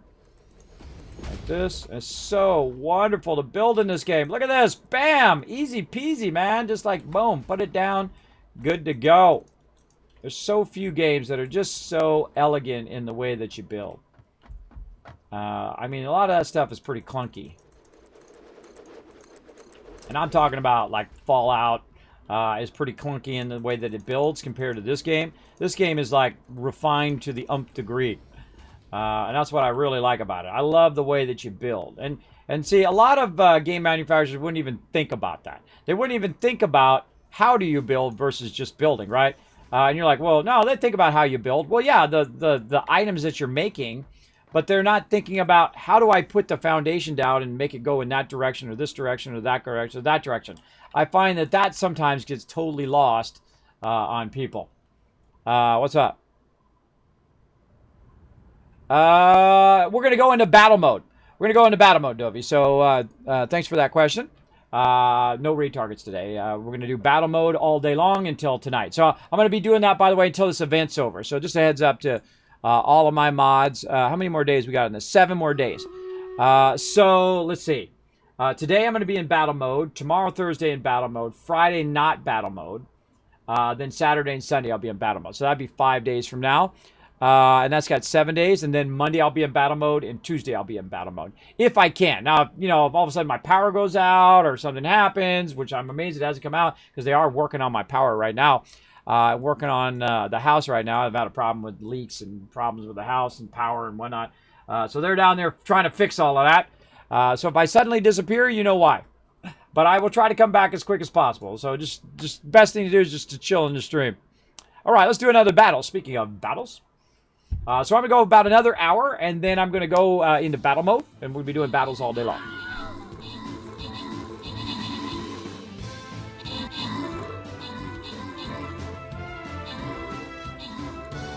You guys are making out like a man. Look at all those rogues. Holy, wow, what a cool idea to make a ton of rogues. Did one person do that? That made a big difference.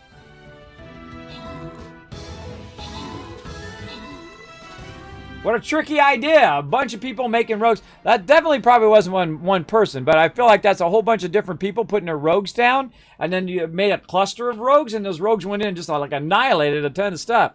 Good battle tactic. We'll have to remember that. All right, let's go. Boom. Sobe getting some love. Crafty Sloth getting some extra love there, too. Darth Nader coming in. MVP. All right. Oof, getting close to that. Are we going to have enough time for that? Probably won't do that on stream, but we'll do that off stream, and then we'll just keep the battle going. So make sure to be in these next battles. And by the way, everybody, if you want to get that blue chest, you need to come join us in this battle, the next battle, and so on.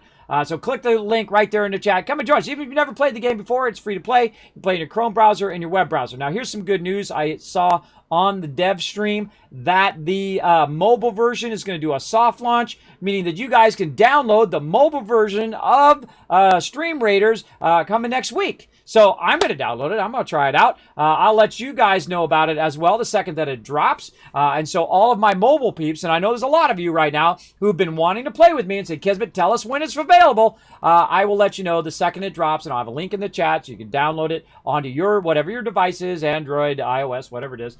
Again, I don't care. I don't care what products you use. I feel like some people, it's like their personal, esteem or something based on what products they use. I have been around products my whole life, and I have done advertising my whole life. And I can tell you, I love great products. I love great products. These headphones are great products, though they die too quick, for sure. But they're great products. They work. They do what they say they're going to do. They work for about 2-3 hours, and then they die. These work about 2 hours. Those other ones work for about 3 hours. And they do what they do, and they do well. Those are the products I like. So, if you're on PC or you're on Android, you're on Xbox or PS4 or what is it called? The other one, Switch. If you're on any of those things, it doesn't matter. What matters is we get to play games and have fun together and all of that, and it does what you want it to do and plays the games that you want to play or whatever it is, right? It's the microwave that has enough wattage to make the food that you want to make, right? It's a refrigerator that has enough space for all the stuff for you and your family in it, right? That's how I look at products. Is it a great product? Am I going to get my value for what I paid for it? And does it do what I want it to do? And if both of those are yes, then that's the thing I buy. It's not rocket science there. Also, I look at reviews and things like that on Amazon, and that's why you'll see me put products on there. Ooh, no. We're just clipping through the edge there. No, that's not going to happen. Not going to happen. We're going to move it back a little bit. Right over here. So we get a nice little, right around the corner here. Let's do it. Nice little. Oh, you. All right, come on. We got to change the way it goes. All right, like this. We're going to hit R again, and R again for vertical. Oh, so close. So close. Not going to happen. All right, we tried. So again, there's different modes. Let me get up on the top here so you can see how it angles. Oh, you can't see it because I'm too close. I'm too close. Let me back up a little. There we go. So based on when you hit R, you can see that it... Oh, you can't see nothing because I got to take the thing off. Hold on. There we go. That helps. How about 1,000 kiss cats for me screwing up my screen yet again? So if we go along here, see it's in the wall. That I don't like. I can do this, which is called noodle. You can see the mode there if you can see it's small text. And then I hit R, which is vertical. Now, vertical is usually the one that's good for corners, but this particular corner is a little bit set back. So we want to go ahead and bring these forward just a little bit so we can turn that corner a little bit nicer, and we want to keep it low. Let's say right there and right there. And that's going to go ahead and turn that corner without hitting the edge, right? So you got a nice 90-degree corner there. And then we'll reconnect all that stuff. And there we go. So now we have a nice turn.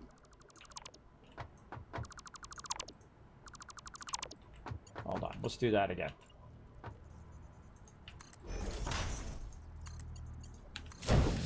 There we go. So again, notice how this one's closer and that one's further away, creating a nice 90. When we did that, by the way, we're on vertical mode, which is typically what I use around corners, so that it does that really nice 90-degree turn. Also, when you're doing vertical, straight up and down, thus why it's named vertical. All right, now I'm going to run out of copper sheets. I can see it already. So let's just go ahead and preemptively tell it, hey, we want to go back. Come here, you. We want to go back and get those copper sheets. It's always something. Now, I could go through and tell it I want to make so many of these things, but I don't know how many of those I want to make. I'm not going to bother to go in and say I need 227 of those things. I just go until I feel like I'm going to run out of resources. Then I just run back. Because I'm not in any hurry. I'm not trying to rush to the end. I like to go, the part in the middle is the best part, both in life and in game. I find that the most enjoyable place. So yeah, we're going to be doing battle modes all week, dear mods. All week.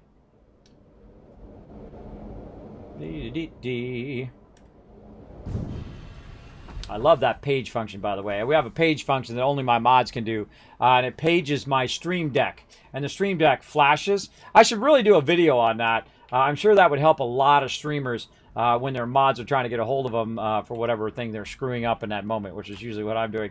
Screwing up something, I'm not switching my screen, or they have a question. Oop, another 26 there, nice. And whatnot. Okay, we're going to just let that do its thing over there. We're going to go over here and grab some copper sheets. I believe it is not that one, this one. All right, let's go ahead and get that. Let's put this back, put that in. That's because I took my copper sheets and I used some of them, but I also put a lot of them in those machines over there. We'll get into that, and now it's over here making some more copper sheets for me. Because I just pulled those copper sheets out of there, so I just fired up that production. That's one of my favorite ways to do it, is that it only fires up the production when I don't have enough of that thing. And then it's a lot less power. It's a lot less of doing this, what I'm doing right now. Running way out into the boonies, making that power, and then running it all the way back, and taking all the time doing that at the early game, which you're going to have to end up doing it anyway. But early game is a lot more annoying because you don't have your hyper tubes, you don't have all of that stuff to make this go way faster. So that's why I kind of wait to optimize that power, or keep it optimized as I go along. Wait to run a lot of power toward the later game, like now. All right, let's do it. Oh, I gotta take the entrance off. There we go. And we'll just do what we keep doing, right? We just keep walking this way until it says, "Hey, that's as far as you can go." Well, that's pretty close. And then we'll go and hit F, and then middle mouse button.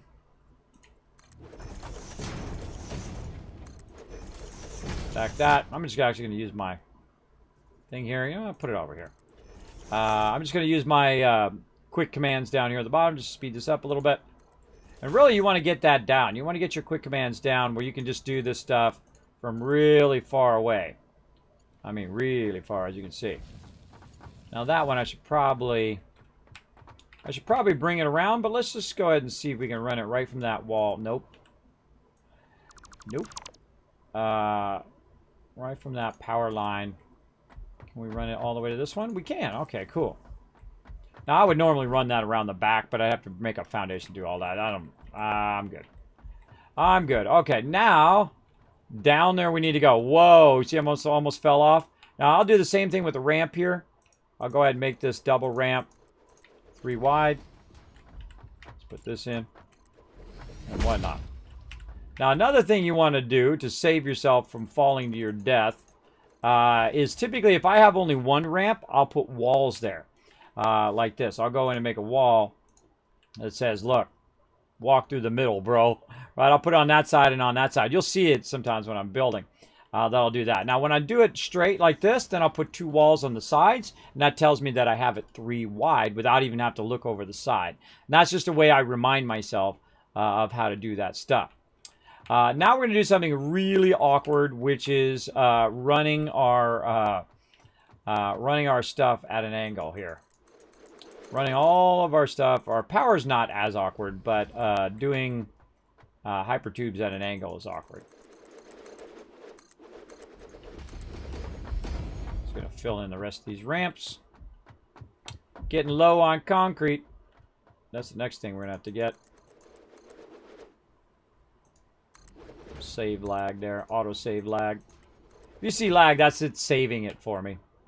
Because I have the autosave on. You can just turn the autosave off if you don't like that little bit of lag, but it doesn't bother me. I just stop what I'm doing for a second, let it save, and then I move forward. Otherwise, you can fall off the side. I've done that a few times, too. By accident. Okay. More concrete.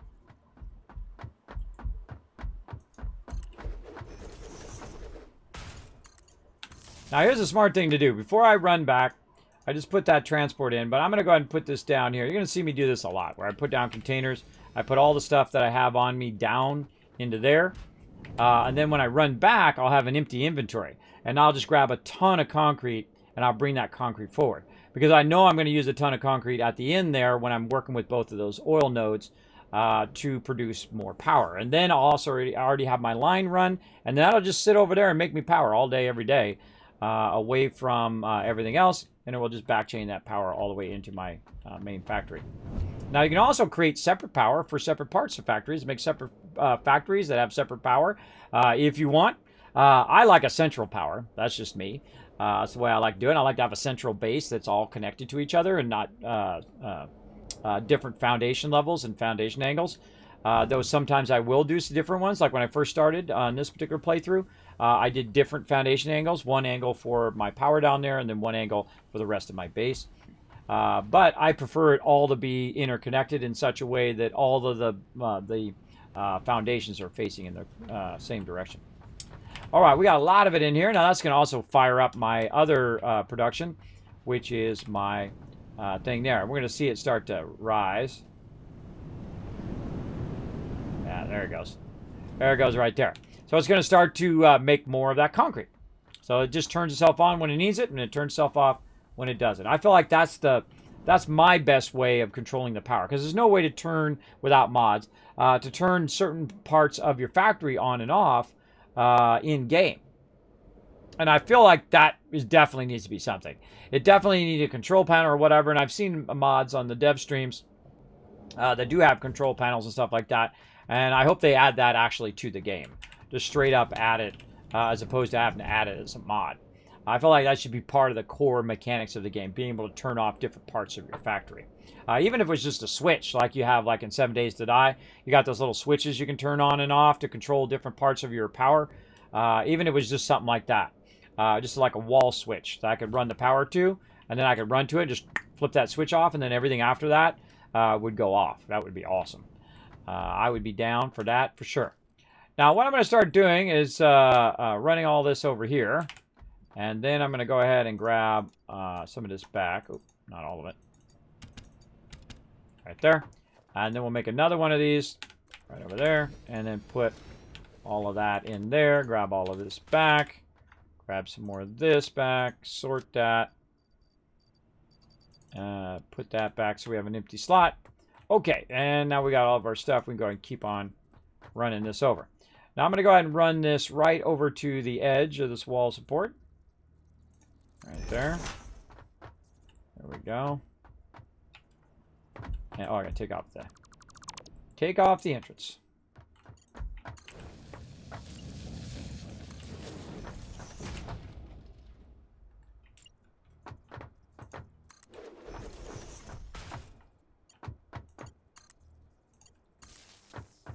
Okay, and you're like, well, Kismet, what are these for? Are those for entrances? No, those are actually just to run the line. Those are run the line so I can, when I get this power working that's down there, I can then run it all the way back to my main factory, which is what the whole purpose of what I'm doing right now is to do that. Now, this is really awkward, running this. Now, especially you got it set on vertical mode, which I highly don't recommend. But this is really awkward running this down here. And there's nothing really great to be able to put it on. Like if you wanted to go like this, and say, hey, you know what I want to do? I want to go in and I want to go ahead and add a little wall unit like we're using right now, a little wall support. Well, the problem with the wall support when you're rotating it, for some reason, it doesn't go at the same rotation angle as the flooring. So that hyper wall 2 support should go at the same angle as your supports. And you should have that in-between angle that it doesn't have. It has like, you know, straight up and down, 45 and 90. So it only has 2 in between. Now, again, this is early access game, so they could add that later so that it has that, you know, 25 and whatnot that matches up to the angle of my real steep things here. Now, if I tried to do even one that was lesser, it would be even worse. Because if I did a less of an angle one, because it doesn't match that angle either. It's only 90 or like a 45. So I feel like that's one of the things I feel like they should fix. So hopefully they do. Hopefully they add that. So I'm not going to use no wall supports because that's awkward. And so I'm going to also just use this as a railing. So I'm going to go ahead and grab this. I'm going to bring it down. I'm going to click right there. And then I'm going to rotate my mouse so I can kind of control the angle of that. And that's going to act as a railing again, keep us from falling off. Right? I still feel like I'm going to fall off even when I run into it, but still, it'll act as a nice railing. And so we can just go as far as we want to go. But again, we're out of stuff again, everybody. We're out again. This time out of poles. And they have a thing that should help you avoid doing that too much, but it's always something. Fine. So what do we need? We need poles and anything else here that we can get while we're there. Wire, upper wire. I feel like we got everything else. We got all the other stuff, but who knows? In 5 minutes, I'm going to need something else. All right, back we go. Polls again. Mobile version would be good. Yes, coming up next week. Gonna be awesome. I like what they've done with it so far. I've seen it several times on their dev stream. I like what they're doing. I feel like it would be really awesome setup for like an iPad where you have like, you know, the streamer on one side and then on the right side you have where you have your battle thing. So you have both things at the same time and then you can just, whatever, you can make that one like the dominant thing. So you click on one side, brings up your the battle board, and then you put your units down. You can like drag it with your finger. That'd be even cooler. And then you go ahead and then you say, okay, done. And then it shrinks it back down. And then you click on a streamer and you make streamer big. And then you have a streamer chat.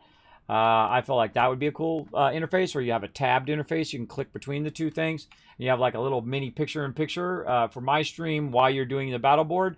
And then it just switches the other way where you have the full battle board, and then my stream is the picture-in-picture, right? I mean, the other way, picture-in-picture with the battle board, and then my stream is full, and then it's picture-in-picture. There we go.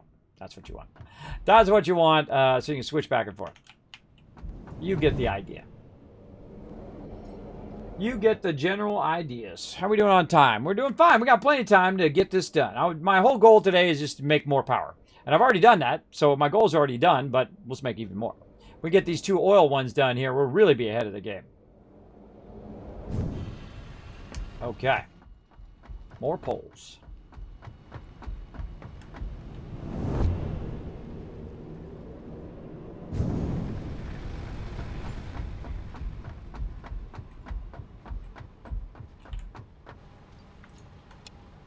Let's just take what we got.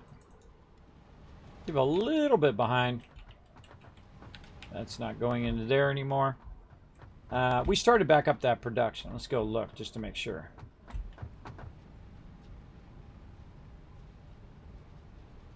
I think we started that production back up again, but I'm going to look.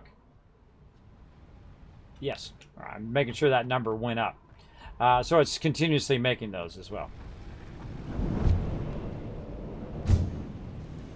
Now, I'm not in any big hurry to do those monorail trains right there.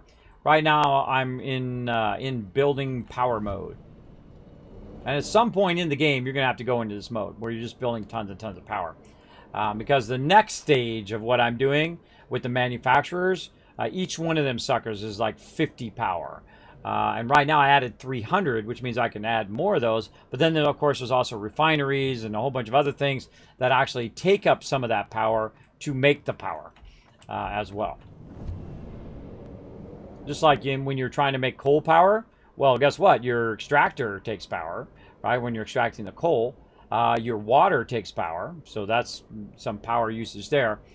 So your overall power generation is going to have a cost. And that cost is why you have reduced power. Look out, bro. That wasn't the greatest place to put that. That's for sure. That was pretty scary. Scary stuff. All right, here we go. We're going to keep on keeping on. Let's go to this one. Grab all our stuff back.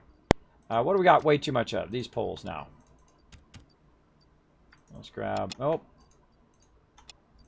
Grab a couple of those. Grab all of that, that, and that. Probably not that many screws, just 500. There we go. Let's do this again, but this time we're going to make it as long as we possibly can. So again, we're going to use the kind of built-in, let's say right here, the built-in thing where we click once, left click, and then we're going to straighten it out. We're just going to use the default mode. And that's going to come down nicely and act as a railing.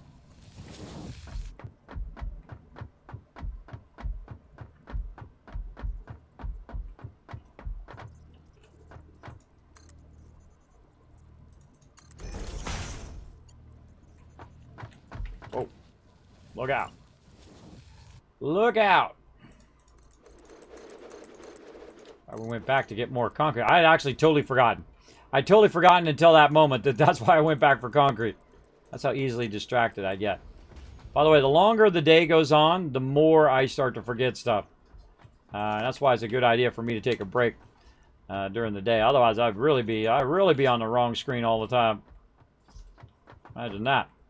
All right, and then I'm going to go ahead and actually make this end up over here on a wall unit. So I'm going to back this up a little bit, even though I don't have to. And then we're going to end up on a high wall unit. So, I wonder if mobs can get sucked into these things. I don't think I've ever tried it. Can mobs get sucked into the hypertubes and run all the way over there? Yeah, don't tell me. One of these days I'll test it. All right, over there. Have a little doggo in the hypertube. All right, let's go ahead and do that. And you're like, Kismet, why do you put that up high? The reason why I put it up high is so I don't accidentally get sucked in there all the time, which does happen quite often. You get drawn into those when you didn't really want to. Yeah, that'll happen from time to time. Okay, so now we're also going to bring our power poles down. And this is when we're just going to use our regular power poles. Now, I could put it on a wall, but it's actually way more efficient to just grab it and just run it. Let's say run it to there, or actually run it back a little bit.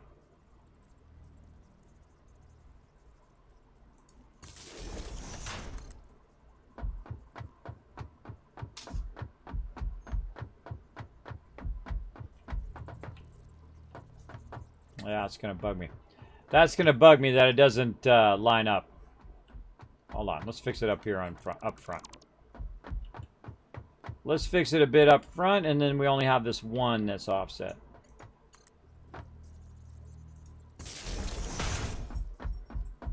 I like to line them up to where the things are lined up. That's just me. I think it looks good.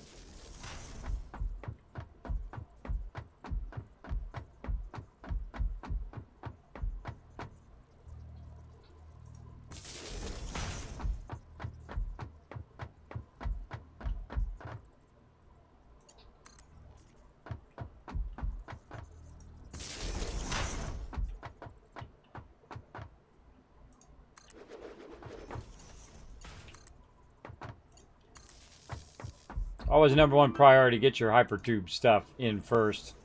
In case you got to run back and forth like I've been doing. Oh, I did that from the front. Do it from the back. There we go, much nicer. All right, so now we can go all the way back to our base and all the way down to here. Now we're going to be working down here for a little bit, so we're going to go ahead and just kind of fill all this in.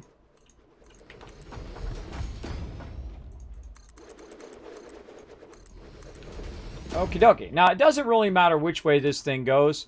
I'm going to face it away from my ramp. That is going to matter.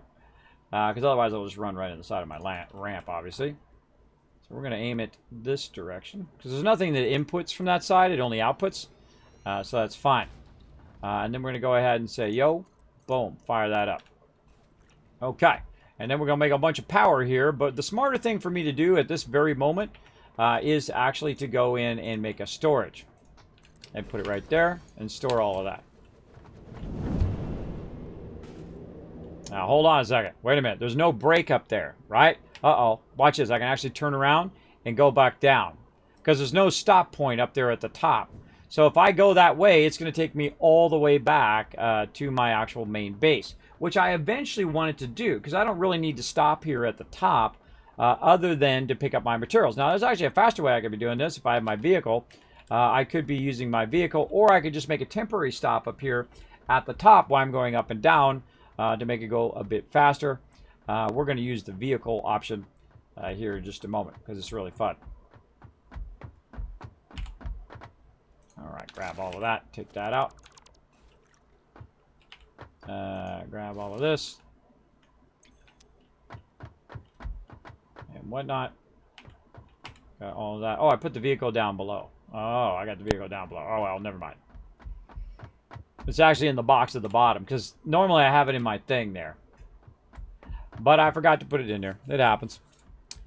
It happens. Luckily I have the skates, so at least this goes faster. Otherwise it goes way slower if you're just walking without those roller skates. Way, way slower. Look at this place down here. There's some deep water around here. And get some real water going on. Alright, we got this. Again, we'll put some of it. Oh, we already got enough for another one.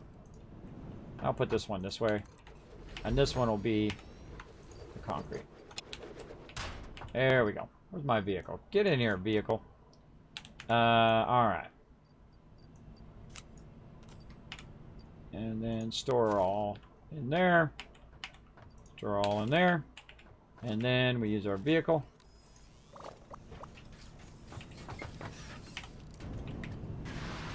This vehicle jams, too. Not as fast as the Dune Buggy, but it goes pretty fast, especially when you're going uphill. And this can use the highest angle like it was nothing. It's still going at 50 miles an hour, even uphill at the steepest hill I can make. And that's why it's awesome. Whoa, I got. Oh, nailed it. Nailed it. All right, just take this completely out now. Back into the vehicle. And that's it. We done with that. Whoa, full speed. Now, interesting thing is it does go a couple more kilometers per hour. And you'd think it would get even faster and faster going downhill. But it does go about 2 kilometers per hour faster downhill than it does uphill. So there is an effect there based on uphill and downhill. Now, again, don't take any of this stuff as set in stone. Whatever I'm doing here could always be changed in the future because it is an early access game. All right, now we need to go back over here, pick back up all of our stuff, switch back to our coffee cup so it's not in our way. All right, now we're going to go ahead and make our power. We need to make 3 of these power generators. And so we're going to need some room for that. Like so. Now, another thing we're going to need is we're going to need our refinery as well. So we're going to go and just line up our refinery here because this is going to come straight out of there. Straight into there. How we do? Yeah, not good. Not good. So 60 coming in, going out as fuel. So 60 going out of that, 60 coming into here. And again, we got to deal with this resin what we're going to do with that, and we're just going to run it in the awesome sink because that's the easiest way to do with it in the beginning. Later on, we'll convert it into stuff and really optimize it. So, how many we're going to make again? Three of these fuel things. I'm trying to remember how many we're going to make. So yeah, that sounds good. Let's take that out. Try to line it up a little bit better. This ain't going to do anything other than doing this, so.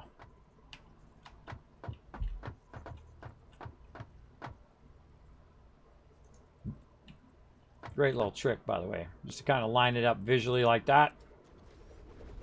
From the far side. And let's go to our pipes. Pipe set. And there it goes. Okay. And that's looking good. We need to run the power. To that. And to that. And now we're going to have it circle back. We're going to put our power actually off to the side here. And luckily no baddies in this particular spot. We'll have to go try to take out the other baddies. I think we'll have enough time. Take out those baddies, get them out of our way so we can build out that other oil down that way. Let's see, that should be about enough for now. Let's see, fuel generator. And so I'm going to start from this side over here. Let's say about one in right here. Oh, in the way. In the way, as always. Let's put these over here.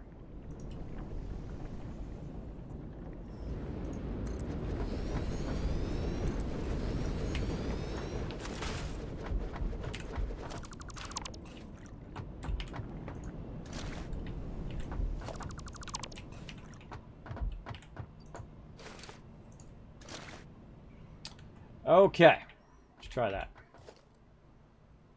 Try that out, see if I like it. If I don't like it, I'll do something else. Is it going to be too close? Might be a little too close. Let's actually push it back a little bit. Just to make it easier on us.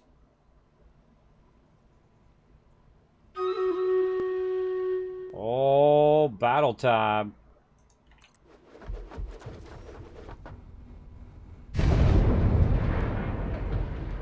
I love how it does that. It makes it sound really industrial strength.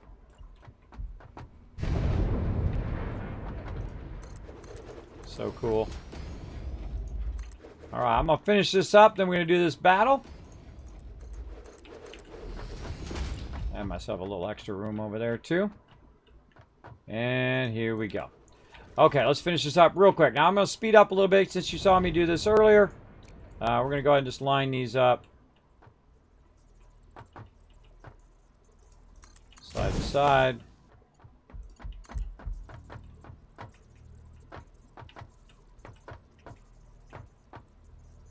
Rotate it with our mouse wheel. Do that. Center line split. We can actually look at where it's at on that side roughly. Also rotate it this way to see where the center of this is. I want to do that. It's up to you. Alright, and there we go. And that's going to come out of there. Go into there. Now we're going to have a little bit of problem on this side. So if we put a lifter in there, I want to make sure it's not cutting through that. So we got to think that through as well. And I'm probably going to do a lifter because I don't like to run my pipelines up high if I don't need to. So again, we'll line it up like this. That way, we'll line it up off of this way. Turn it like that. 1, 2. We're going to have a beautiful 90 coming straight out of there and straight right into there. Nice. Nice. Okay, and then we're going to need the awesome sink, which does cost us 30 power, but it does make it where we're never going to have to worry about it backlogging all of that extra stuff. This does come with a heavy cost of power, but such is the way it goes. I feel it's a lot more convenient than trying to convert it into something else and all the power it would take to convert it into that other stuff. That's going to go awesome sink. And then we need to run more power. Say there. Right here. And we'll put these up a little ways. Let's put that up there. Hit F. Middle mouse button. Get that double wall outlet. Put it way up there. And then power line to that side. Power to our power plants on this side, which is going to be just perfect. There we go. And then on this side, we'll go ahead and power up our awesome shop. And that should be good. Okay, now we just need to tell it what to do. Fuel. And everything should just start itself up. Nothing else I need to do. When we start to see that flow, there we go. Now these will start turning on. Obviously, it's going to feed the center one first because it's center splitting. By the way, we could also do inline splitting on here too. We can just run the pipe straight down and just have a bunch of splitters along the middle of it. We could do that as well. I still love center splitting. I feel it looks nice as well. But there we go. All right, now we can go ahead and check our power usage by just making a power pole. And then we're going to do a battle. All right, there we go. Another spike. Now we went up to 2250. Looking good. Now that seems like a lot of power, but it ain't. It ain't nowhere near as much power as we're going to need. But let's do some stream raiders and let's think about it while we're doing that.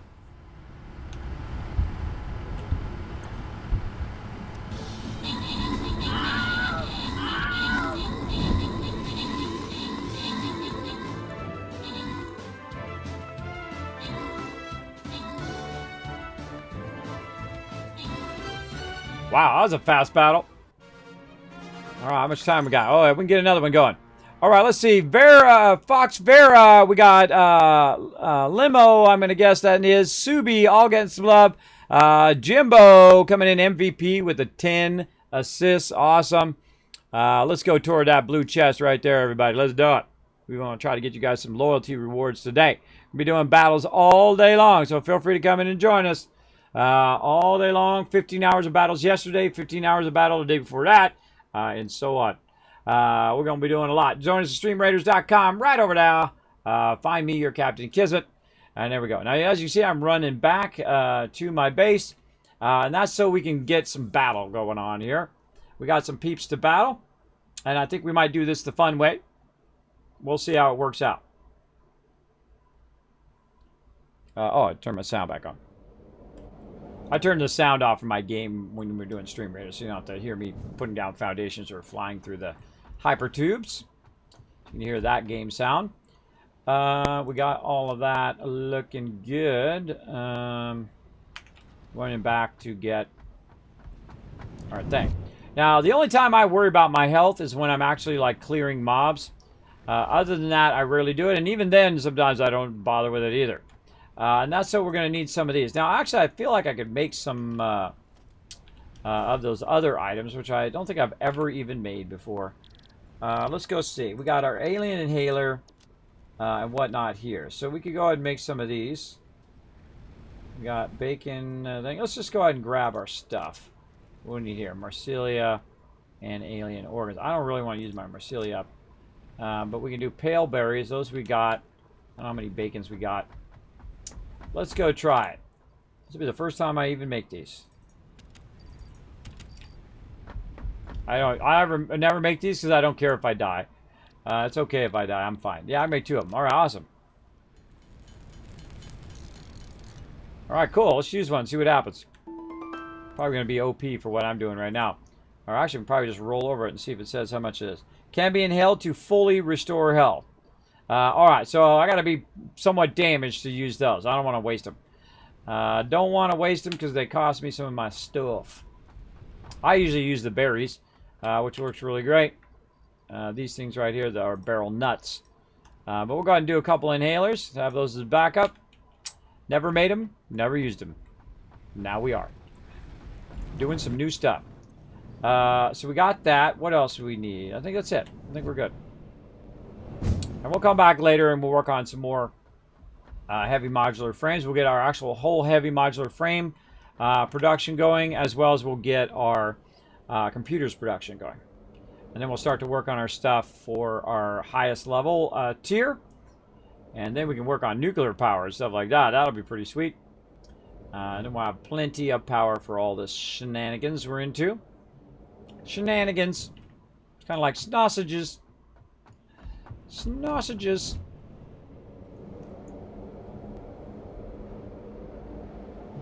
I love this hypertube every time. I think it's killer every single time you do it.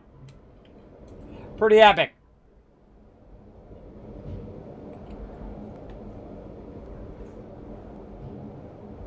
Whoosh! Now we're going to go really, really fast.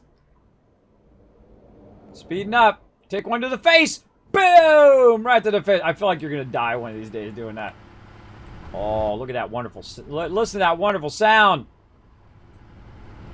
Let's run it. You know, another cool thing about these is they act like one of those things you can climb up and get to, except for when you have them side by side like this, you can't get up the elevator or the ladder there. So what I do is I run to the one at the end. But you can get up on top of it. So it acts as like a lookout. It's really cool. Oh wait, wrong place. Actually, it's over here. I stand corrected. It's actually over there. So you get up here on the top and use it as kind of a lookout area as well. Look at those beautiful 90s. Look at those beautiful 90-degree turns, everybody. Perfectly straight, wonderfully done. And all that extra stuff going in the awesome sink. So it'll never stop our power. So we got plenty of power. Now we got some more power that we want to get from over there. And I could have brought my vehicle and stuff too, but it gets stuck in the water. So that's not going to help us. But we want to go ahead and ping right over there. All right. So we want to go ahead and just keep going in this direction until we run into some baddies. Now we can't see them right now, even though I do have my graphics turned all the way up. What do I have my graphics at? Ultra, ultra, and ultra. That ought to do it. 16 by 9. Huh.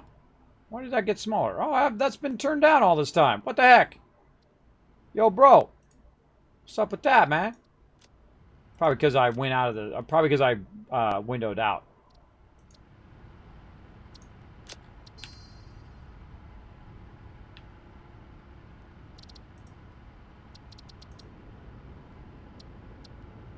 Full screen.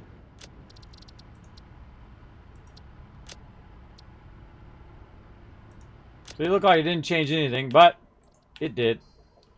Alright, I thought there was something funky going on there. Now we're back to 1920 by 1080. I don't know why it was reduced.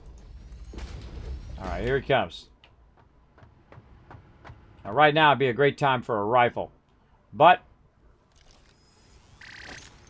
we're going to use this instead. Here we go, everybody. Ready? Set. Did I bring any barrel nuts? Oh, I left my barrel nuts over there. All right. Well, let's go! YOLO!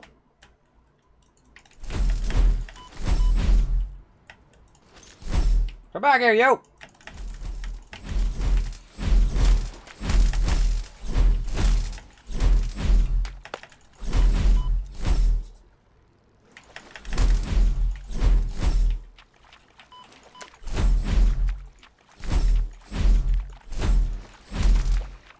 Those things are more deadly than that thing. Whoop, whoop. All right. We did it. We didn't even have to use our thing, but I'm going to go ahead and use one right now. I don't even know how you double click on it. There we go. First time I've ever used those. Awesome. Okay, now I need my thing back.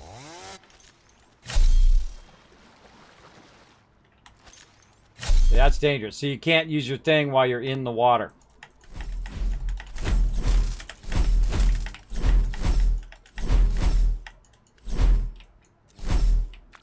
There's always one hiding.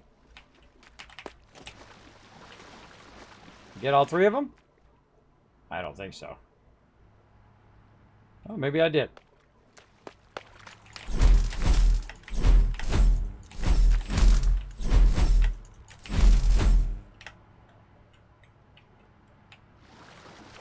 Okay, that felt too easy. I felt too easy. This is usually one that's always gets behind me somehow. All right, we took care of business. What do we got? Oh, all that for an impure node. Oh, well. I was hoping I'd get a nice pure out here. But no moss. No moss Rooney.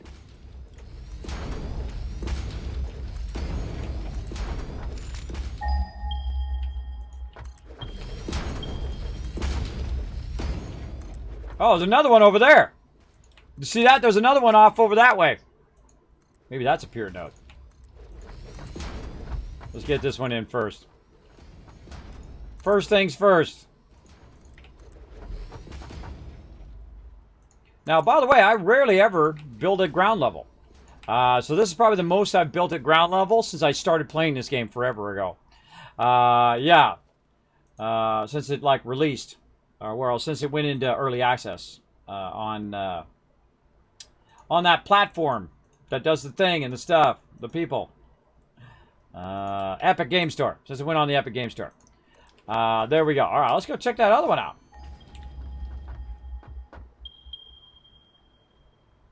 Yeah. All right, 240 that direction.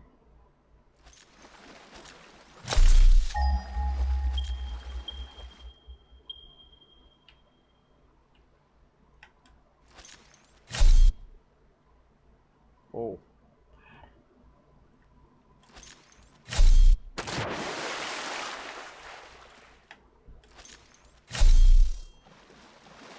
Now give it a second so the mobs that might be here are going to spawn. What do we got here?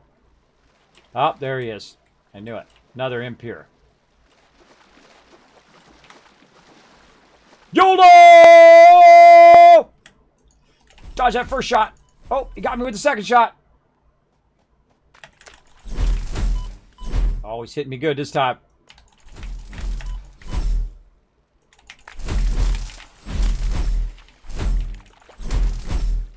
Oh, I did better that time.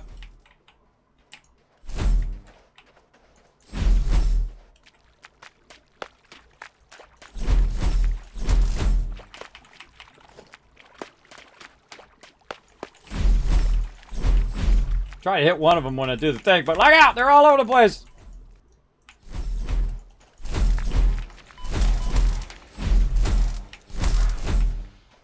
Oh, great. We got another one over there.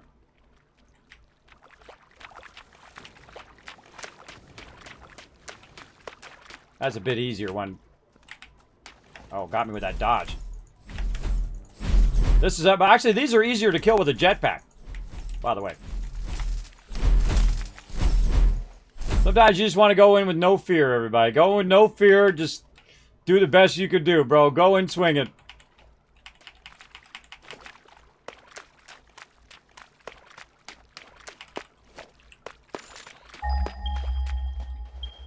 Oh, another one. Now we're pushing it. Now we're pushing our luck.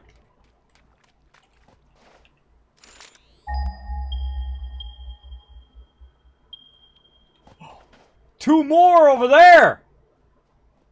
All right, well, a bunch. Oh, that's a normal mode, too. Oh, we got Power City. This is Power City, everybody. All right, let's, first things first. Let's go back and work on the one we were working on. But yeah, that's a lot of power there. Okay, I was like, because normally what they are is they're clustered together, usually in groups of 2 or 3 nodes. In this case, they're all spread out all over Kingdom Come over here, but we do have a lot of power over here we can utilize, and so now we know we're styled, and that's it. We can do everything we need to do. Pretty sweet. Now, what's going to happen though? By the time I log in again next time over there, those ones are gonna respawn. I'll have to do a bit of that again, but that's okay. I guess we could build some foundations out there to try to block it, but that doesn't always block it every time. All right, so we want to get this one going. And what I want to do is aim this one in the direction that I came from. And that's going to require less, overall less foundations. Or at least more organized foundations, I guess. Require just as many, but it'll be going in the direction in which I want to run the power back. Now, I could go in the direction that I want to go to the next one. That works as well, too. But I'm going to go ahead and make this a nice little wide road here. Then we're going to run it that direction. We're going to turn it around. We're going to come back. Then we're going to have our power along this road. Pretty much like we have now. And we're definitely going to need 3 more of those over here. What do we need to do? We need to run our power. That's what we need to do. Let's do that first.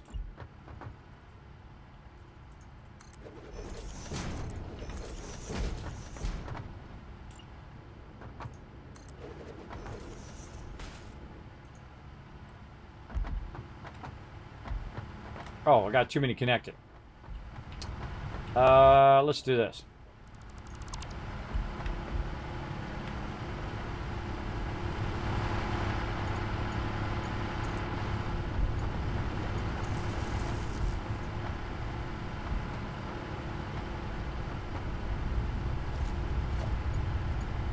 Oh, it's already connected. Oh, it's already connected because I brought it down from up there. There we go. It's like that just blew my mind there for a second. I already had it connected, so I was checking the power levels. Alright, looking good. Out of concrete. Story of my life. Out of concrete. But not at least we don't have to run all the way back to the base. Hey chicken, how's it going? Thanks for hanging out in the chat. Hope you're having a good day today. I'm having lots of fun building some stuff. Right now we're gearing up our power. And we have got a tremendous amount of power now. All lined up, ready to go on tons of oil power. And this is the time in which I stop everything else that I'm doing and I work just solely on power. So I can then unlock that final tier. And that's going to make the rest of this just easy mode.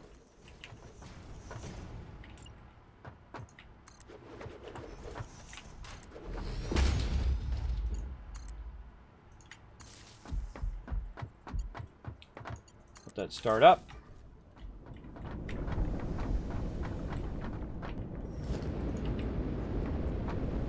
And I like the idea someone had in chat. I'm sorry I forgot who it was.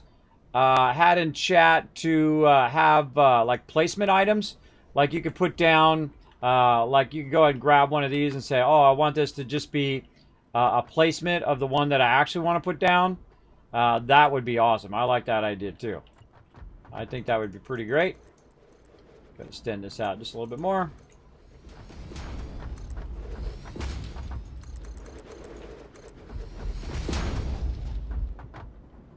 There we go. Now, speaking of, we have the ability to make one more here, I believe. So let's go ahead and make that baby. Or 2 more, actually. Right over here. Coming out there, and then... mouse is so touchy. There we go. Yeah, we don't have enough motors for the second one, now. That's okay. We'll just go ahead and do it like we normally would anyway. Now here's a great little trick, by the way. If you don't have enough resources, what you do is you build that one, and then you can try to visualize where you need to go for the next one, right? And try to visualize it by looking at it. Or what you can do is just run your piping ahead of time, right? So you can go ahead and run your piping, say to there, and you can kind of visualize it and use your piping as a measurement. Which is currently right to there as well. So it can give you a little visual measurement, which is right here along that line. So like that. And then that's going to be there, right? Actually, it needs to go back just a little bit. Come on, mouse. Work with me. There we go. So yeah, right along that line is it. Perfect, actually. And then what we do is we take this one out, and then we put this next one in, which is going to be next to that one. So we want to make sure that we line it up as best we can, like this, and then forward by 1. Should be something like that. Get the general idea. And so you can basically use that as a placeholder, and then finish this out by putting that in there, and so on and so forth. I personally don't like to do that because I usually find it messes up in the long run, but you get the general idea. that you can use it for actual placement. You can use your items as placement. I'm just going to take those all out and re-put this back over here. So good for eyeball and stuff. Like that. Okay, what do we need? We need motors and a few more heavily modular frames. How much time we got left? We got about 10 minutes. Okay. Also, we need a nice transport here. So let's go and work on our transport. Oh man, we gotta get to do so much fun stuff out here. We're gonna build all sorts of stuff out here, all sorts of power. We're just gonna tap all the power. Now the next one I'm gonna do here is a normal. So that means I can do double this amount of power as well. And I just use oil for power at this point. I just need a little bit of rubber, a little bit of plastic at this point. And the rest of this is just nothing but power. And I can go and I can grab the oil, by the way, and run it all back if I want to. And maybe I'll do that. Maybe I'll run it all back and we'll do an inline. We'll do an inline power.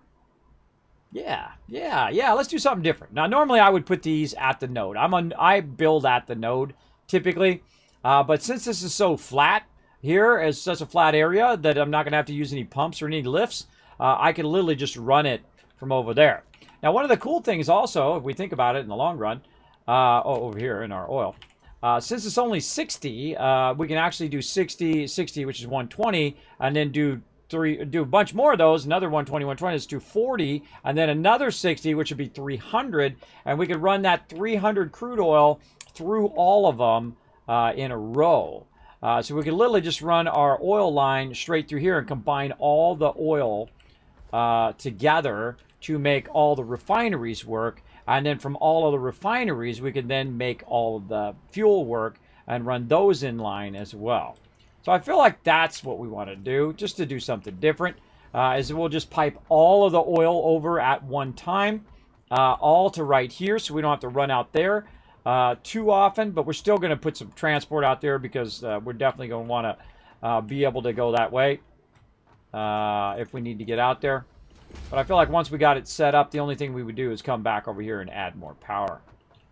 So let's go ahead and put this wall. I wonder if we put the wall support underwater. Worth a try. Maybe I got to be in the deep water. Oh yeah, it actually goes underwater. That's cool. We'll come back to that later. All right.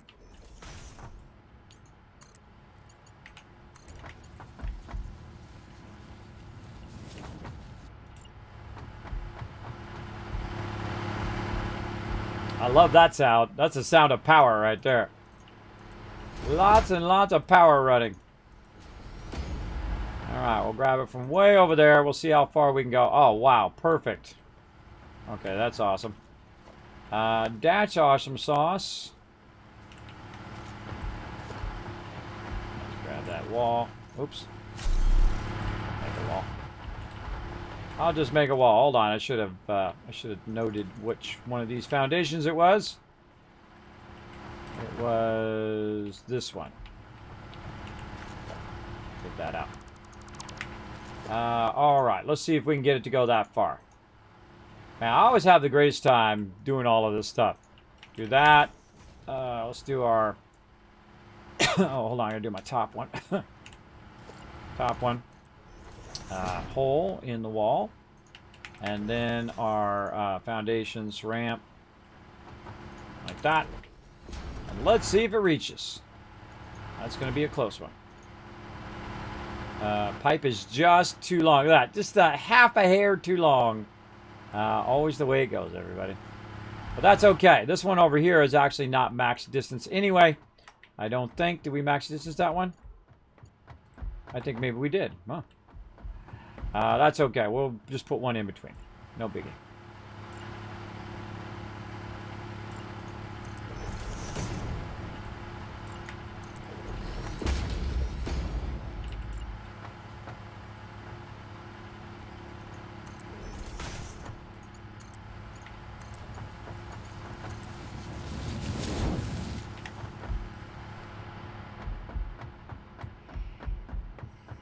Make sure we put an entrance on this side in, because it ain't going to work good without one. Plug it in the back. Tester out.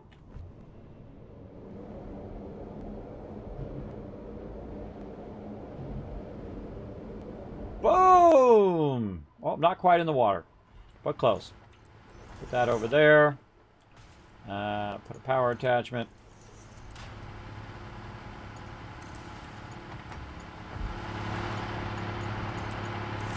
All right, easy peasy. That's exactly what we're going to do. We're going to run all the oil back this way. We're going to need a lot of copper sheets and a lot of stuff. And we're going to take this refinery out too. We'll put all the refineries, all of the power in a kind of a loop. But we should flip those.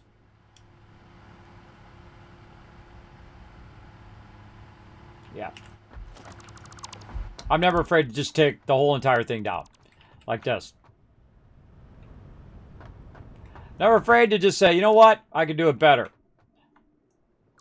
Look at my headphones. I can do it better. Oh, took out my foundations too. Look out for that. Hold on, I'm getting overburdened with stuff. Throw it in there. Let's go pick that stuff up before it gets underground. All this is out. All right, we're going to do something even more fun. We're going to really gear this up. We're going to gear it up. Okay, so we're going to take our oil and we're going to run it to the left. And the reason why we're going to run it to the left is we're going to feed it in to the refineries that we're going to have along the side here. And those refineries are going to do this side all the way down. So let's go ahead and give it a little bit of an offset though. Let's say right there. Oh, I need my stuff back. Not that stuff. I need my other stuff. There we go. Ah, need my poles. Poles.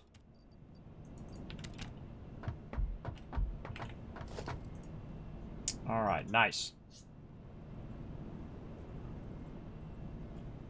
A little bit forward. Let's say right there.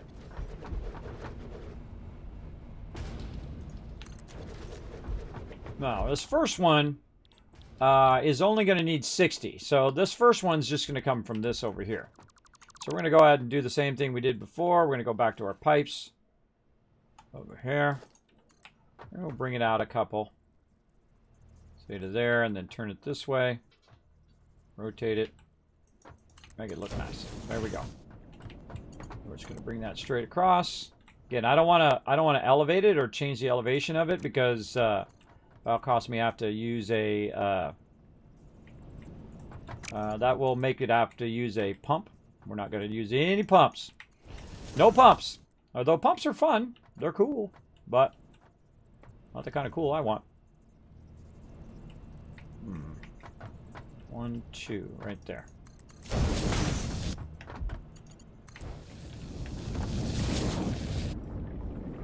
That's awesome. Look at those awesome 90s. Looks beautiful. All right, it's going to start pumping into there. Now, we're going to need our power back behind here too. So let's go ahead and put a few walls here. Put that up nice and high. Grab one of these. Put, say, center wall. Oh, that's not center. Dash not center, bro. There we go. We're going to put some of this out here so we can run behind here. Run the power behind. And we can run this into the front. Oops, no.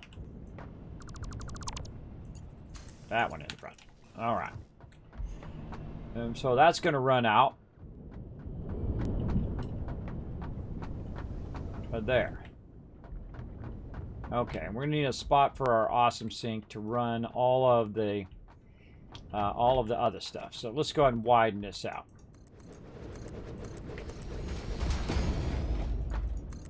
Oh yeah, now look, this just fires up my imagination, everybody. I love it when it fires up your creativity. I'm like, okay, what could I do and how can I make that better, whatnot, and that's what it's doing right now. It's firing heavy, and that's probably why we'll run over our stream now. Because it's now inspired me, and I love to be inspired, and hopefully you guys love to be inspired. That's probably why you're in my stream. Be inspired every day to do what you love to do. And so we're going to go a little long here. I think we go a little extra half hour. We get it done. We'll get it done. Or at least we get a big chunk of it going. All right. Well, that one's just going to do the first one. But we're going to want some central lines running along here. That'll feed into all of the splitting of these ones. Because those are all going to be combined and come back and then split. Where this one's just going to work on its own. Because it's right next to the node. And so that fuel's going to come out of there. And what's the fuel coming out again? It's coming out at 40, and we get up to 300. So we can combine a lot of these, a lot of this fuel coming out together to run a single line for our actual power generators over here. I feel like we'll just give it a lot more space. Plenty of room out here. Nice flat area. Imagine the size of the base you could build right here, right? Ginormous. Ginormous base. Okay, so out of there, and then we have to deal with our extra stuff as well. And eventually we'll make that into something. But for right now, we'll go ahead and just run this straight across. You know what? We'll do this. Hold on. We're going to line this up. I'll say right to there. Then we'll put our fuel generator.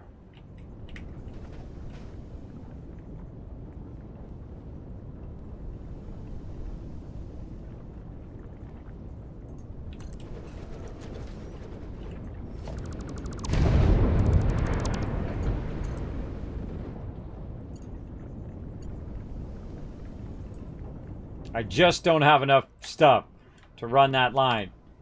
This game loves to troll you. This game loves to troll you. Make you go back to your boxes all the time. Alright, there we go. Right over there. Okay.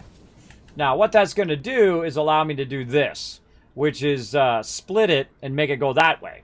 So that's going to be 60 going into here. And then whatever excess I have is going to run down here and keep these going. Now, at this point, this is another great way of not worrying about the numbers. You just take everything that you got and you run it in there and you see how many of you can get fired up. That's another a valid playthrough style. And that definitely will work. Let's try to center it, say, off this line here. Like that. And then what we're going to do is just run a really long pipe. As long as we can run it here before we run out of resources. Let's say something like, nope. Back a little bit. Right there. And then we just run the pipe in front of there, and we just keep running the pipe down and down and down and down. And we just bring it in and we merge it. And then all 300 of that is going to come down this way and then rerun down the line. And then we just have endless power and endless oil. But what's going to happen is eventually you're going to hit the tier of 300, right? You're going to hit that maximum throughput of 300. And then you'll have to create another line and whatnot and create a whole nother section. But you get the general idea. Let's do it. Oh, wrong take. This take. Let's do it. All right, more battles. Then we're going to do the blue one here on stream. We'll go for another 30 minutes. And then, oh, man, I love this game. It's so fun. It's so incredibly fun.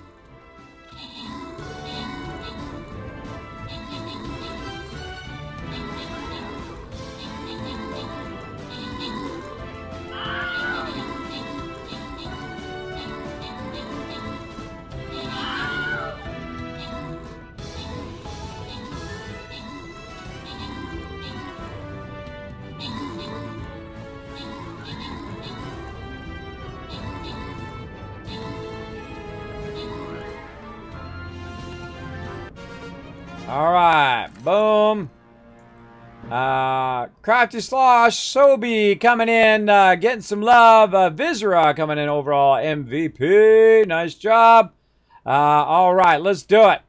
Let's get you guys potentially some loyalty rewards. Ooh, hold on. We got to make some decisions here. All right, what are these guys up here all about?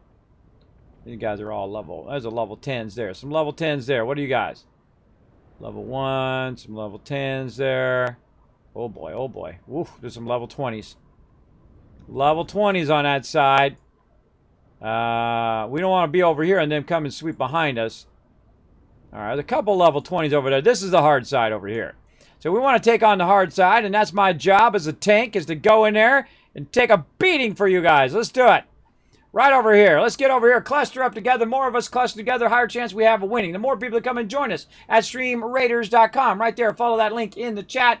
Take it easy, Dovey. Thanks for backing me up tonight. You can go ahead and bail. Don't worry. You don't have to hang over. Appreciate it. Everybody go ahead and join me over here again. The more people that put down, the more units. You put down 1 unit every 5 minutes. And if the more units you put down, the higher chance we have of winning and the higher chance of everybody getting that loyalty chest and potentially getting a free loyalty skin, which is pretty cool. Now, if you do want to support the stream, right up there, we're 19 of 100. If we get to 100, we get to get another custom skin, like my buddy Norbert, which we got. And, of course, we also got the Wasteland Tycoon skin. You can get over there as well. Does help support the stream. So if you can't afford to get a skin or two and rock that yellow fedora, just like Rotisserie G, I do greatly appreciate it. You can also gift them to other people, to your friends and other peeps who might have had your back in battle. Feel free to go ahead and support the stream that way. It does help out a lot. Appreciate it greatly.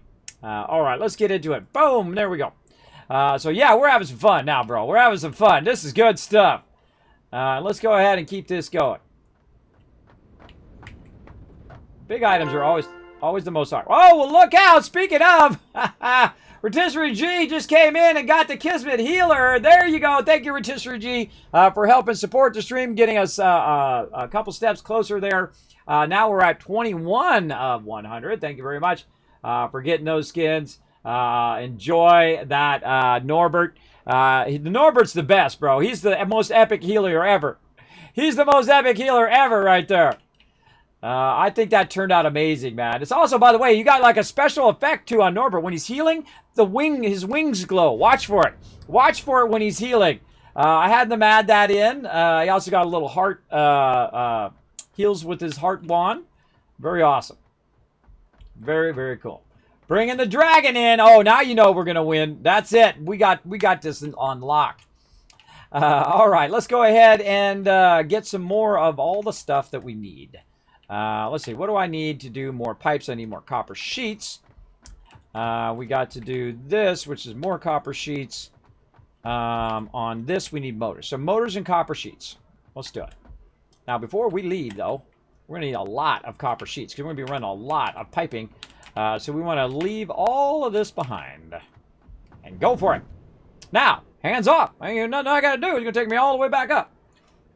And this is when you go this is what usually happens. See, this is why I don't do this in the beginning. Because in the beginning, that's a lot of running back and forth and back and forth and back and forth. Same thing with coal. If you're running back and forth all the time, it takes a lot longer than if you just wait till later in the game when you have your hypertubes and you're good. You're good. Let's go. What is today? Today's Wednesday, right? Yeah, Wednesday. Oh, cool. I actually know what day it is. Problem when you work 7 days a week, especially when I used to stream all night long, because you go to sleep at nighttime and then, or you go to sleep during the day and you wake up in the same day, which really throws you off. All you night shift peeps know what I'm talking about. I know you know what I'm talking about. It really throws you off because it's hard to know what day it is. Whether you've gone another day or whether you're in the same day you were in before. It's really confusing. I've done a lot of night shift working. I wasn't really night shift. It was like go to work at 6 o'clock in the morning and then finish 6 o'clock the next morning. It's more like working all 3 shifts or 4 shifts, I guess, for those who think of 4 shifts. We always thought of in 3 shifts in my day. There was not a 4th shift.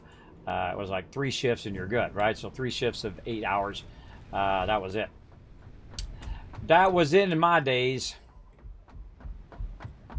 All right. Let's see. I forgot what's here. There we go. See, my brain gets sidetracked. Let's just take it all. Take it all. What was the other thing? Motors. Motors. Oh, actually, let's put some of this back. Gonna need a bunch. Oh, I got room. I got room for motors. Okay. And this is why I have that gap. See that gap I can just run through? It's so I can just run here. I don't have to run all the way around. I find that kind of sucks to have to run around all the time. Run around all your boxes and run around all your stuff. If you don't leave a gap there, you're just running around stuff all the time. So leaving a gap serves a multiple purpose, both to make it easier for me to raise it up with my lifters, but also so that I can get in between the boxes myself. I work nights and weekends, so I'm normally a week behind what I think it is. Yeah, that's usually the way it is. Rotisserie G. It's kind of reminds me of that same feeling you get after the first of the year when you don't know what year to write. It's very much like that, right? I guess everybody can relate to that. People who haven't even worked night shift. Where the first whole month you're writing the wrong year on your checks or on stuff that you're doing. You're just writing whatever the previous year was. Yeah, that happens quite often. Right after the first year. So working night shifts like that all the time. All right, here we go. We're speeding up. I'm going to go even faster now. Woo! Going down. Look at this epic. We're going to fill this whole basin in. Fill this whole basin in with stuff. Boom! Take one to the face. There you go. I'm so nice to my guy. I just made him take one to the face.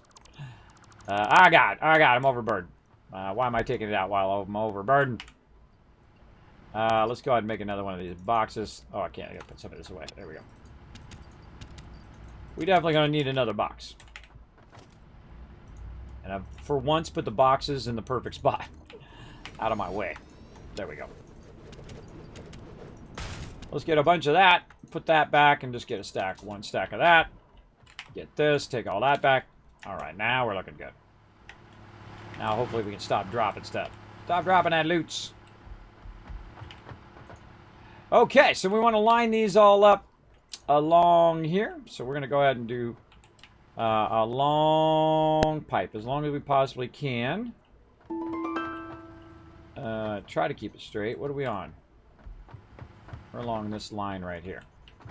So we're going to keep that line as straight and as long, let's say, right to there. So that junction's not in the way of this. And then we're just going to literally just bring that straight back. Best we can.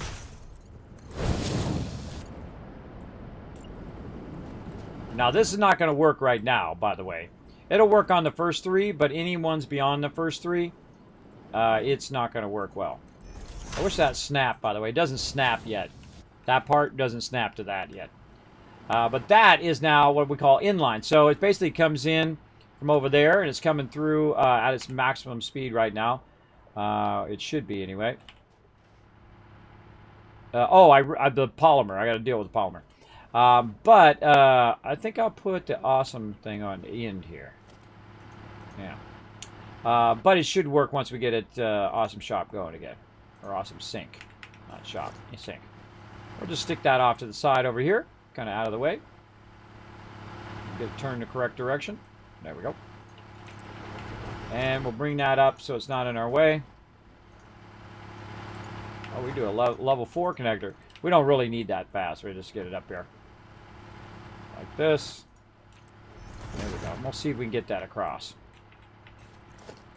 We'll do some inline merging on all this as well.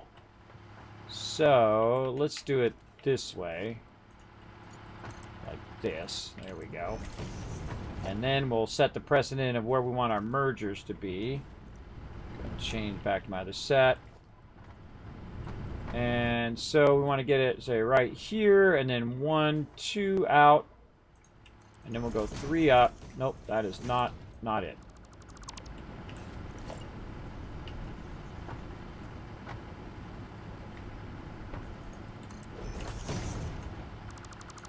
One closer in. Should have went 2 out. Ah. And it's too far that way. Always something. We're getting it here. I use these to line up stuff. Really? Huh. That doesn't seem right, but then again, nothing always seems right. That's right. That's it. Sometimes you're eyeballing it. It doesn't seem like it lines up, but in that case it does. Notice I took that out, put that back in. I tell that over and over and over again. To peeps to make sure that you put that back in again. Otherwise, you'll regret it big time. All right, there we go. Going to the awesome sink over there. We're going to go ahead and run our power cross back over here, over there. And that's going to go ahead and start processing that. And what that's going to do is allow our refiner here to start back up again and make fuel. Because it stopped making fuel. So we're going to start that back up, and it's going to go ahead and get rid of all that excess in there. Now, we're going to have too much excess at some point to run on that line, and we'll have to use a higher line run, or higher level line, but we're going to do what we got to do here. Okay, so that's going to be a separate one. And then this one is going to be its own back here as well. And we're going to go ahead and go into our other set. There we go. And we're going to do the same thing here. We're going to bring this out. Not brag it out. Bring it out. Maybe back by 2 there. Man, let's say this. Let's say that for now. Because what we're going to need to do eventually is put splitters on there, because we're going to run a single line. And so we'll put splitters on there to put it in all the refineries that we're going to add later on. Later on. I don't think we're going to get them all today, but we're going to get as many as we possibly can. And I'm just going to run it on the ground. Now, I could run it up higher if I wanted to, if I wanted to use pumps, but I'm not going to use it because I'm awesome. I'm going to use none. I'm going to use 0. Okay, we got to remember where that's at. It's kind of like a middle line there. I really should bring that out just to make it easier visually for me to see it. Where I'm running that line. That's what I'm going to do. We're going to bring it out to the edge here. It just makes it easier for us to see where we're running the line. There's our nice 90. All right, and there we go. That's easy. That was easy.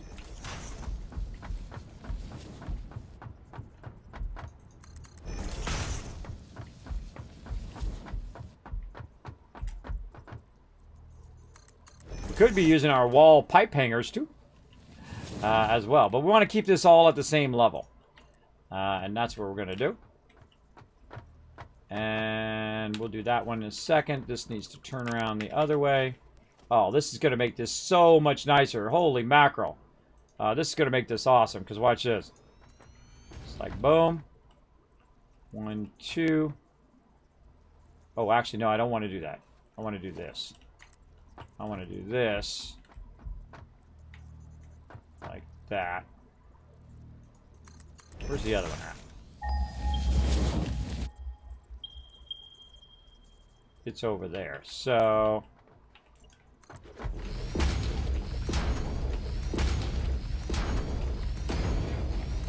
See, I like to square off. I don't like to go at angles. Makes it more awkward.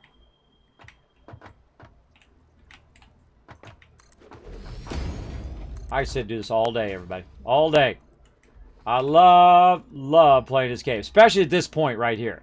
This is the point in which you're just like, okay, give me the power so I can make an insane mega factory.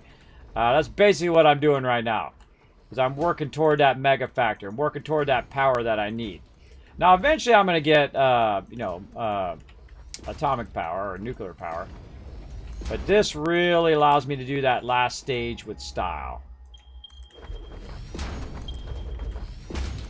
Now, we haven't even unlocked the next stage of our stuff either, which is our Tier 3 extractor.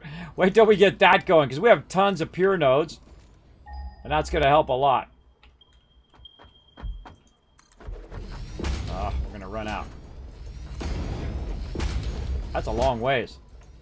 That is a long ways to run a pipe. Yeah, look, that other one's straight ahead, too.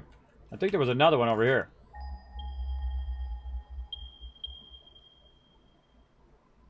Yeah, I think there's one there, and then one on behind that. All right, that's a long ways, but that's okay. We'll just make tons of copper sheet. We should be fine. The great thing about these lines, by the way, is they're mergers and splitters. So you don't have to do a merger and a splitter and a merger and a splitter and all of that. We can just run them nice and easy. Nice and easy peasy. Oh, you know what I just thought of, too? Is that if you do it just right, where you make your foundations up a little bit for the oil over there, it'll actually cause the oil to be going down, down into the thing, just like we did with our water extractors. If we add that up, we actually put our foundations down, say over here. Yeah, it had it up a little bit off the ground. That actually is to our benefit. So if we had that up, then it would come down into the thing, causing a positive head lift, right? So a positive lift or a positive push to the fluid, which would actually push it itself instead of using pumps. And then I could actually have it up a little higher and I could run it along the sides of the walls. Now, am I going to do that? No, but you could do it. That's what's important, the fact that you could do it. Now, here's we're going to have a little fun with this as well. We've already got an entrance here, right there. We need to connect our entrance in. Oh, we did. Did our power go off? What happened here? Did I disconnect? Oh, I didn't connect the power line. Connecting the power line would make it a lot easier. But now I'm about halfway back, so I can just walk anyway. But I'm going to make the transport on the pipe itself. So we're going to use pipe stackers to put on top of there, or actually hyper tube stackers on top of there, so we can just use along the pipeline. So we get on the pipeline and run along the pipeline, since we're only going to make a single road now wherever we're going, just to run all the oil back. There we go. So let's keep that going. Is this one doing its fuel? Let's get this one doing its fuel as well. We have, oh, we don't, I don't think it's connected yet. I don't think I cross-connected. That's right, I was running that other side. What else we come back for? Had that going. We run, oh, concrete. Concrete. Need to make lots more foundations. What do I not need a lot of? This. A lot of that stuff. Don't need any of that right now. Chainsaw, don't need it, don't need it, don't need it. Get it off of me, not painting anything. I don't even have my paint gun with me. I got this darn resin stuff on me. Alright, there we go. Now, give me tons of that. Back it up by 2. Okay, let's do it.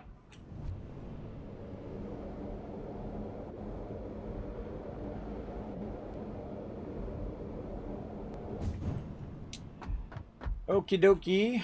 I think I'm going to move this into the middle because we're just going to use our hypertubes and not really have a road. So I'm going to take this here and we're just going to kind of move it to the middle of the thing. Here's the side thing. And we're going to make this into our actual pipeline road. Do we want to do it earlier? Might want to do that earlier. Hold on. So we can make a nice... See, I like to have them at max length. That's just me. That's what I like to do. So let's go ahead. We do it there. Then we can bring this forward. Try to line it up off the center of that. And then we'd have to go back by 2. Back by 2 that way, and then this way left. So center of this, back by 2, and center of that. Now, why am I doing that? Because when I do the splitter that goes that way, it needs to be have enough room so it's not right on top of this junction, because it won't work on the junction. That's what I'm thinking through there. All right, nice. Like it. I like it a lot.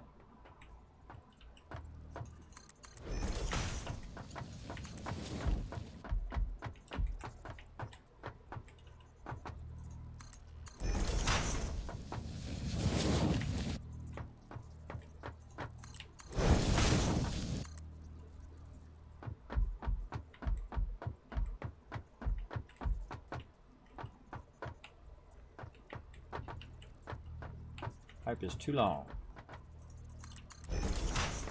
Like I said, this is a long way.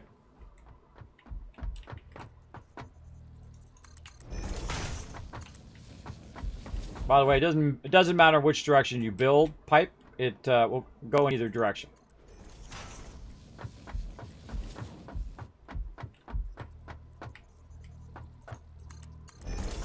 Yeah, see, that requires a lot less foundations and things like that. Because it's all at the end, and I don't have to build roads and all of that. I can just build a pipeline, which is sweet. And that's going to run right to here.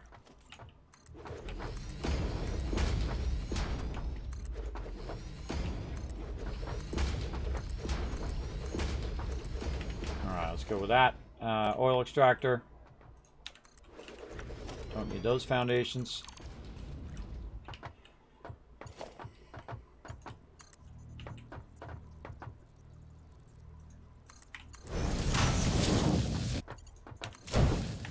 Okay, looking good. Now we're going to need some transport, and we're going to need some power. So let's use our stackers. And let's see, where would we want it to end us up? If we go all the way to here, where would we want to come out of there? Let's see on this side. Try not to end up in the water, because then we can go... We'd have it go this way, and then continue on along the back as well. So I feel like that's pretty good. So let's say right there. Or actually, let's use our wall here. This will use our wall. We're trying to use our walls a lot more in this playthrough. Typically, I don't use it that much. I use a lot of stackers and stuff like that because they're just easier in there. But we're trying to use more of our wall holes and whatnot, like this, so we can do that. But we're going to go ahead and use these stackers on the way back. And let's say right here. Let's just start with this one.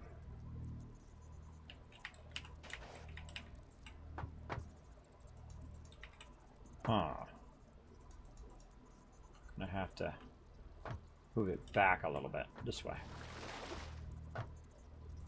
Is that me in the water, or is that something else? Keep hearing something in the water. Alright, so yeah, we're gonna have to move it back. We can't do it where the junction is. Move it back a little bit. There we go. Okay.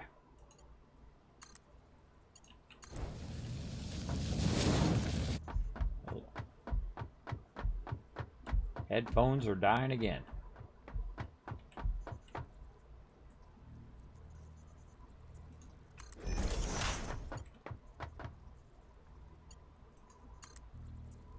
Oh, wrong stacker.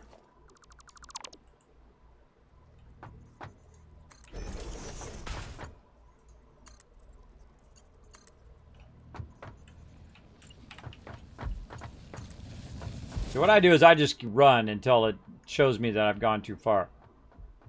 Oh, in this case, it's going to go all the way to here. Alright, so we'll put one right here in the corner.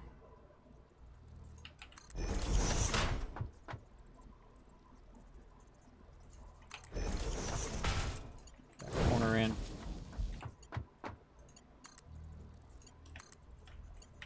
Oh, just enough. Just enough to get that one done, but I ran out of, I can see I'm running out of pipes there. And this was great about the having the skates, is that you can jump over stuff. Pretty awesome. So just turning in, are you making turbo fuel for your gens or just fuel? I haven't done turbo fuel yet. I haven't unlocked that yet. We'll get to that. No spoilers. No spoilers. Don't worry, we'll get to that. We'll get to all of that and, you know, atomic power and all that other stuff later on. So I'm just kind of doing it as I go along. You get the idea. All right, what do we need? I forgot what I needed now. Pipes. There we go. Lots of pipes. Finish up our hypertubes. So we're still working on tier number 7, 7, 8, which is really just 7 because there's no tier beyond that. And let's just put this. Oh, we're gonna do our walls again. Hold on. We're gonna do this right. Put our walls in. Utilize our walls for something instead of completely and utterly neglecting them like normal.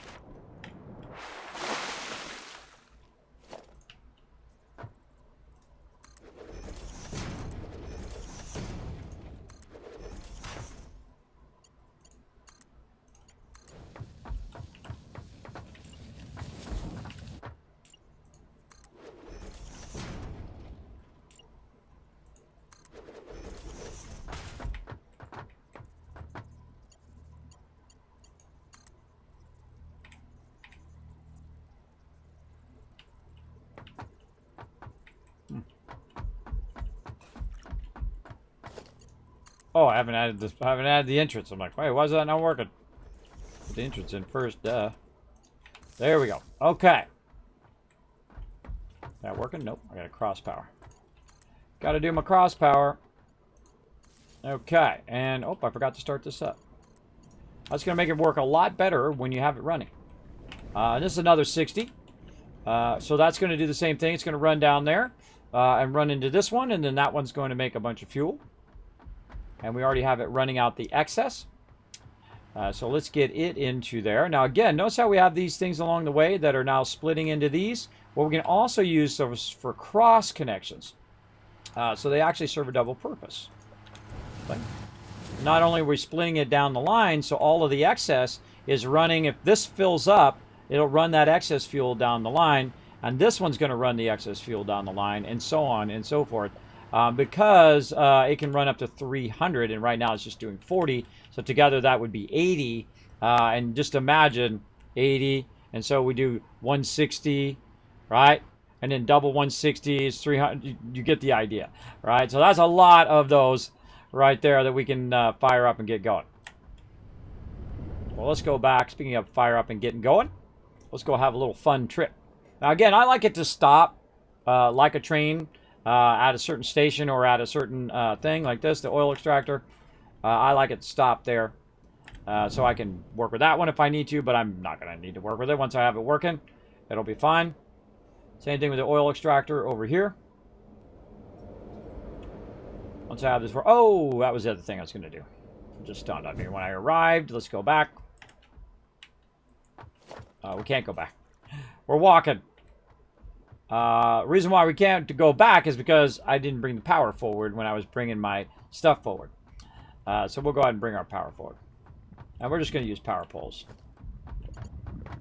So we'll just grab it across.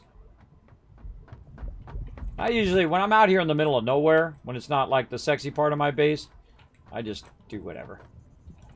I just do whatever I feel like doing. In this case, power poles.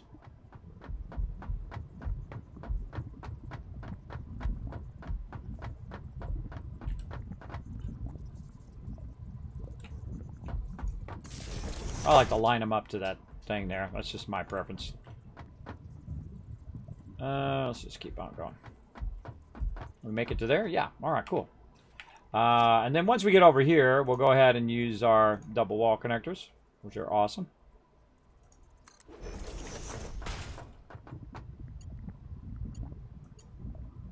Come on, you. There we go.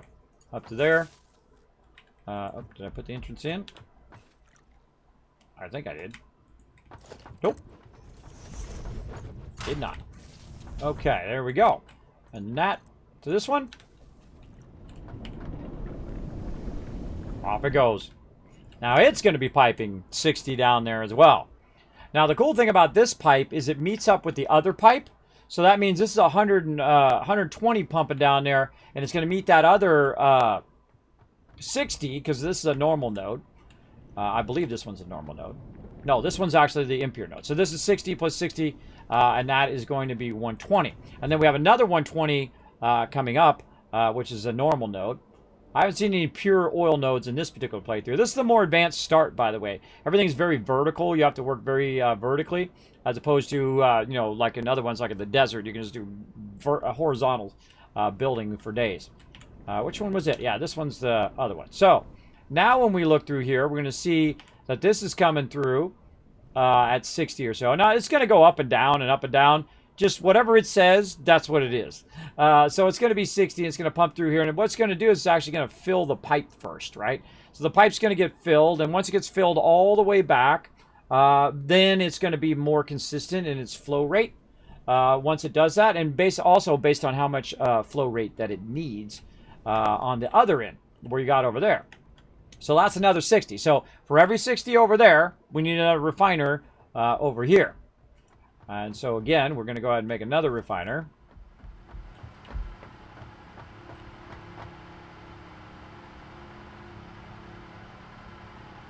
Over there. Okay, now another thing we need to do is we need to merge this one and that one. So this one, which most likely stopped, because, oh, it's got no power. I got to run the power from the back too. I forgot to do that. It most likely it's going to stop anyway because it's not connected into the rest of the system. So we're going to go ahead and take this and do this, turn that around. Do the same thing we did over here. Now here's the thing, this is in the way, this pipe right here is in the way, so we can go ahead and take that out for now. do our same thing here. Now, the great thing is that now is allowing us to line it up that way. And we can line it up in, hopefully, both directions. But it lines up the center. I don't know why it does that. It really throws me off. Because, look, it says, oh, yeah, that's the spot. That's not the spot. It's the spot over, one over from that spot. That's the spot. And then we want to make sure it's turning that way. And do that. And then across this way. Oh, I need to go on my other set. That's why I'm so awkward right there. There we go. Into my proper set. Nope, one more over from there. Still not right.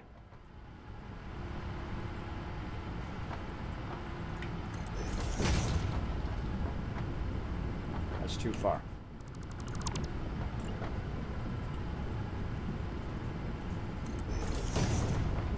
There we go. Now it's lining up. There we go. Take this out. Always take these back out and redo all of this stuff.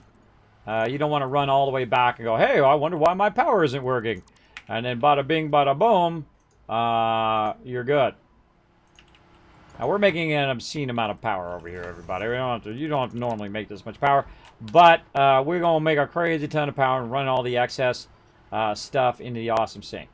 Now, also with the awesome sink, eventually this is going to get to the point where I'm producing so much of this polymer resin that it will also start to go too fast for my conveyor, and which means it's not going to go in at full speed, start to backlog, all these get turned off, all my power goes off. So you don't want it to ever stop doing that. Now this is actually have a backlog of fuel already because it's not tied in right now. So we're going to go ahead and tie this in, get this going. Again, I've played through all the way through the game, everybody. So if you're new to my channel, you just come in, watch out for that backseat gaming, number one. And number two, know that I have played all the way through nuclear power. I've done all the stuff in the game before. I just kind of talk my way through what I'm thinking about as I'm going through. That's my style of play. All right, we'll just break another one here. We kind of probably could have lined that up a bit better. Let's just line it straight up.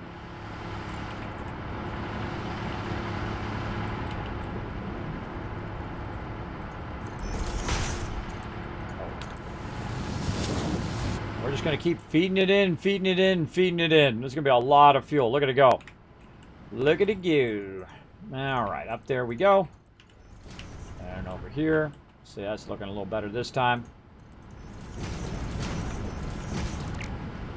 Take that back out. Always take that out, or you'll regret it if you don't, usually. And then across there. Now we're looking good. Let's get back to my 2 set. And across there. All right, looking good. So that's now going to run all the excess out of there into there. Now this one doesn't have any yet because we haven't split it to this. And this is what we call inline running. Inline running is when you're just running everything down one line and then splitting and splitting and splitting it, and then it comes out the other side. You can inline that as well, and then merging along there. But eventually you need to worry about the numbers because the numbers sometimes grow to a point in which you're not effectively running it. So if I'm producing more than 300, if I'm running more than 300 oil down this line, it's not very effective to do that because you're just going to be wasting some of the oil. And I like to use every little bit because I like every little bit of power. And there we go, nicely lined up, looks good, running in there. Let's make some fuel. Now this is way more fuel. Just these 3 right here is way more fuel than I need for all of this stuff I have running out here for sure. Absolutely. It is way more fuel than I need because I need to make a lot more of these. So we're just going to keep this going. Going to run this as far as we possibly can. Let's say to there. Oh, nope. Let's say 1 back down. Oh, no, I can't make it there. Okay. It lies. It lies. And then again, I love the fact that these are splitters and mergers, by the way. So awesome. I wish that snapped, but it doesn't, so you got to eyeball it. Watch it fire up. Get that fuel in there, baby.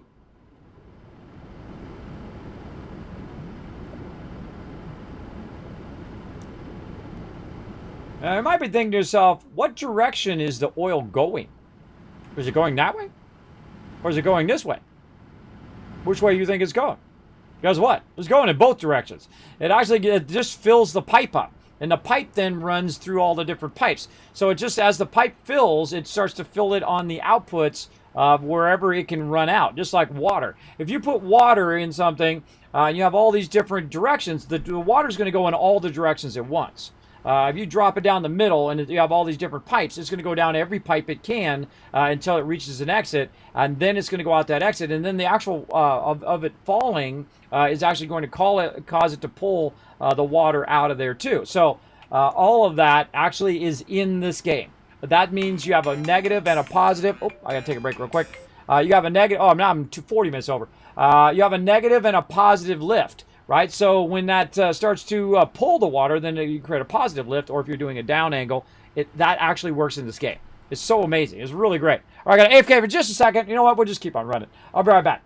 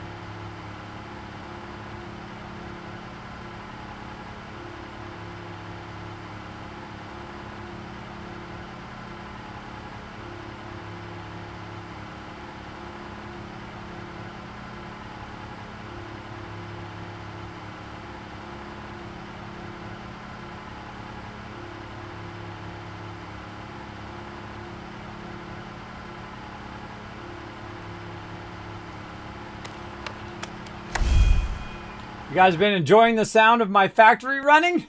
I just thought of something. You know what? I just had like a aha moment. You know, if you got the cases, I've got my new one, and my one's actually got my name on it. Pretty awesome. Thank you, Insifer, for that. You know, if you take it, if I'm wearing one set, I can put the other set in the case, and the case actually charges it also. So that's really even more awesome. So I was using these ones just now. I used these ones first. Then I put them back in the case, and then I using these ones, which are now back in the case, charging. They're in there doing their thing. And so I can just switch back and forth because the actual case itself actually charges them. And now these are all charged back up again. Now, I don't know if they're fully charged, but they are charged back up enough so I can use those because those other ones died right there. All right, let's keep it going. How are we looking here? That's all running out. I feel like this is all backlog now because there's so much fuel in the system. Yeah, I feel like this is stopped because we have so much fuel, but not enough things to run that fuel. Holy mackerel, that's a lot of fuel. And I go in the rules of tens. Basically, like coals. Coal plants use about 10, but not always, though. When you first start off, it uses a lot less coal. But at maximum power, it's going to use about 10. And the same thing with this. You use about 10 to 20 fuel in here when you're running your fuel at any given time. Now, it actually tells you what its consumption rate is in here. So right now, it's at 15. So it's basically doing 15 consumption by default. That one's actually not even running. None of these are actually running because I don't have the power connected to it. So it's actually not even using the fuel right this moment. So we got to basically put in our power lines, which will do that. But you got to have a general idea of how much consumption it's going to do. So let's go ahead and put in our power lines now. We'll go ahead and put those along the back over here, which I like to do. We've been using a lot of wall connectors and that kind of stuff instead of using all of our power lines and all of that normal stuff that you use. And so actually I'm going to move this over a little. Let's see. We got 1, 2, 3. Let's put it right here. And so we're going to go ahead and run this up like that. And then a double wall piles. I might actually mute the game for a second. So I don't have to talk over that. And then we're going to go ahead and bring this around the side here. And that is running, so that's good. Bring that around the side. And we'll run this in the back. So, good to think about that. Now, again, this doesn't start up until you connect it. Like I was talking about earlier with the coal plant and all of that, you got to have everything connected. So when we extended our coal plant, it doesn't actually run power and it doesn't actually put the stuff in the thing until you run those power lines. So let's make sure we get those in. Come here, you. Don't worry, I didn't forget about that battle. I'm thinking about it right now. We'll get this power line in. There we go. Got to be real specific.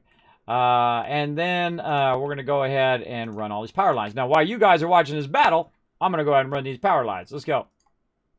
Let's do it. Oh, I hope you guys get something good.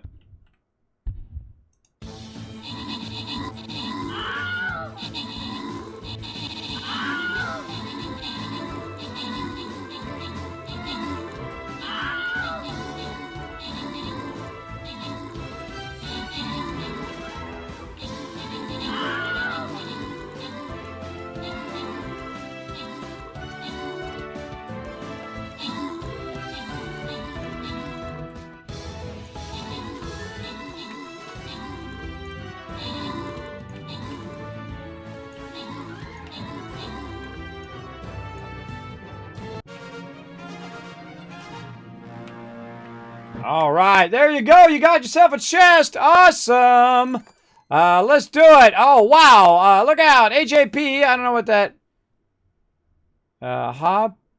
Pint? I can't say anybody's name right. I butcher everybody's name. Well, hey, you got 200 gold, so I guess getting your name butchered is worth it. M2U2me. Also getting some love. And Viz, I'm going to call you. Coming in, getting 13 kills. Congrats on that. MVP action. Go low side boss or high side boss. I'm feeling high side. High side mystery boss this time. Come on, we're going to have to step it up, though. We're going to have to step it up, use those epics, use those legendaries, so we can go ahead and fire our way through all of these baddies and get you guys some epic loot.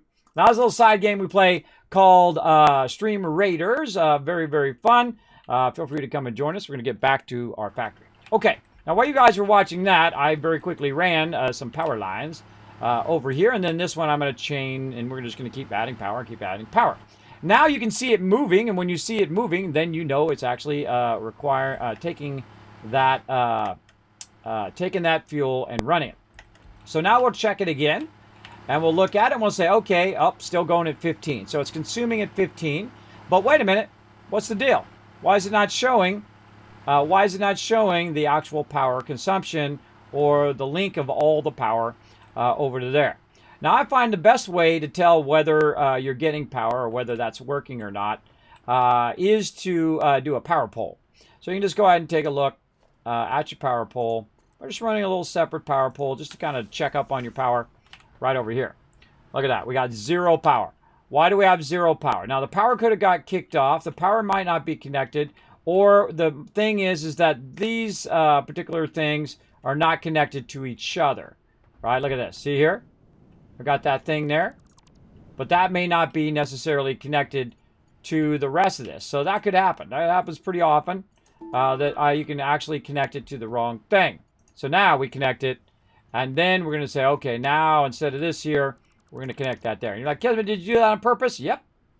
I do a lot of stuff on purpose here on stream just to show you guys what can happen along the way, like not connecting your power lines and all that stuff.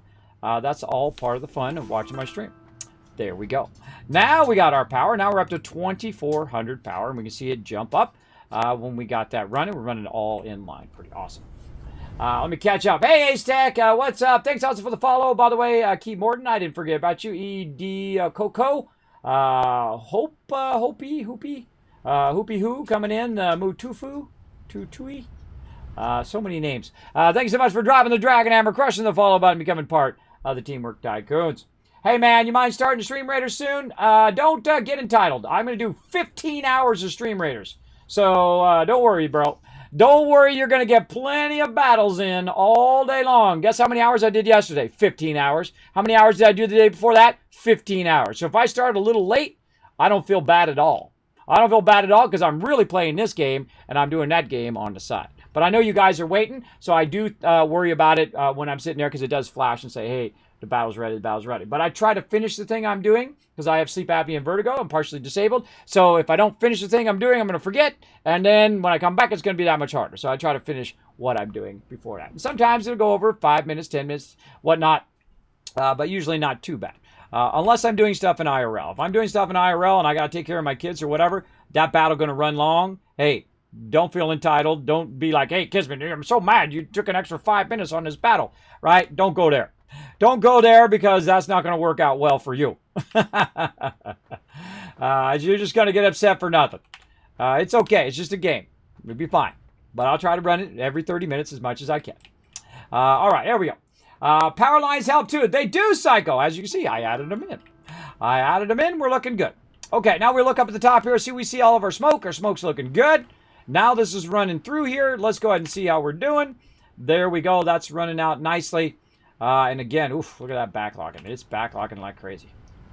Very nice. Very nice. All of that going through and running in there. This should be massively backlogged. There we go. See, now these are popping in and popping out. Right? Fuel, fuel, fuel. And we know it's working if we see it do... Oh, there it goes. If we see it do a little bit of that. Right? Then we know it's making a little bit of fuel, a little bit of fuel, a little bit of fuel. Because right now, these are not enough of these. We got to have a lot more of these suckers, right? So we'll just say 15, or let's just say 20, right? Just to make the math easier. If this is producing 40 right now, this could, in theory, run 2 of these, right? Well, really it runs 3, but we'll just say 2. So for each of these, I need 2 of those. So basically, I've got 1 going, 2 going, so that's 2 there, but then I got a third one going, and that should be 2 more. I got a pure node, or a normal node coming up, and that's going to be 120, and that's going to be 4 more of these. And that's why we want to run a lot of power, so that we have all our power squared away. Now, we have a lot of power right now. We could actually go back and start working on our computers and our heavy modular frames and all of that. But I feel like since we're in the zone of power right now, we'll just keep going. We're at 2,400, so we have 1,400 extra power right now. Remember, we were at 1350 at the beginning of the day, and then we went up to a bit higher, and then a bit higher, and a bit higher, and now we're at 2,400, which is awesome. So like I said, this scales up very quickly when you start using oil for your power, and then later on we'll use nuclear power, which scales up woo, like that. But watch out for radiation. All right, let's keep this going. Now we got plenty of power. That's so cool. Look at the God rays coming off of the thing. It's like the parts that are obscuring the thing. Pretty neat. Okay, now we got to run our power. Did we run our power? Yes, we did. We ran our power along there. This is kind of like, I'm kind of tempted to run it underwater, like you would have it in real life, right? And they have all the underground pipes. I'm a little tempted to do that, but we'll be fine. All right, let's ping this next one. And she's going straight out. All right, so we'll go ahead and just go straight out from where we are here. Let's keep on building. That's why we brought all this concrete. Watch out for baddies. Now, I feel like I cleared this one, maybe. I think I cleared this one already. The next one's the one I think we need to clear. Oh, and the elevation's starting to go up, too. Oh my god, there's 2 more nodes over there. Yeah, elevation's starting to rise. Starting to come out of the water. Yeah. Let's see if we can just get that on there. Let's see. Not coal. Production. Oil extractor. Oh, not enough wire. Always something. Always something you're running back for. Now, I could go in and I could, you know, tell it 3 more of these, which is probably a good idea. 1, 2, 3. And that'll tell me I'm going to need some more motors, cable. Got plenty of encased industrial beams, though. And I got a transport, so I can just all the way back.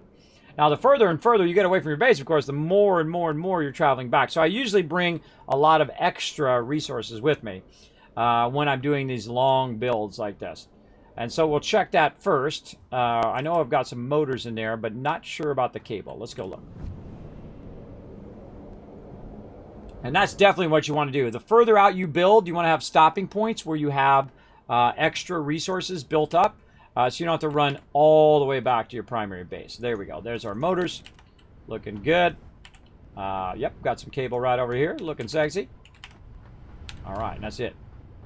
That's all we got. We're definitely going to need more cable, though. Let's just, we're already here. Let's go ahead and run back, get some cable. How much room do we got? We're going to bring a bunch back. Bring a bunch back on the way back. So we running long today, everybody. Running long. Well, that's okay. We'll run a bit long today. Have some fun. Have some fun putting in our power here, trying to tap all of this. This is going to be awesome for next time, because the next time I'm just going to have nothing but power room to just build to my heart's content. Just making gigantic manufacturers and making gigantic lines of all the stuff running in there automatically, making us just nothing but the higher level materials. And then we'll unlock that tier 7. And then we'll start to work on our level 3 extractors and all of that stuff. And then especially when our iron down there, when we do our level 3 extractors for our iron, we have it already set up. We're going to do a whole nother level of that. And it's just going to be a crazy ton of everything it's going to be making. Crazy ton of everything. But there's always certain points in the game where I just kind of slow down, take care of this thing, and then I push forward again. I feel like that's a lot. Like when we tore this whole entire base down, that's one of those points where you slow down. Right about when you're done with tier 4, when you're waiting for tier 5, that's when I retool the entire base. Tear the whole thing down and rebuild it. And that's what we did. It was fun. And then also in the very beginning, I did a whole bunch of things, tore that down, then up to tier 4, unlocked tier 4. I got almost tier 5. So, okay, now we're working on tier 5, take everything out, redo it. Very fun. Now, if I already played this area, by the way, which I haven't played this area, this is the first time I've done this kind of more advanced start in this particular zone, though the whole map is all connected. You can basically, if you already know where the nodes are, then you already know how you're going to build. But if you don't know the terrain, you don't know how you're going to build, you don't know where your other nodes are, like your sulfur and all that stuff, you're kind of developing it as you go along, which I like that way. I like to not know. I don't like to know where all the nodes are. I'm not going to look it up online and all of that. I feel like that just sucks some of the fun out of the game. So no thank you. No thank you for that. But hey, if you like to play like that, more power to you. It's your game. You play it however you want. All right, let's go this way and put one of these back. Trying to sort it. There we go. What else? We already got motors. We already got that. Anything else? Looking good on plates. Maybe a little bit more wire. Put our wire in and then put our small one in. A little bit more wire there. It'll be something I need. And we'll get back to our heavy modular frames next time. Once we have our power queued here. We're having some fun with this power. Doing inline power. Very rarely do I do inline. Normally I'm doing center splitting like you saw on the other side. The other oil that I was doing. And then also the... typically on coal I do center line splitting. But I'm getting into some inline splitting. It just takes longer for everything to power up that way. Because it's got to fill this first one. And then it fills the second one. And fills the third one, etc. down the line. Takes longer, but once you have it running, then it just will run and run and run. And you'll be fine. We're going to tap all this oil, and we're going to run all this oil over here and use all the power. And it's just going to sit over here and run and run and run. There's nothing else I need to do because, again, it's perpetual. It actually, because I use the power I already have to start this, then this power keeps those refineries going, and those refineries keep the power going, and so on. You create a little cyclical nature there. Because I'm running out the excess into the awesome sink, it's not going to stop because of that excess stuff. And then this, my original power started this, right, and that. And then now that is feeding this, and that is feeding that, and so on and so forth. And that's why I like to get to this part of the game, where you're just kind of having that perpetual power run all the time. Very, very fun. All right, let's keep going. We got plenty of everything now, except for that one thing that we're going to need in about 5 minutes. For sure. In about 5-minute Roonies.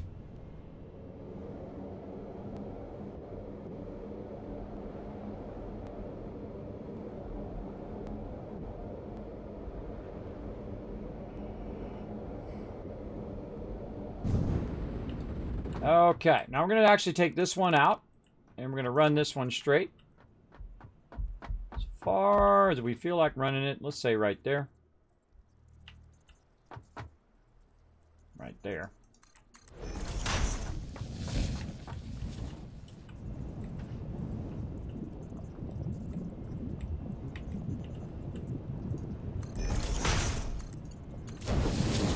Easy. Down it goes. It's also going this way too. But eventually it'll go that way and then backpedal and then it'll all go that way. Eventually. All right. And we were making a thing over here. That's what we were doing. We got to come back and run our power and all of that. Let's go ahead and run this line. And then we'll run our power down the side here. And you know what? Let's just go ahead and start that. Now, say I always use power line. I have very rarely ever used the actual power pole. And that's because if you use the power line, when you drag it out, it automatically makes a power pole. There's no reason to use the power pole most of the time unless you're doing the very first one. You put the first one down, and then if you're chaining it, you don't ever need to use the power pole itself. So that's why I usually take it off my bar. I don't. It doesn't do me any good. Again, remember this with no pumps. Running the whole thing with 0 pumps.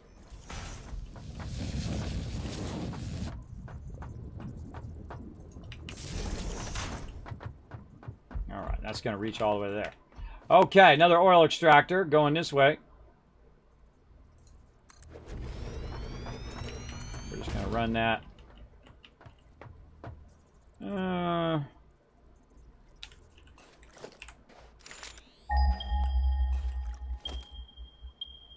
Dang, why don't you just line all these up for me then?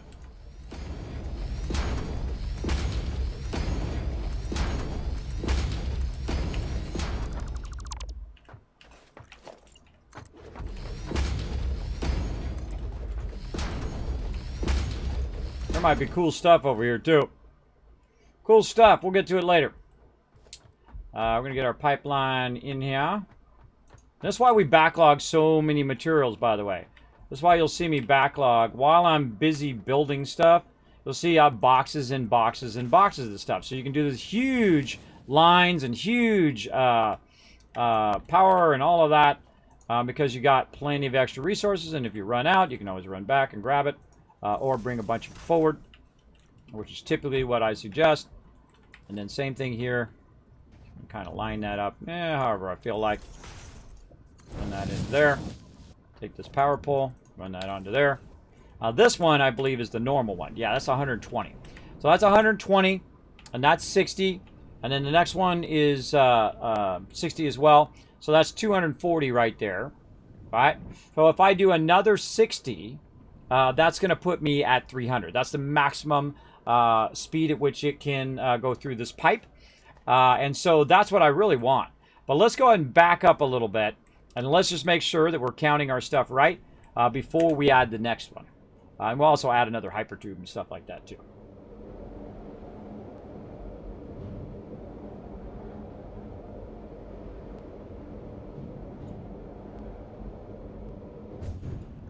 Okay.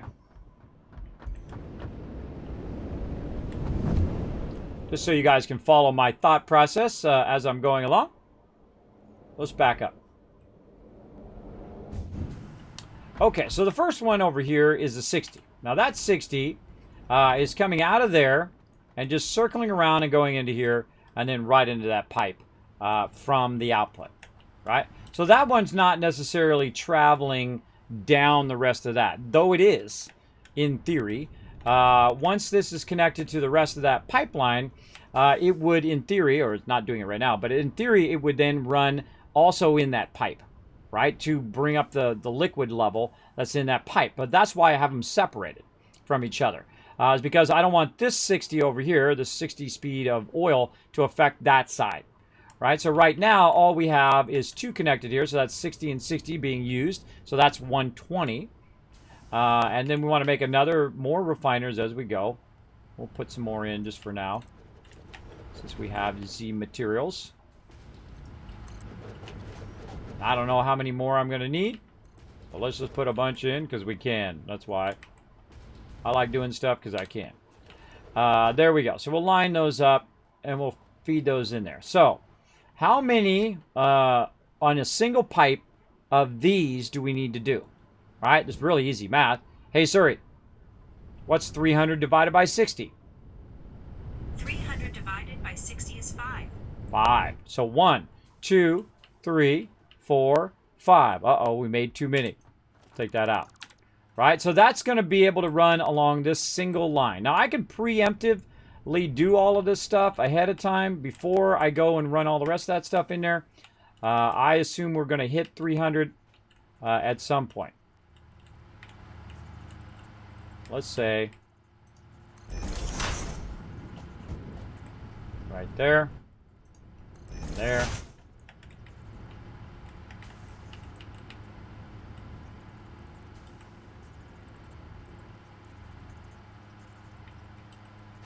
Oh, it's right where the junction is. All right, hold on. We got to take that out.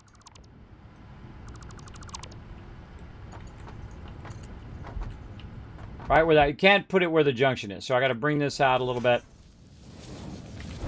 Like that.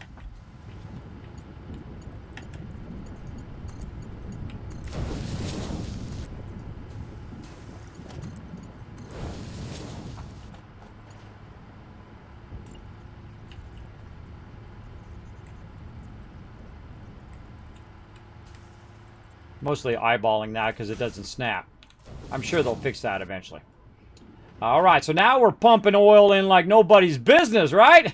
But again, we got to go ahead and bring our power forward. Conveniently, another one right there. And this up here, and we'll take this power line out just to make this clean. We'll go out here.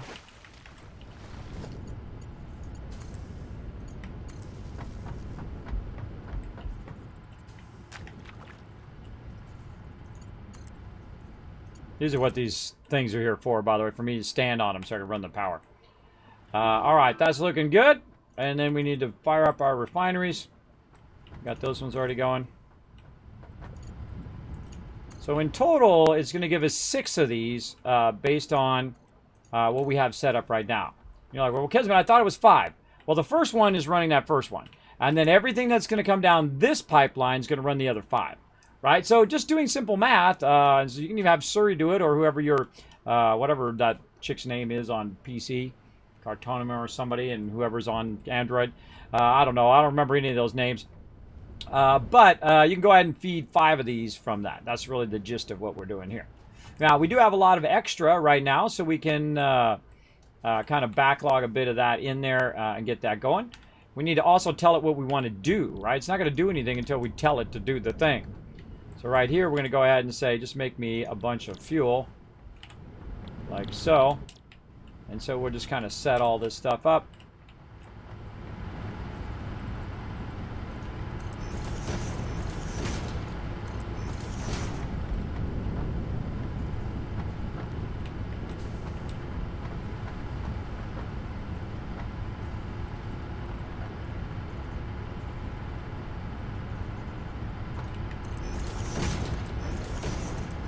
Notice I'm not putting the lifters in first. That will help you a lot.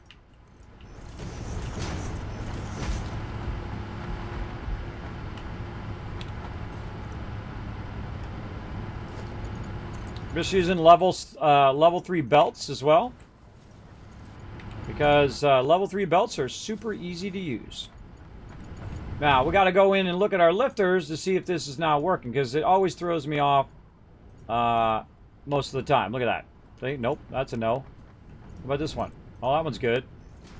Because sometimes it doesn't line it up. And that last one is definitely not lined up. Now, here's the good news. You don't need the last one. There's a merger. I don't need a last merger in this line, because this is going to be the end of the line for this. Because I'm going to have to run another pipeline, and there's no reason for me to run the other stuff over here into there, right? So I can just go ahead and just put a lifter in this last one, just like you do in everything else, like when you're doing pipes and bars and all that stuff. Just take that last one out. And there we go. Now it's all going to run there, and then same thing here. We can just go ahead and run our connections. That is so much fuel. That's an insane amount of fuel right there. I'm just going to run their own connections here.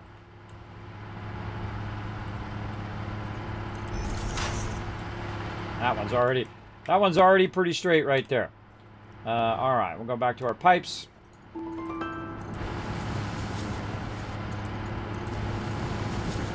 That is a crazy ton of fuel. That's a lot of fuel, everybody. Hey, since we're cleaning that up, let's go ahead and clean this one up over here too.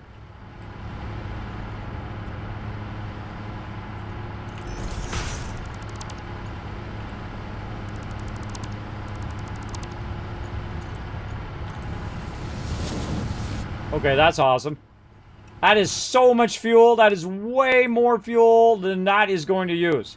But to make more of these, we need more heavy modular frames. And to make more heavy modular frames, what do we need? More power. And that's why we made this in the first place. So we can make more of these, which perpetuates itself. You make the one thing, which makes the other thing, which makes the other thing, and so on and so forth. And we are just cranking right now. That was awesome to find those extra oil nodes out there. Now, on the way back, we're going to go ahead and count how much we're using, or how much oil is flowing down here. Now, this one right here, that one is 60. So I'm actually going to write this down and get it going. We got 60 there. Hello? I hear somebody behind me making noise. All right. So that's 60 there. And then we're going to go to the next one. Oh, you guys are putting down the epics. Anytime you hear that noise, that's somebody putting down an epic in Stream Raiders. So that one's 60. And this one is 60. Very nice. And then we want to put some transport in over here. So we'll just do the opposite of this on this side. Like that.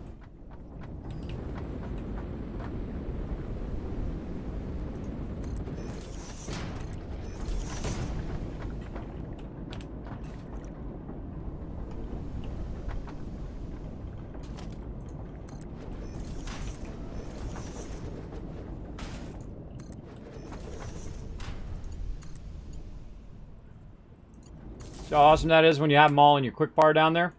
Works really great. You can have up to 10 different quick bar sets. Very, very cool.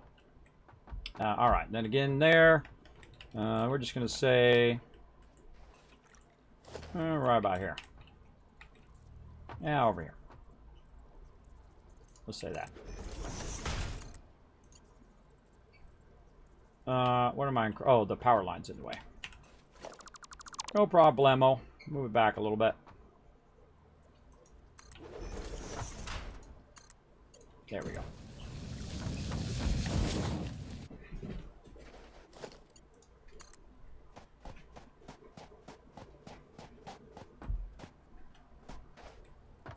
Okay. Let's say here, and then we'll have to go out on that side this time. Just for something different. All right, just for fun. Let's go ahead and put this right there. Run that to here. We're going to set up our exit.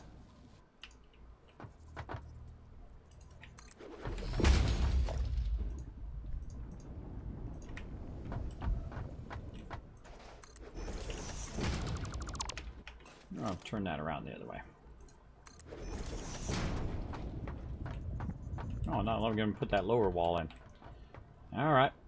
Put that there. Entrance. Power connector. Back here. This goes into there. That goes into there. There we go. Plus, we have the ability to run the power to this one. And that one's running as well. So far we did 60 and 60, and now this one is 120. And I don't know what the next one is. We're going to find out. So all of those add up to 240. So if we find another 60, it's going to be perfect because it'll be 300. We won't have to worry about it. But if it's a normal node, then we got problems.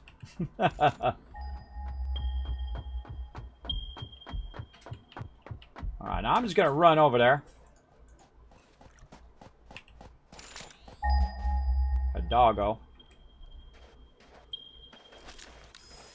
Bunch of doggos. Hey, what's up, doggos?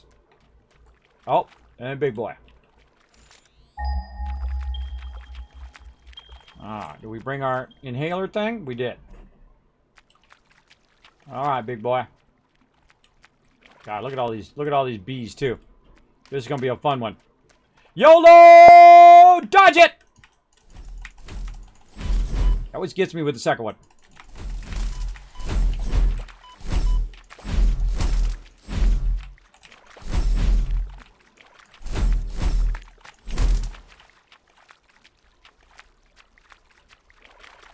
Oh. Ah, see, look, I tell you, there's always a sneaky one behind me. I'm telling you, there it is. I knew that was going to happen. There's always one that sneaks up behind you. You don't see it because it's flying vertically. All right, luckily I brought my inhaler thing. Let's use it.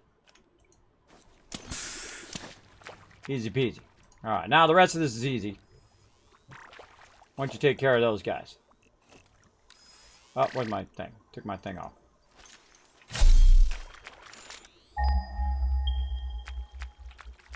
We got a lot of stuff over here we got to kill. All right, let's start over here.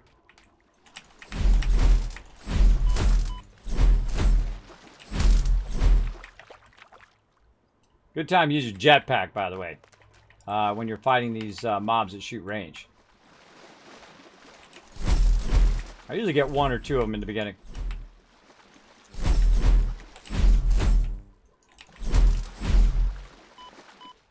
Here comes these guys.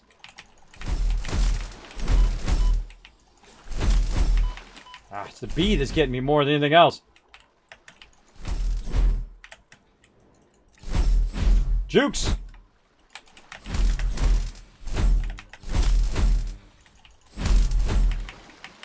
That's a lot of those dudes. That's a lot of those dudes all up in my grill there. What's up, doggo? Where do we get this other guy over here? Alright, there's another big guy over there too, and we don't have another healing thing. But we just want to see where this node is. What's this node? Oh! There's our pure node. That's a whole separate line. I'm going to be running for that one. Or I might just put the power here. Because that is a pure node. That's a lot of power right there. Alright, let's do this battle. And then we'll do some more battle in this game. Let's go. And then I definitely got to go. Oh, that is awesome. I bet you both these are going to be pure nodes. I'll bet you. With this much stuff defending it, high chance it's going to be pure node. Holy moly, that's a lot of peeps. I think we got this one. Holy mackerel. Look how many units. Nice job, everybody.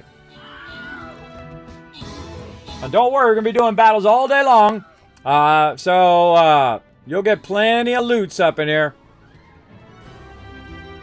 There you go. And grants reward. Whoa, JC Hunter getting 50 gold. Bo getting tons of loot. Extras Vorak also getting some love. 9 assists there. All right, we're going for the mystery boss. Let's go low side. Low side. Let's go mystery first. Let's hope we got this. Low or high? I'm feeling the high side. High side. Let's go. Hopefully my instincts will be correct. Let's go. Try to take out as many of these as we can. Alright, that was much better. Take out these guys before we get too close to that other guy.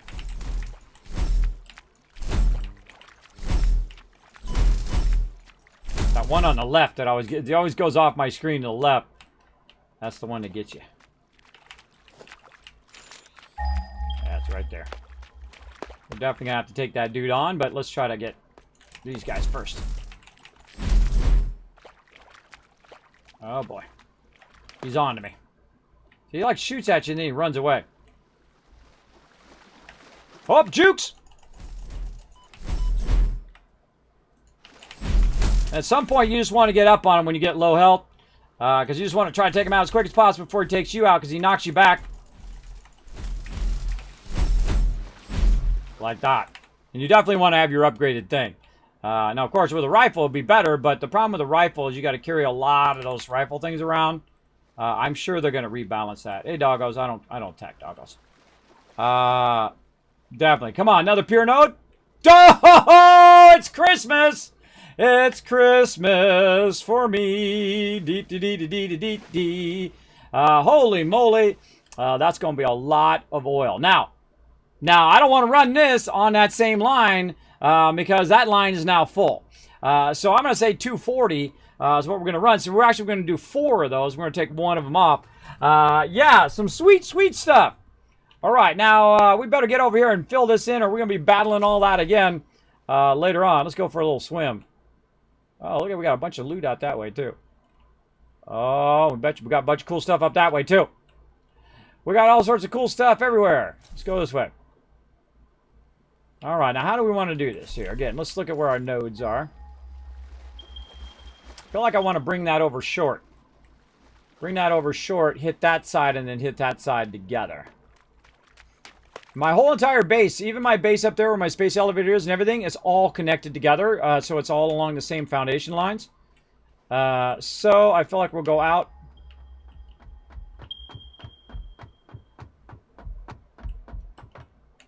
Yeah, a little bit further. Nope. Put my coffee cup back on. Where's my coffee cup? Something like this.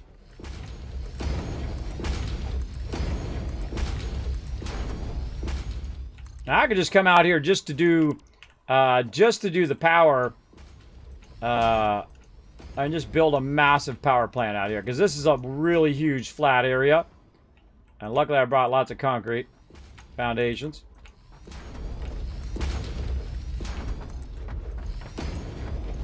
Now you're like, Kismet, why use so many foundations? Well, the foundations also block spawn in theory, not always. But in theory, they block the spawn. So when you come back here, there's not going to be 50 mobs that you got to fight again because you just fought them just 5 minutes ago. In theory.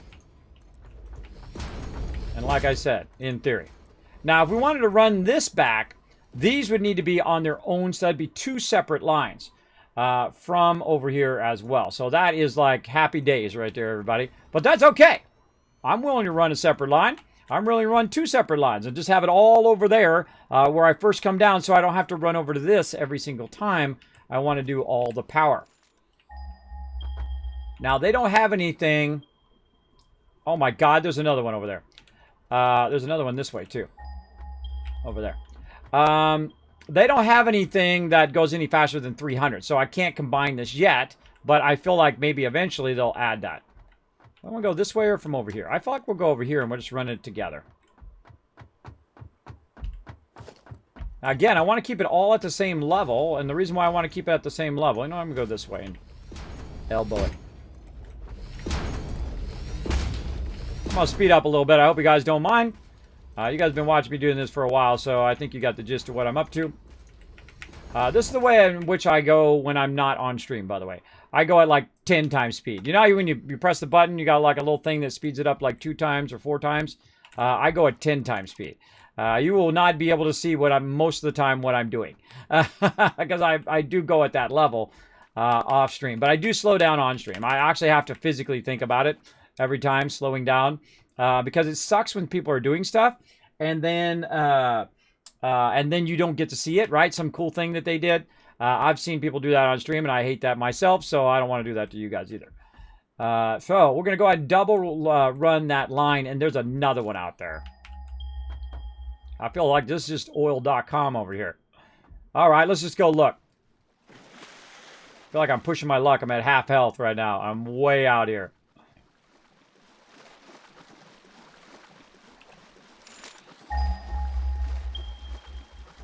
And now watch out. See, something could spawn. Okay. We're not going to bother killing this guy. We're just going to run by and jukes. Jukes, jukes, jukes. Normal node. Okay, now this is just like in Game of Thrones. You got to dodge left and right, dodge right. Now, you don't run straight like that one guy got hit by the arrow. What a bonehead. You know, you zigzag, dude. You zigzag to dodge the arrows. Just like you got to zigzag from that thing. That's a normal node. This is more than enough. This is more than enough I need over here. I'm probably going to use some of this for, also for the rest of my stuff, too. For the thing. My brain is not working right now. For the stuff. The thing and the stuff. Rubber and plastic. There it is. Now it's working. Now it's working for a second. And again, just run it straight. Along that line. We're not going to combine those, by the way. I'm just going to run it straight. Now, another thing I'm going to do is kind of back build over here a transport system. So, we're going to put in our walls. Actually, I'll have them go the other way. Other way. Because we already know what we want to do. And so, let's just do it on the way back. And then once we connect it on the way back, then everything will just turn on and be good to go. So, we'll get that going. Again, how are we doing on time? Oh, boy. Oh, boy. I got tons of things to do. Lots of things to get done. So, there we go. We'll put that there. We know we're going to run a power connector over here. So, we'll go ahead and run the power up to here. And when that comes on, then this will just start running down the pipe. And that's it. That's all we're going to do there. Now, onto this side over here. Back to my other set. Let's get my coffee cup back on. There we go. Back to my other pipe set here. There we go. And we're going to run this pipe set. Now, I'm going to offset this one a bit to the left. Like so. Over there. Now, I'm going to go ahead and make a transport over here as well. And this one, I'm going to put like that. And then I'm going to put the wall in behind it. I was right. No, that's right. This way. And then put in our transport. Right there. Now, I'm also going to put another one in on this side.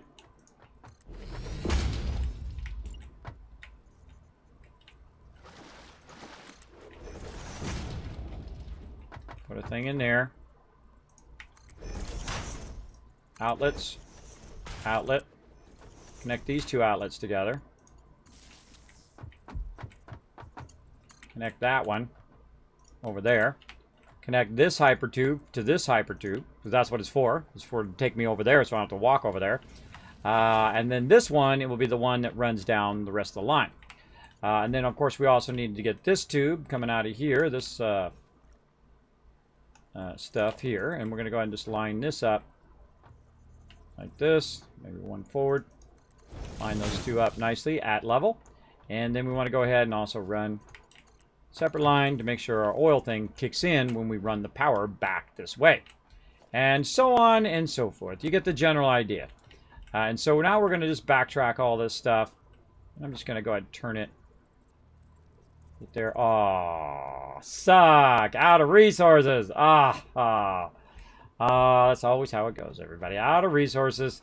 Can't run any more pipes. We need more stuff. We're heading back. Afternoon, kids. Have you seen the game Dual Universe? If not, you should Google it later. Hey, Smuggler Dan, here's what you do. You go onto the Discord. You can actually put it in my suggestions in there. I do have a section on the Discord for game suggestions. I'm not going to remember because I have terrible memory. So if you put it in there, though, it'll allow me to check it out later. I'll definitely check it out. All right. Now, we got to run back over this way because we don't have enough stuff. And we're going to need a lot of copper. Now, by the way, while you're on your way back, You can access your inventory and organize your inventory and do stuff in your inventory if you didn't know that. Give you something to do while you're in the hypertube. All right, we're good there. I wish you could get in your actual crafting thing too. That would be nice, because you could then be like adding things to your stuff. I think it hit X, so you can do it through X while you're traveling, but not in there. Never see. That's why we brought a bunch of those. Now you know why. All right, put those back like that. All right, let's just go ahead and queue up a bunch of stuff. We're gonna make a bunch of pipes. So let's go ahead and tell it pipes, pipes, pipes, pipes, pipes. So copper sheets. I'm not going to do every single one. I'm just going to say that. Now, by the way, you can just roll over this, too, and say, I'm going to do 50 of them. Bam! And then it says 50 pipeline. Over there, you're going to need 1,600 copper sheets. I'm going to do at least 50. Then, also, we're going to be doing a bunch of other stuff like pipeline crosses and things like that. And stackable poles. Those are all looking good. But let's say 50 of those as well. I seriously doubt I'm going to do 50 of those, though. But there we go. 50 of those. Uh-oh, iron plates. Gonna need iron plates. Now also transportation. Say we're gonna be doing 100 of these. Bam. So you can put it in there just to let yourself know. Same thing here. Say 25. I'm not doing 25 of those. I'm not doing any wall supports. I'm gonna do hypertube holes. Let's say 50 of those. Like that. Stackable poles. Oh yeah, 50 of those. And so I overestimate. In there, and then it tells me how much I need, but it's going to tell me the thing I'm going to run out of first. And you can see over there, the only thing that I don't have on me right now is iron plates. So that'll be the number one thing that I run out of. And so we're already over here, and we might as well look around for some iron plates. Okay, no iron plates. So if I go back, I'm going to get halfway back again, and then I'm going to be out of iron plates. So let's go ahead and put our copper sheets back in, because we don't even need that many copper sheets. We need about 150 copper sheets. But also we're going to be building a lot of hypertubes, which I didn't account for. So we'll go ahead and do that. And then we'll just run back and get those plates. Or we can make the plates if we want to. We'll go around, look for some iron, and make the plates. But I just rather run back. Run back and get it going on. How's it going, Peppy? Sparkle Puppy.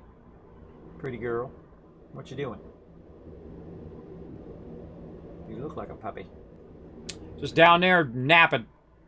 Napping as puppies do.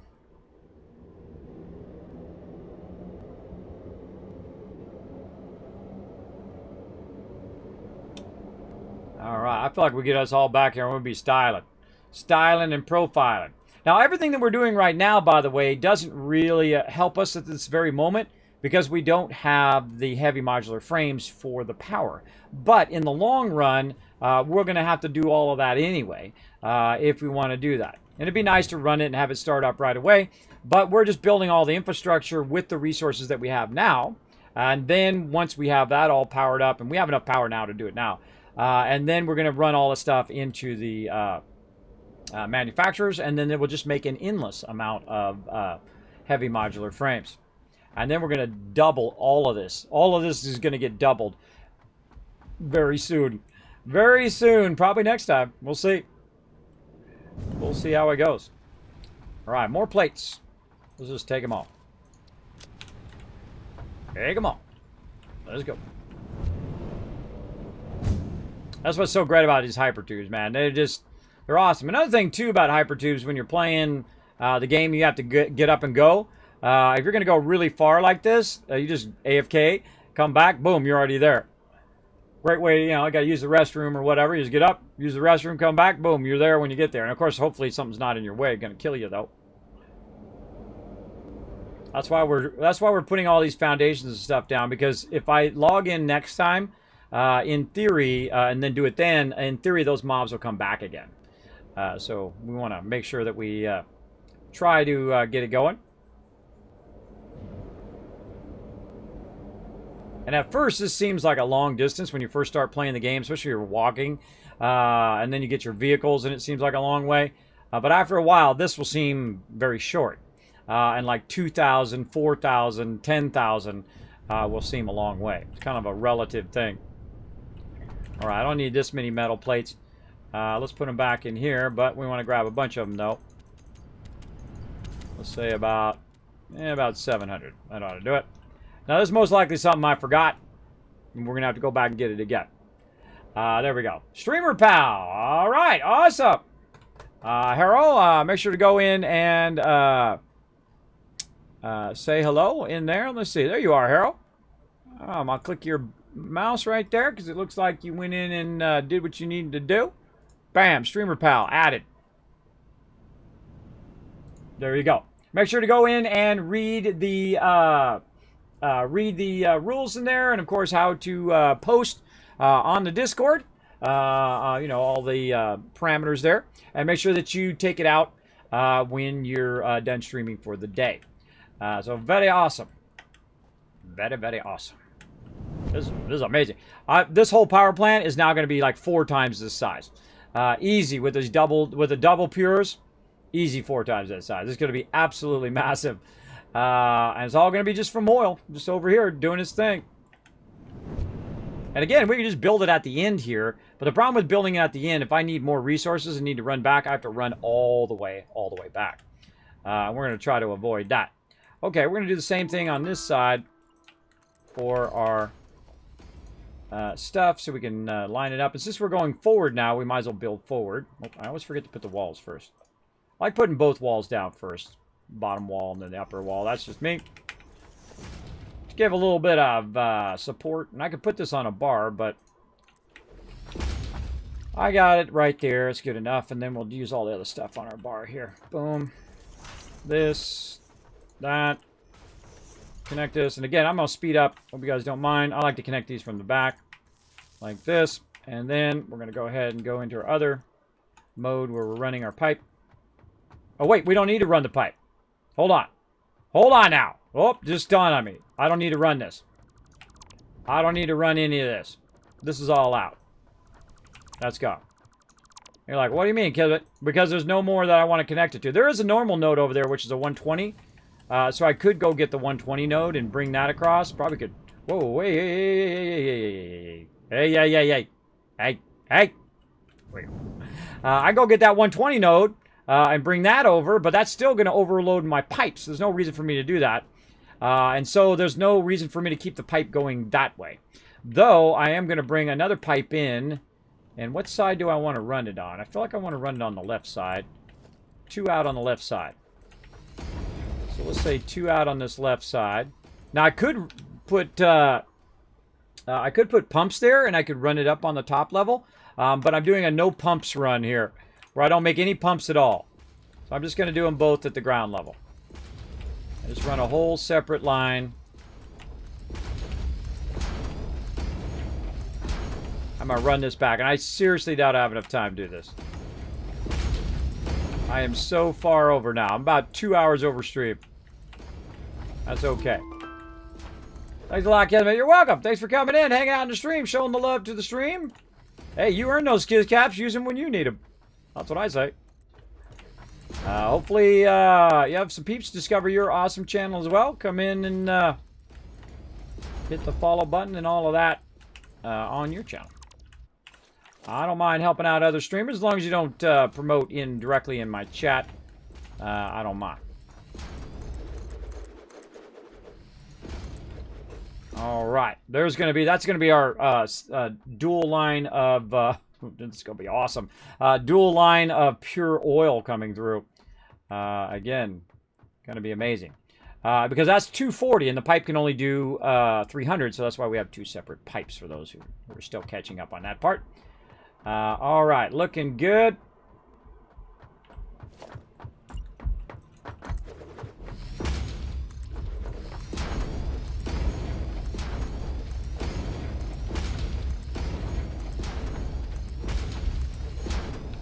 All right, I'm going to run that to there and square that out. Okay, how do I want to run it? Actually, I can run it on this side and then cross it over.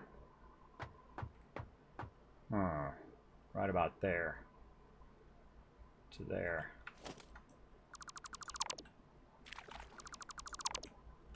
Actually, hold on. We'll square that out there. Let's do this instead. Instead of using up that concrete there, let's use this since we already have it. And then what we'll do is we'll L-shape it right here.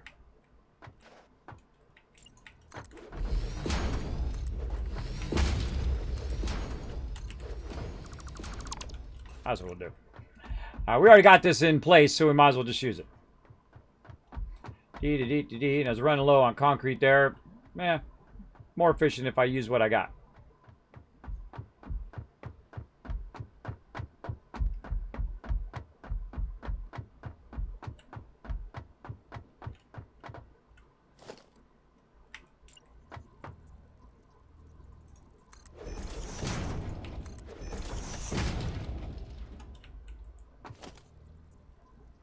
Ah, I knew it was something. Encased industrial beam. I knew it'd be something, everybody. Well, oh well. Oh well on that, on the transport. We'll put the transport in later. We'll come back to it. So let's get this going.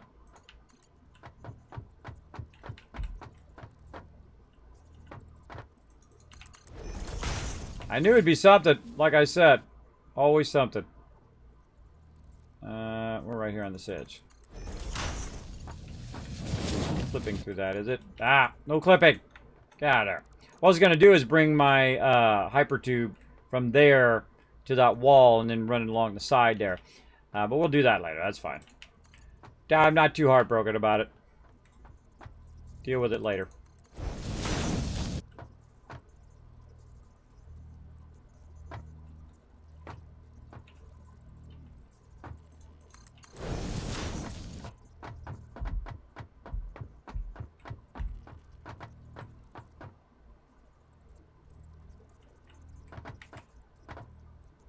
Often hard to see if this is straight or not. Where's that at? That's this line.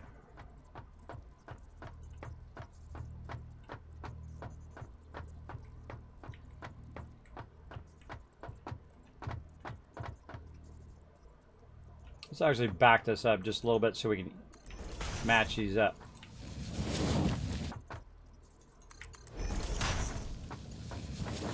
Okay, and we're going to need our power. That over on that side. I'm going to try to get this done, everybody, and then we definitely got to go because I'm running way over. I got 8,000 things I should be doing, but I'm having too much fun. This game is just so much fun.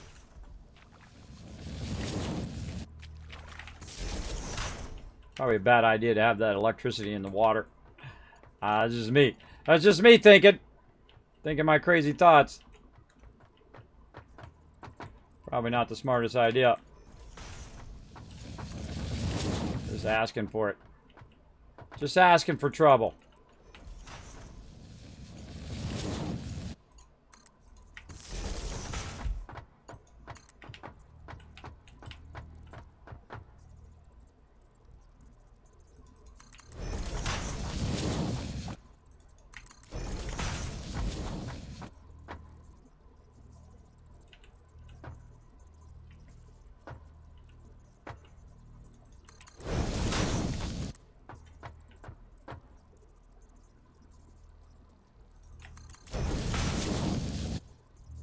Yeah, it's not perfect 90, but we'll go with it.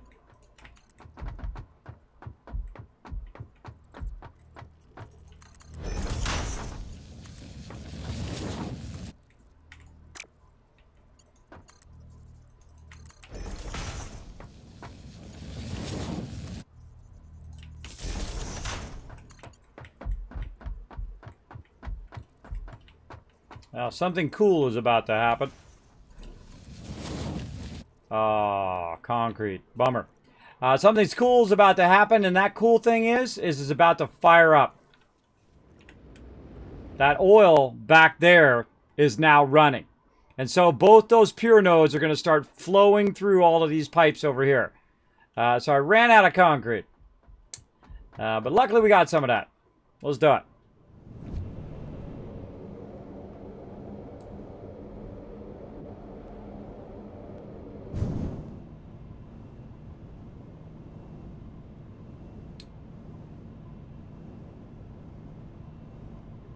Hold on a second.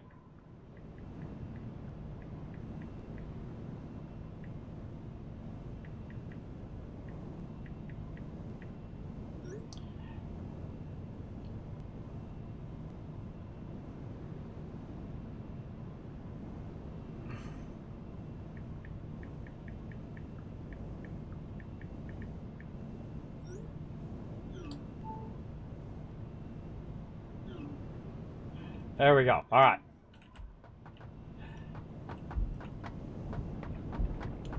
Okay, where am I? I'm coming this way. We got that way. We're going this way. Need to get turned around. I had to text the wife there. I placed the unit on the battlefield. When your captain, the bot, post the message, is there a delay on it? Greets the new streamer pal. There shouldn't be a delay on it. You should be able to put it on there. We got another 3 minutes until it goes on. I'm going to go into basically into what I call battle mode, where you don't see or hear me, and we keep the battles going all day long. We're going to be going another 15 hours of battles today, so you guys are going to get crazy tons of battles today. For sure. Guess how many hours I did yesterday? 15. How many hours before that? 15 before that, too. All weekend long and last week. So lots and lots of battles, that's for sure. So we're going to try to get to that coveted tier 44, 45 stage that we normally get to and get crazy tons of loot as well. Let's go ahead and grab some more concrete, because I always bring a lot of concrete for this very reason right there. Ah, nope. Didn't mean to do that. Trying to get rid of this one. Oh, look out! We're getting some new sub love, everybody! Berserkatron coming in. Berserk Domination. Domatron. Man, I can't even read today. That's what happens when I run over on stream. My reading ability goes way down. I do have sleep apnea and vertigo, so the very fact that I can still speak at this point is pretty amazing to me. So thank you very much for coming in. Let me try that again. Berserk Domatron, thank you very much for coming in, showing that sub love here in the channel. Now, that's a new sub, everybody. Blow it up in the chat. I want to see some love. I want to see some hearts in there. I ain't doing a dang thing. You can sit here and watch me stand here. You ready? Here we go. This is what we're going to do. We're going to stare at this foundation right here until I see some love in that chat. That's what we do. Anytime somebody hits the follow button, anytime someone hits that subscribe button, we throw some love in the chat to welcome them to the Teamwork Tycoons here. I do appreciate it greatly. Oh, there we go. There's some love in the chat. I appreciate it. Appreciate it big time. Always like to welcome people in. All right. This is looking sexy, baby. I'm just excited about these pure nodes. Very rarely do I find pure oil nodes. Very, very rarely. All right. That's not even in there. There's nothing that's connected to. Such is the way it goes. All right. And we're going to run that along. Oh, we're going to turn. That's what we're going to do. We're turning. So let's bring this a little extra.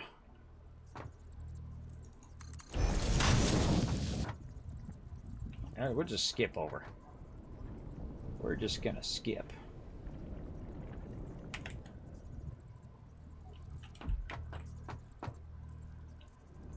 Which one is it? It's the second one. It's this one. Not that's the middle. Right there. Okay. More pipeline.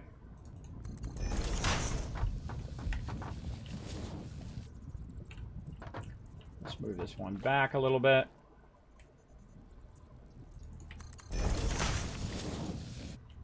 Nope. Nope. Second I look at it, I know it's not what I want.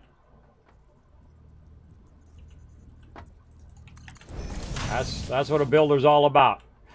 You look at it like, nope. Nope. Don't like it. Take it right out of there. Now, by the way, don't need to run any more power because the power now all the way at the end. So all I got to do is run these lines. And then we're going to go, unless the wife buzzes me and says she's here. And then we're going to go then. Pipe too long. Oh, because that one's starting a little early. Hold on. That one's starting a little early. Let's go here. Create a little sub pipe. I like them to be running at the same thing. Makes it easier to run them. There we go. And we're running both max distance. That. Oh my god. Dual pure oil nodes. I don't know, if you're a builder, that should be exciting you. You'd be like, dang, there's so much I could do with dual oil nodes. That's for sure. And we're going to do a lot with this. This is like the jackpot. This is like finding a pot of gold at the end of the rainbow. In this case, it's black gold. Yeah, we're going to do it. We're going to do it. Texas tea. Got it going in. Right over here. God, we brought all these extra resources. Holy moly, there's a lot of pipe running here. I feel like I'm going to revamp this at some point too. Running all this pipeline. See, I normally don't like to run the pipeline this far. But if it's at level, yeah, I guess I'll go for it. I got plenty of this resources anyway. It's making me more right now back at the base. And we're going to do that battle here in just a second. Now, here's the problem. See, I'm going to run into this pipeline over here. Now, what I will do on these two pipelines is I will build it there. And the reason why is so I can just turn those at level and then run them into there. And we're going to make so much power in there, everybody. It's going to be awesome. But if we look at the thing, though, it's already running. Look at that. It's already running. The pipe's already full of oil. And that's a lot of oil going right there, too, which is pretty sweet. Now, we need to come back with our hyper tubes and stuff like that and work on that. But I think we're good there. Let's go ahead and run back a bit here using what hyper tubes we got. If I had a high-speed conveyor, I could just shoot myself over there. That's the old school way. Put a 1 in the chat. You ever done that in Satisfactory? Before you had hyper tubes, did you use like a really fast conveyor belt to launch yourself and then use your jetpack? I used to do that all the time. It was really fun. It would be like, yee-hee, yeet. Yeet myself over the thing. So let's run all the way back. We'll run our hyper tube probably next time. But let's go back here and look and see what it's extracting at. 240 there. And then over on this side, more 240. 240. 240 love right there. Mamma mia.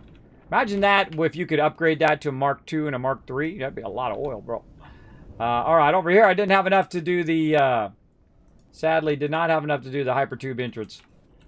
So, no hypertube for me from that side, at least. Okay, we got a long way to go in a short time to get there. All right, well, I'm running all the way back, everybody. I'm going to go ahead and run back to my base because we're going to need a lot of other stuff. Let's go. Boom. Battle time.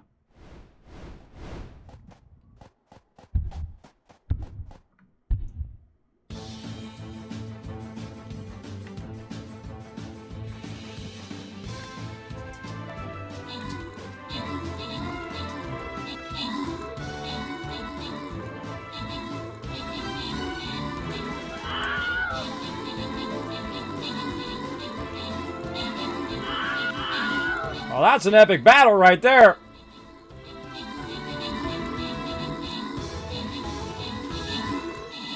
Epic.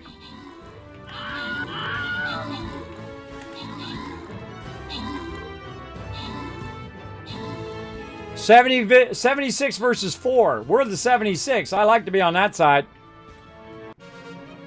There we go. Let's see, Grants Rewards, Jif Jimbo, get some more loot. Lim, I'm going to call you. 25 gold for you. And Bo coming in, overall MVP with the 14 kills. You guys are getting so much crazy loot. So much insane amount of loot. Oh, there's the message that I've been waiting for. All right, there we go. All right. I got to finish up the stream here. It's incredibly fun running over. But I'm going to go into battle mode. So we're still going to do some battles. So I'm going to go and put my guy down. Let's go heavy left. Right over there. So feel free to keep enjoying us doing that. We're working our way back to our primary base because we need some more of those beams. And we probably got a bunch of them back there too. Oh, we still got to go in and take out our thing. I forgot to take out the side thing. We'll do it next time. Oh, God. I just want to sit and do that for like the next 20 hours. Because that's going to be so much power. That's going to be so much power that I can build the rest of my factory without ever having to do power again. That's how much power that is. That is awesome. I won't even use the nuclear power. That's so much power. Till really late game. Until I really scale it up. That is a really good find, everybody. Good find, especially the double node. Plus, we also know there's a normal node out there if we want to use that too. That is a good find of oil. I had no idea. I had no idea. I've never played this part of the map. It's the first time I've done this. It's kind of the third selection over. And it's supposed to be harder. But I actually think it's easier because you start with pure nodes. And when you start with pure nodes, dang, bro, you're like already like pow, pow, pow, pow. You're building your stuff and you got your foundations going, you got all your stuff going, as opposed to suffering with a bunch of coarse nodes at the very beginning. You're just like waiting, come on, hurry up, that kind of thing at the very beginning. Now I'm gonna run over here. I'm gonna pick this stuff up so I don't forget for next time, and then I'll make myself a note for next week. So we'll get that going on. Right over here. Oh, see, look, I got a bazillion of them over here. Boom. Let's take a big fat stack of those. All right. So next time we come back, we're going to be doing heavy modular frames and all of that. Let's go ahead and make myself some sat notes, as I like to call them. Let's see. Heavy mod frames, oil pure nodes, and computers. Retool base for perm machines, big machines. Okay, so next time we're going to be working on heavy modular frames. We're going to be working on computers. We're going to work on those pure O nodes for massive amount of power, for sure. Power. And then we're going to be working on retooling our base. We're going to be tearing down that temporary stuff, and we're going to put down the manufacturers, which are going to be permanently there, and they're going to be then fed in from all of our different lines, so we don't have to keep and manually feed it like we did today. But look how far we got just by manually feeding it, by doing offline production, and we didn't have to go and do all that power first. We got to do the power after we already had the manufacturing going. Now, I need 100 of these to finish this up. And then we also will get into, maybe, we'll see, probably on Wednesday we'll get into it. But we'll get into these two things, unlock the highest tier in the game, start to unlock all of that stuff, and you're going to see even more cool stuff, including super fast belts. And those belts are going to lead to the Mega Sorter. And we're going to get that going as well. So let's go ahead and save. And we're going to say, endless power, Texas T. There we go. That'll be fun for next time, everybody. Now I'm going to go ahead and go into battle mode. That's it for me today, or for this morning. I guess it's this afternoon now.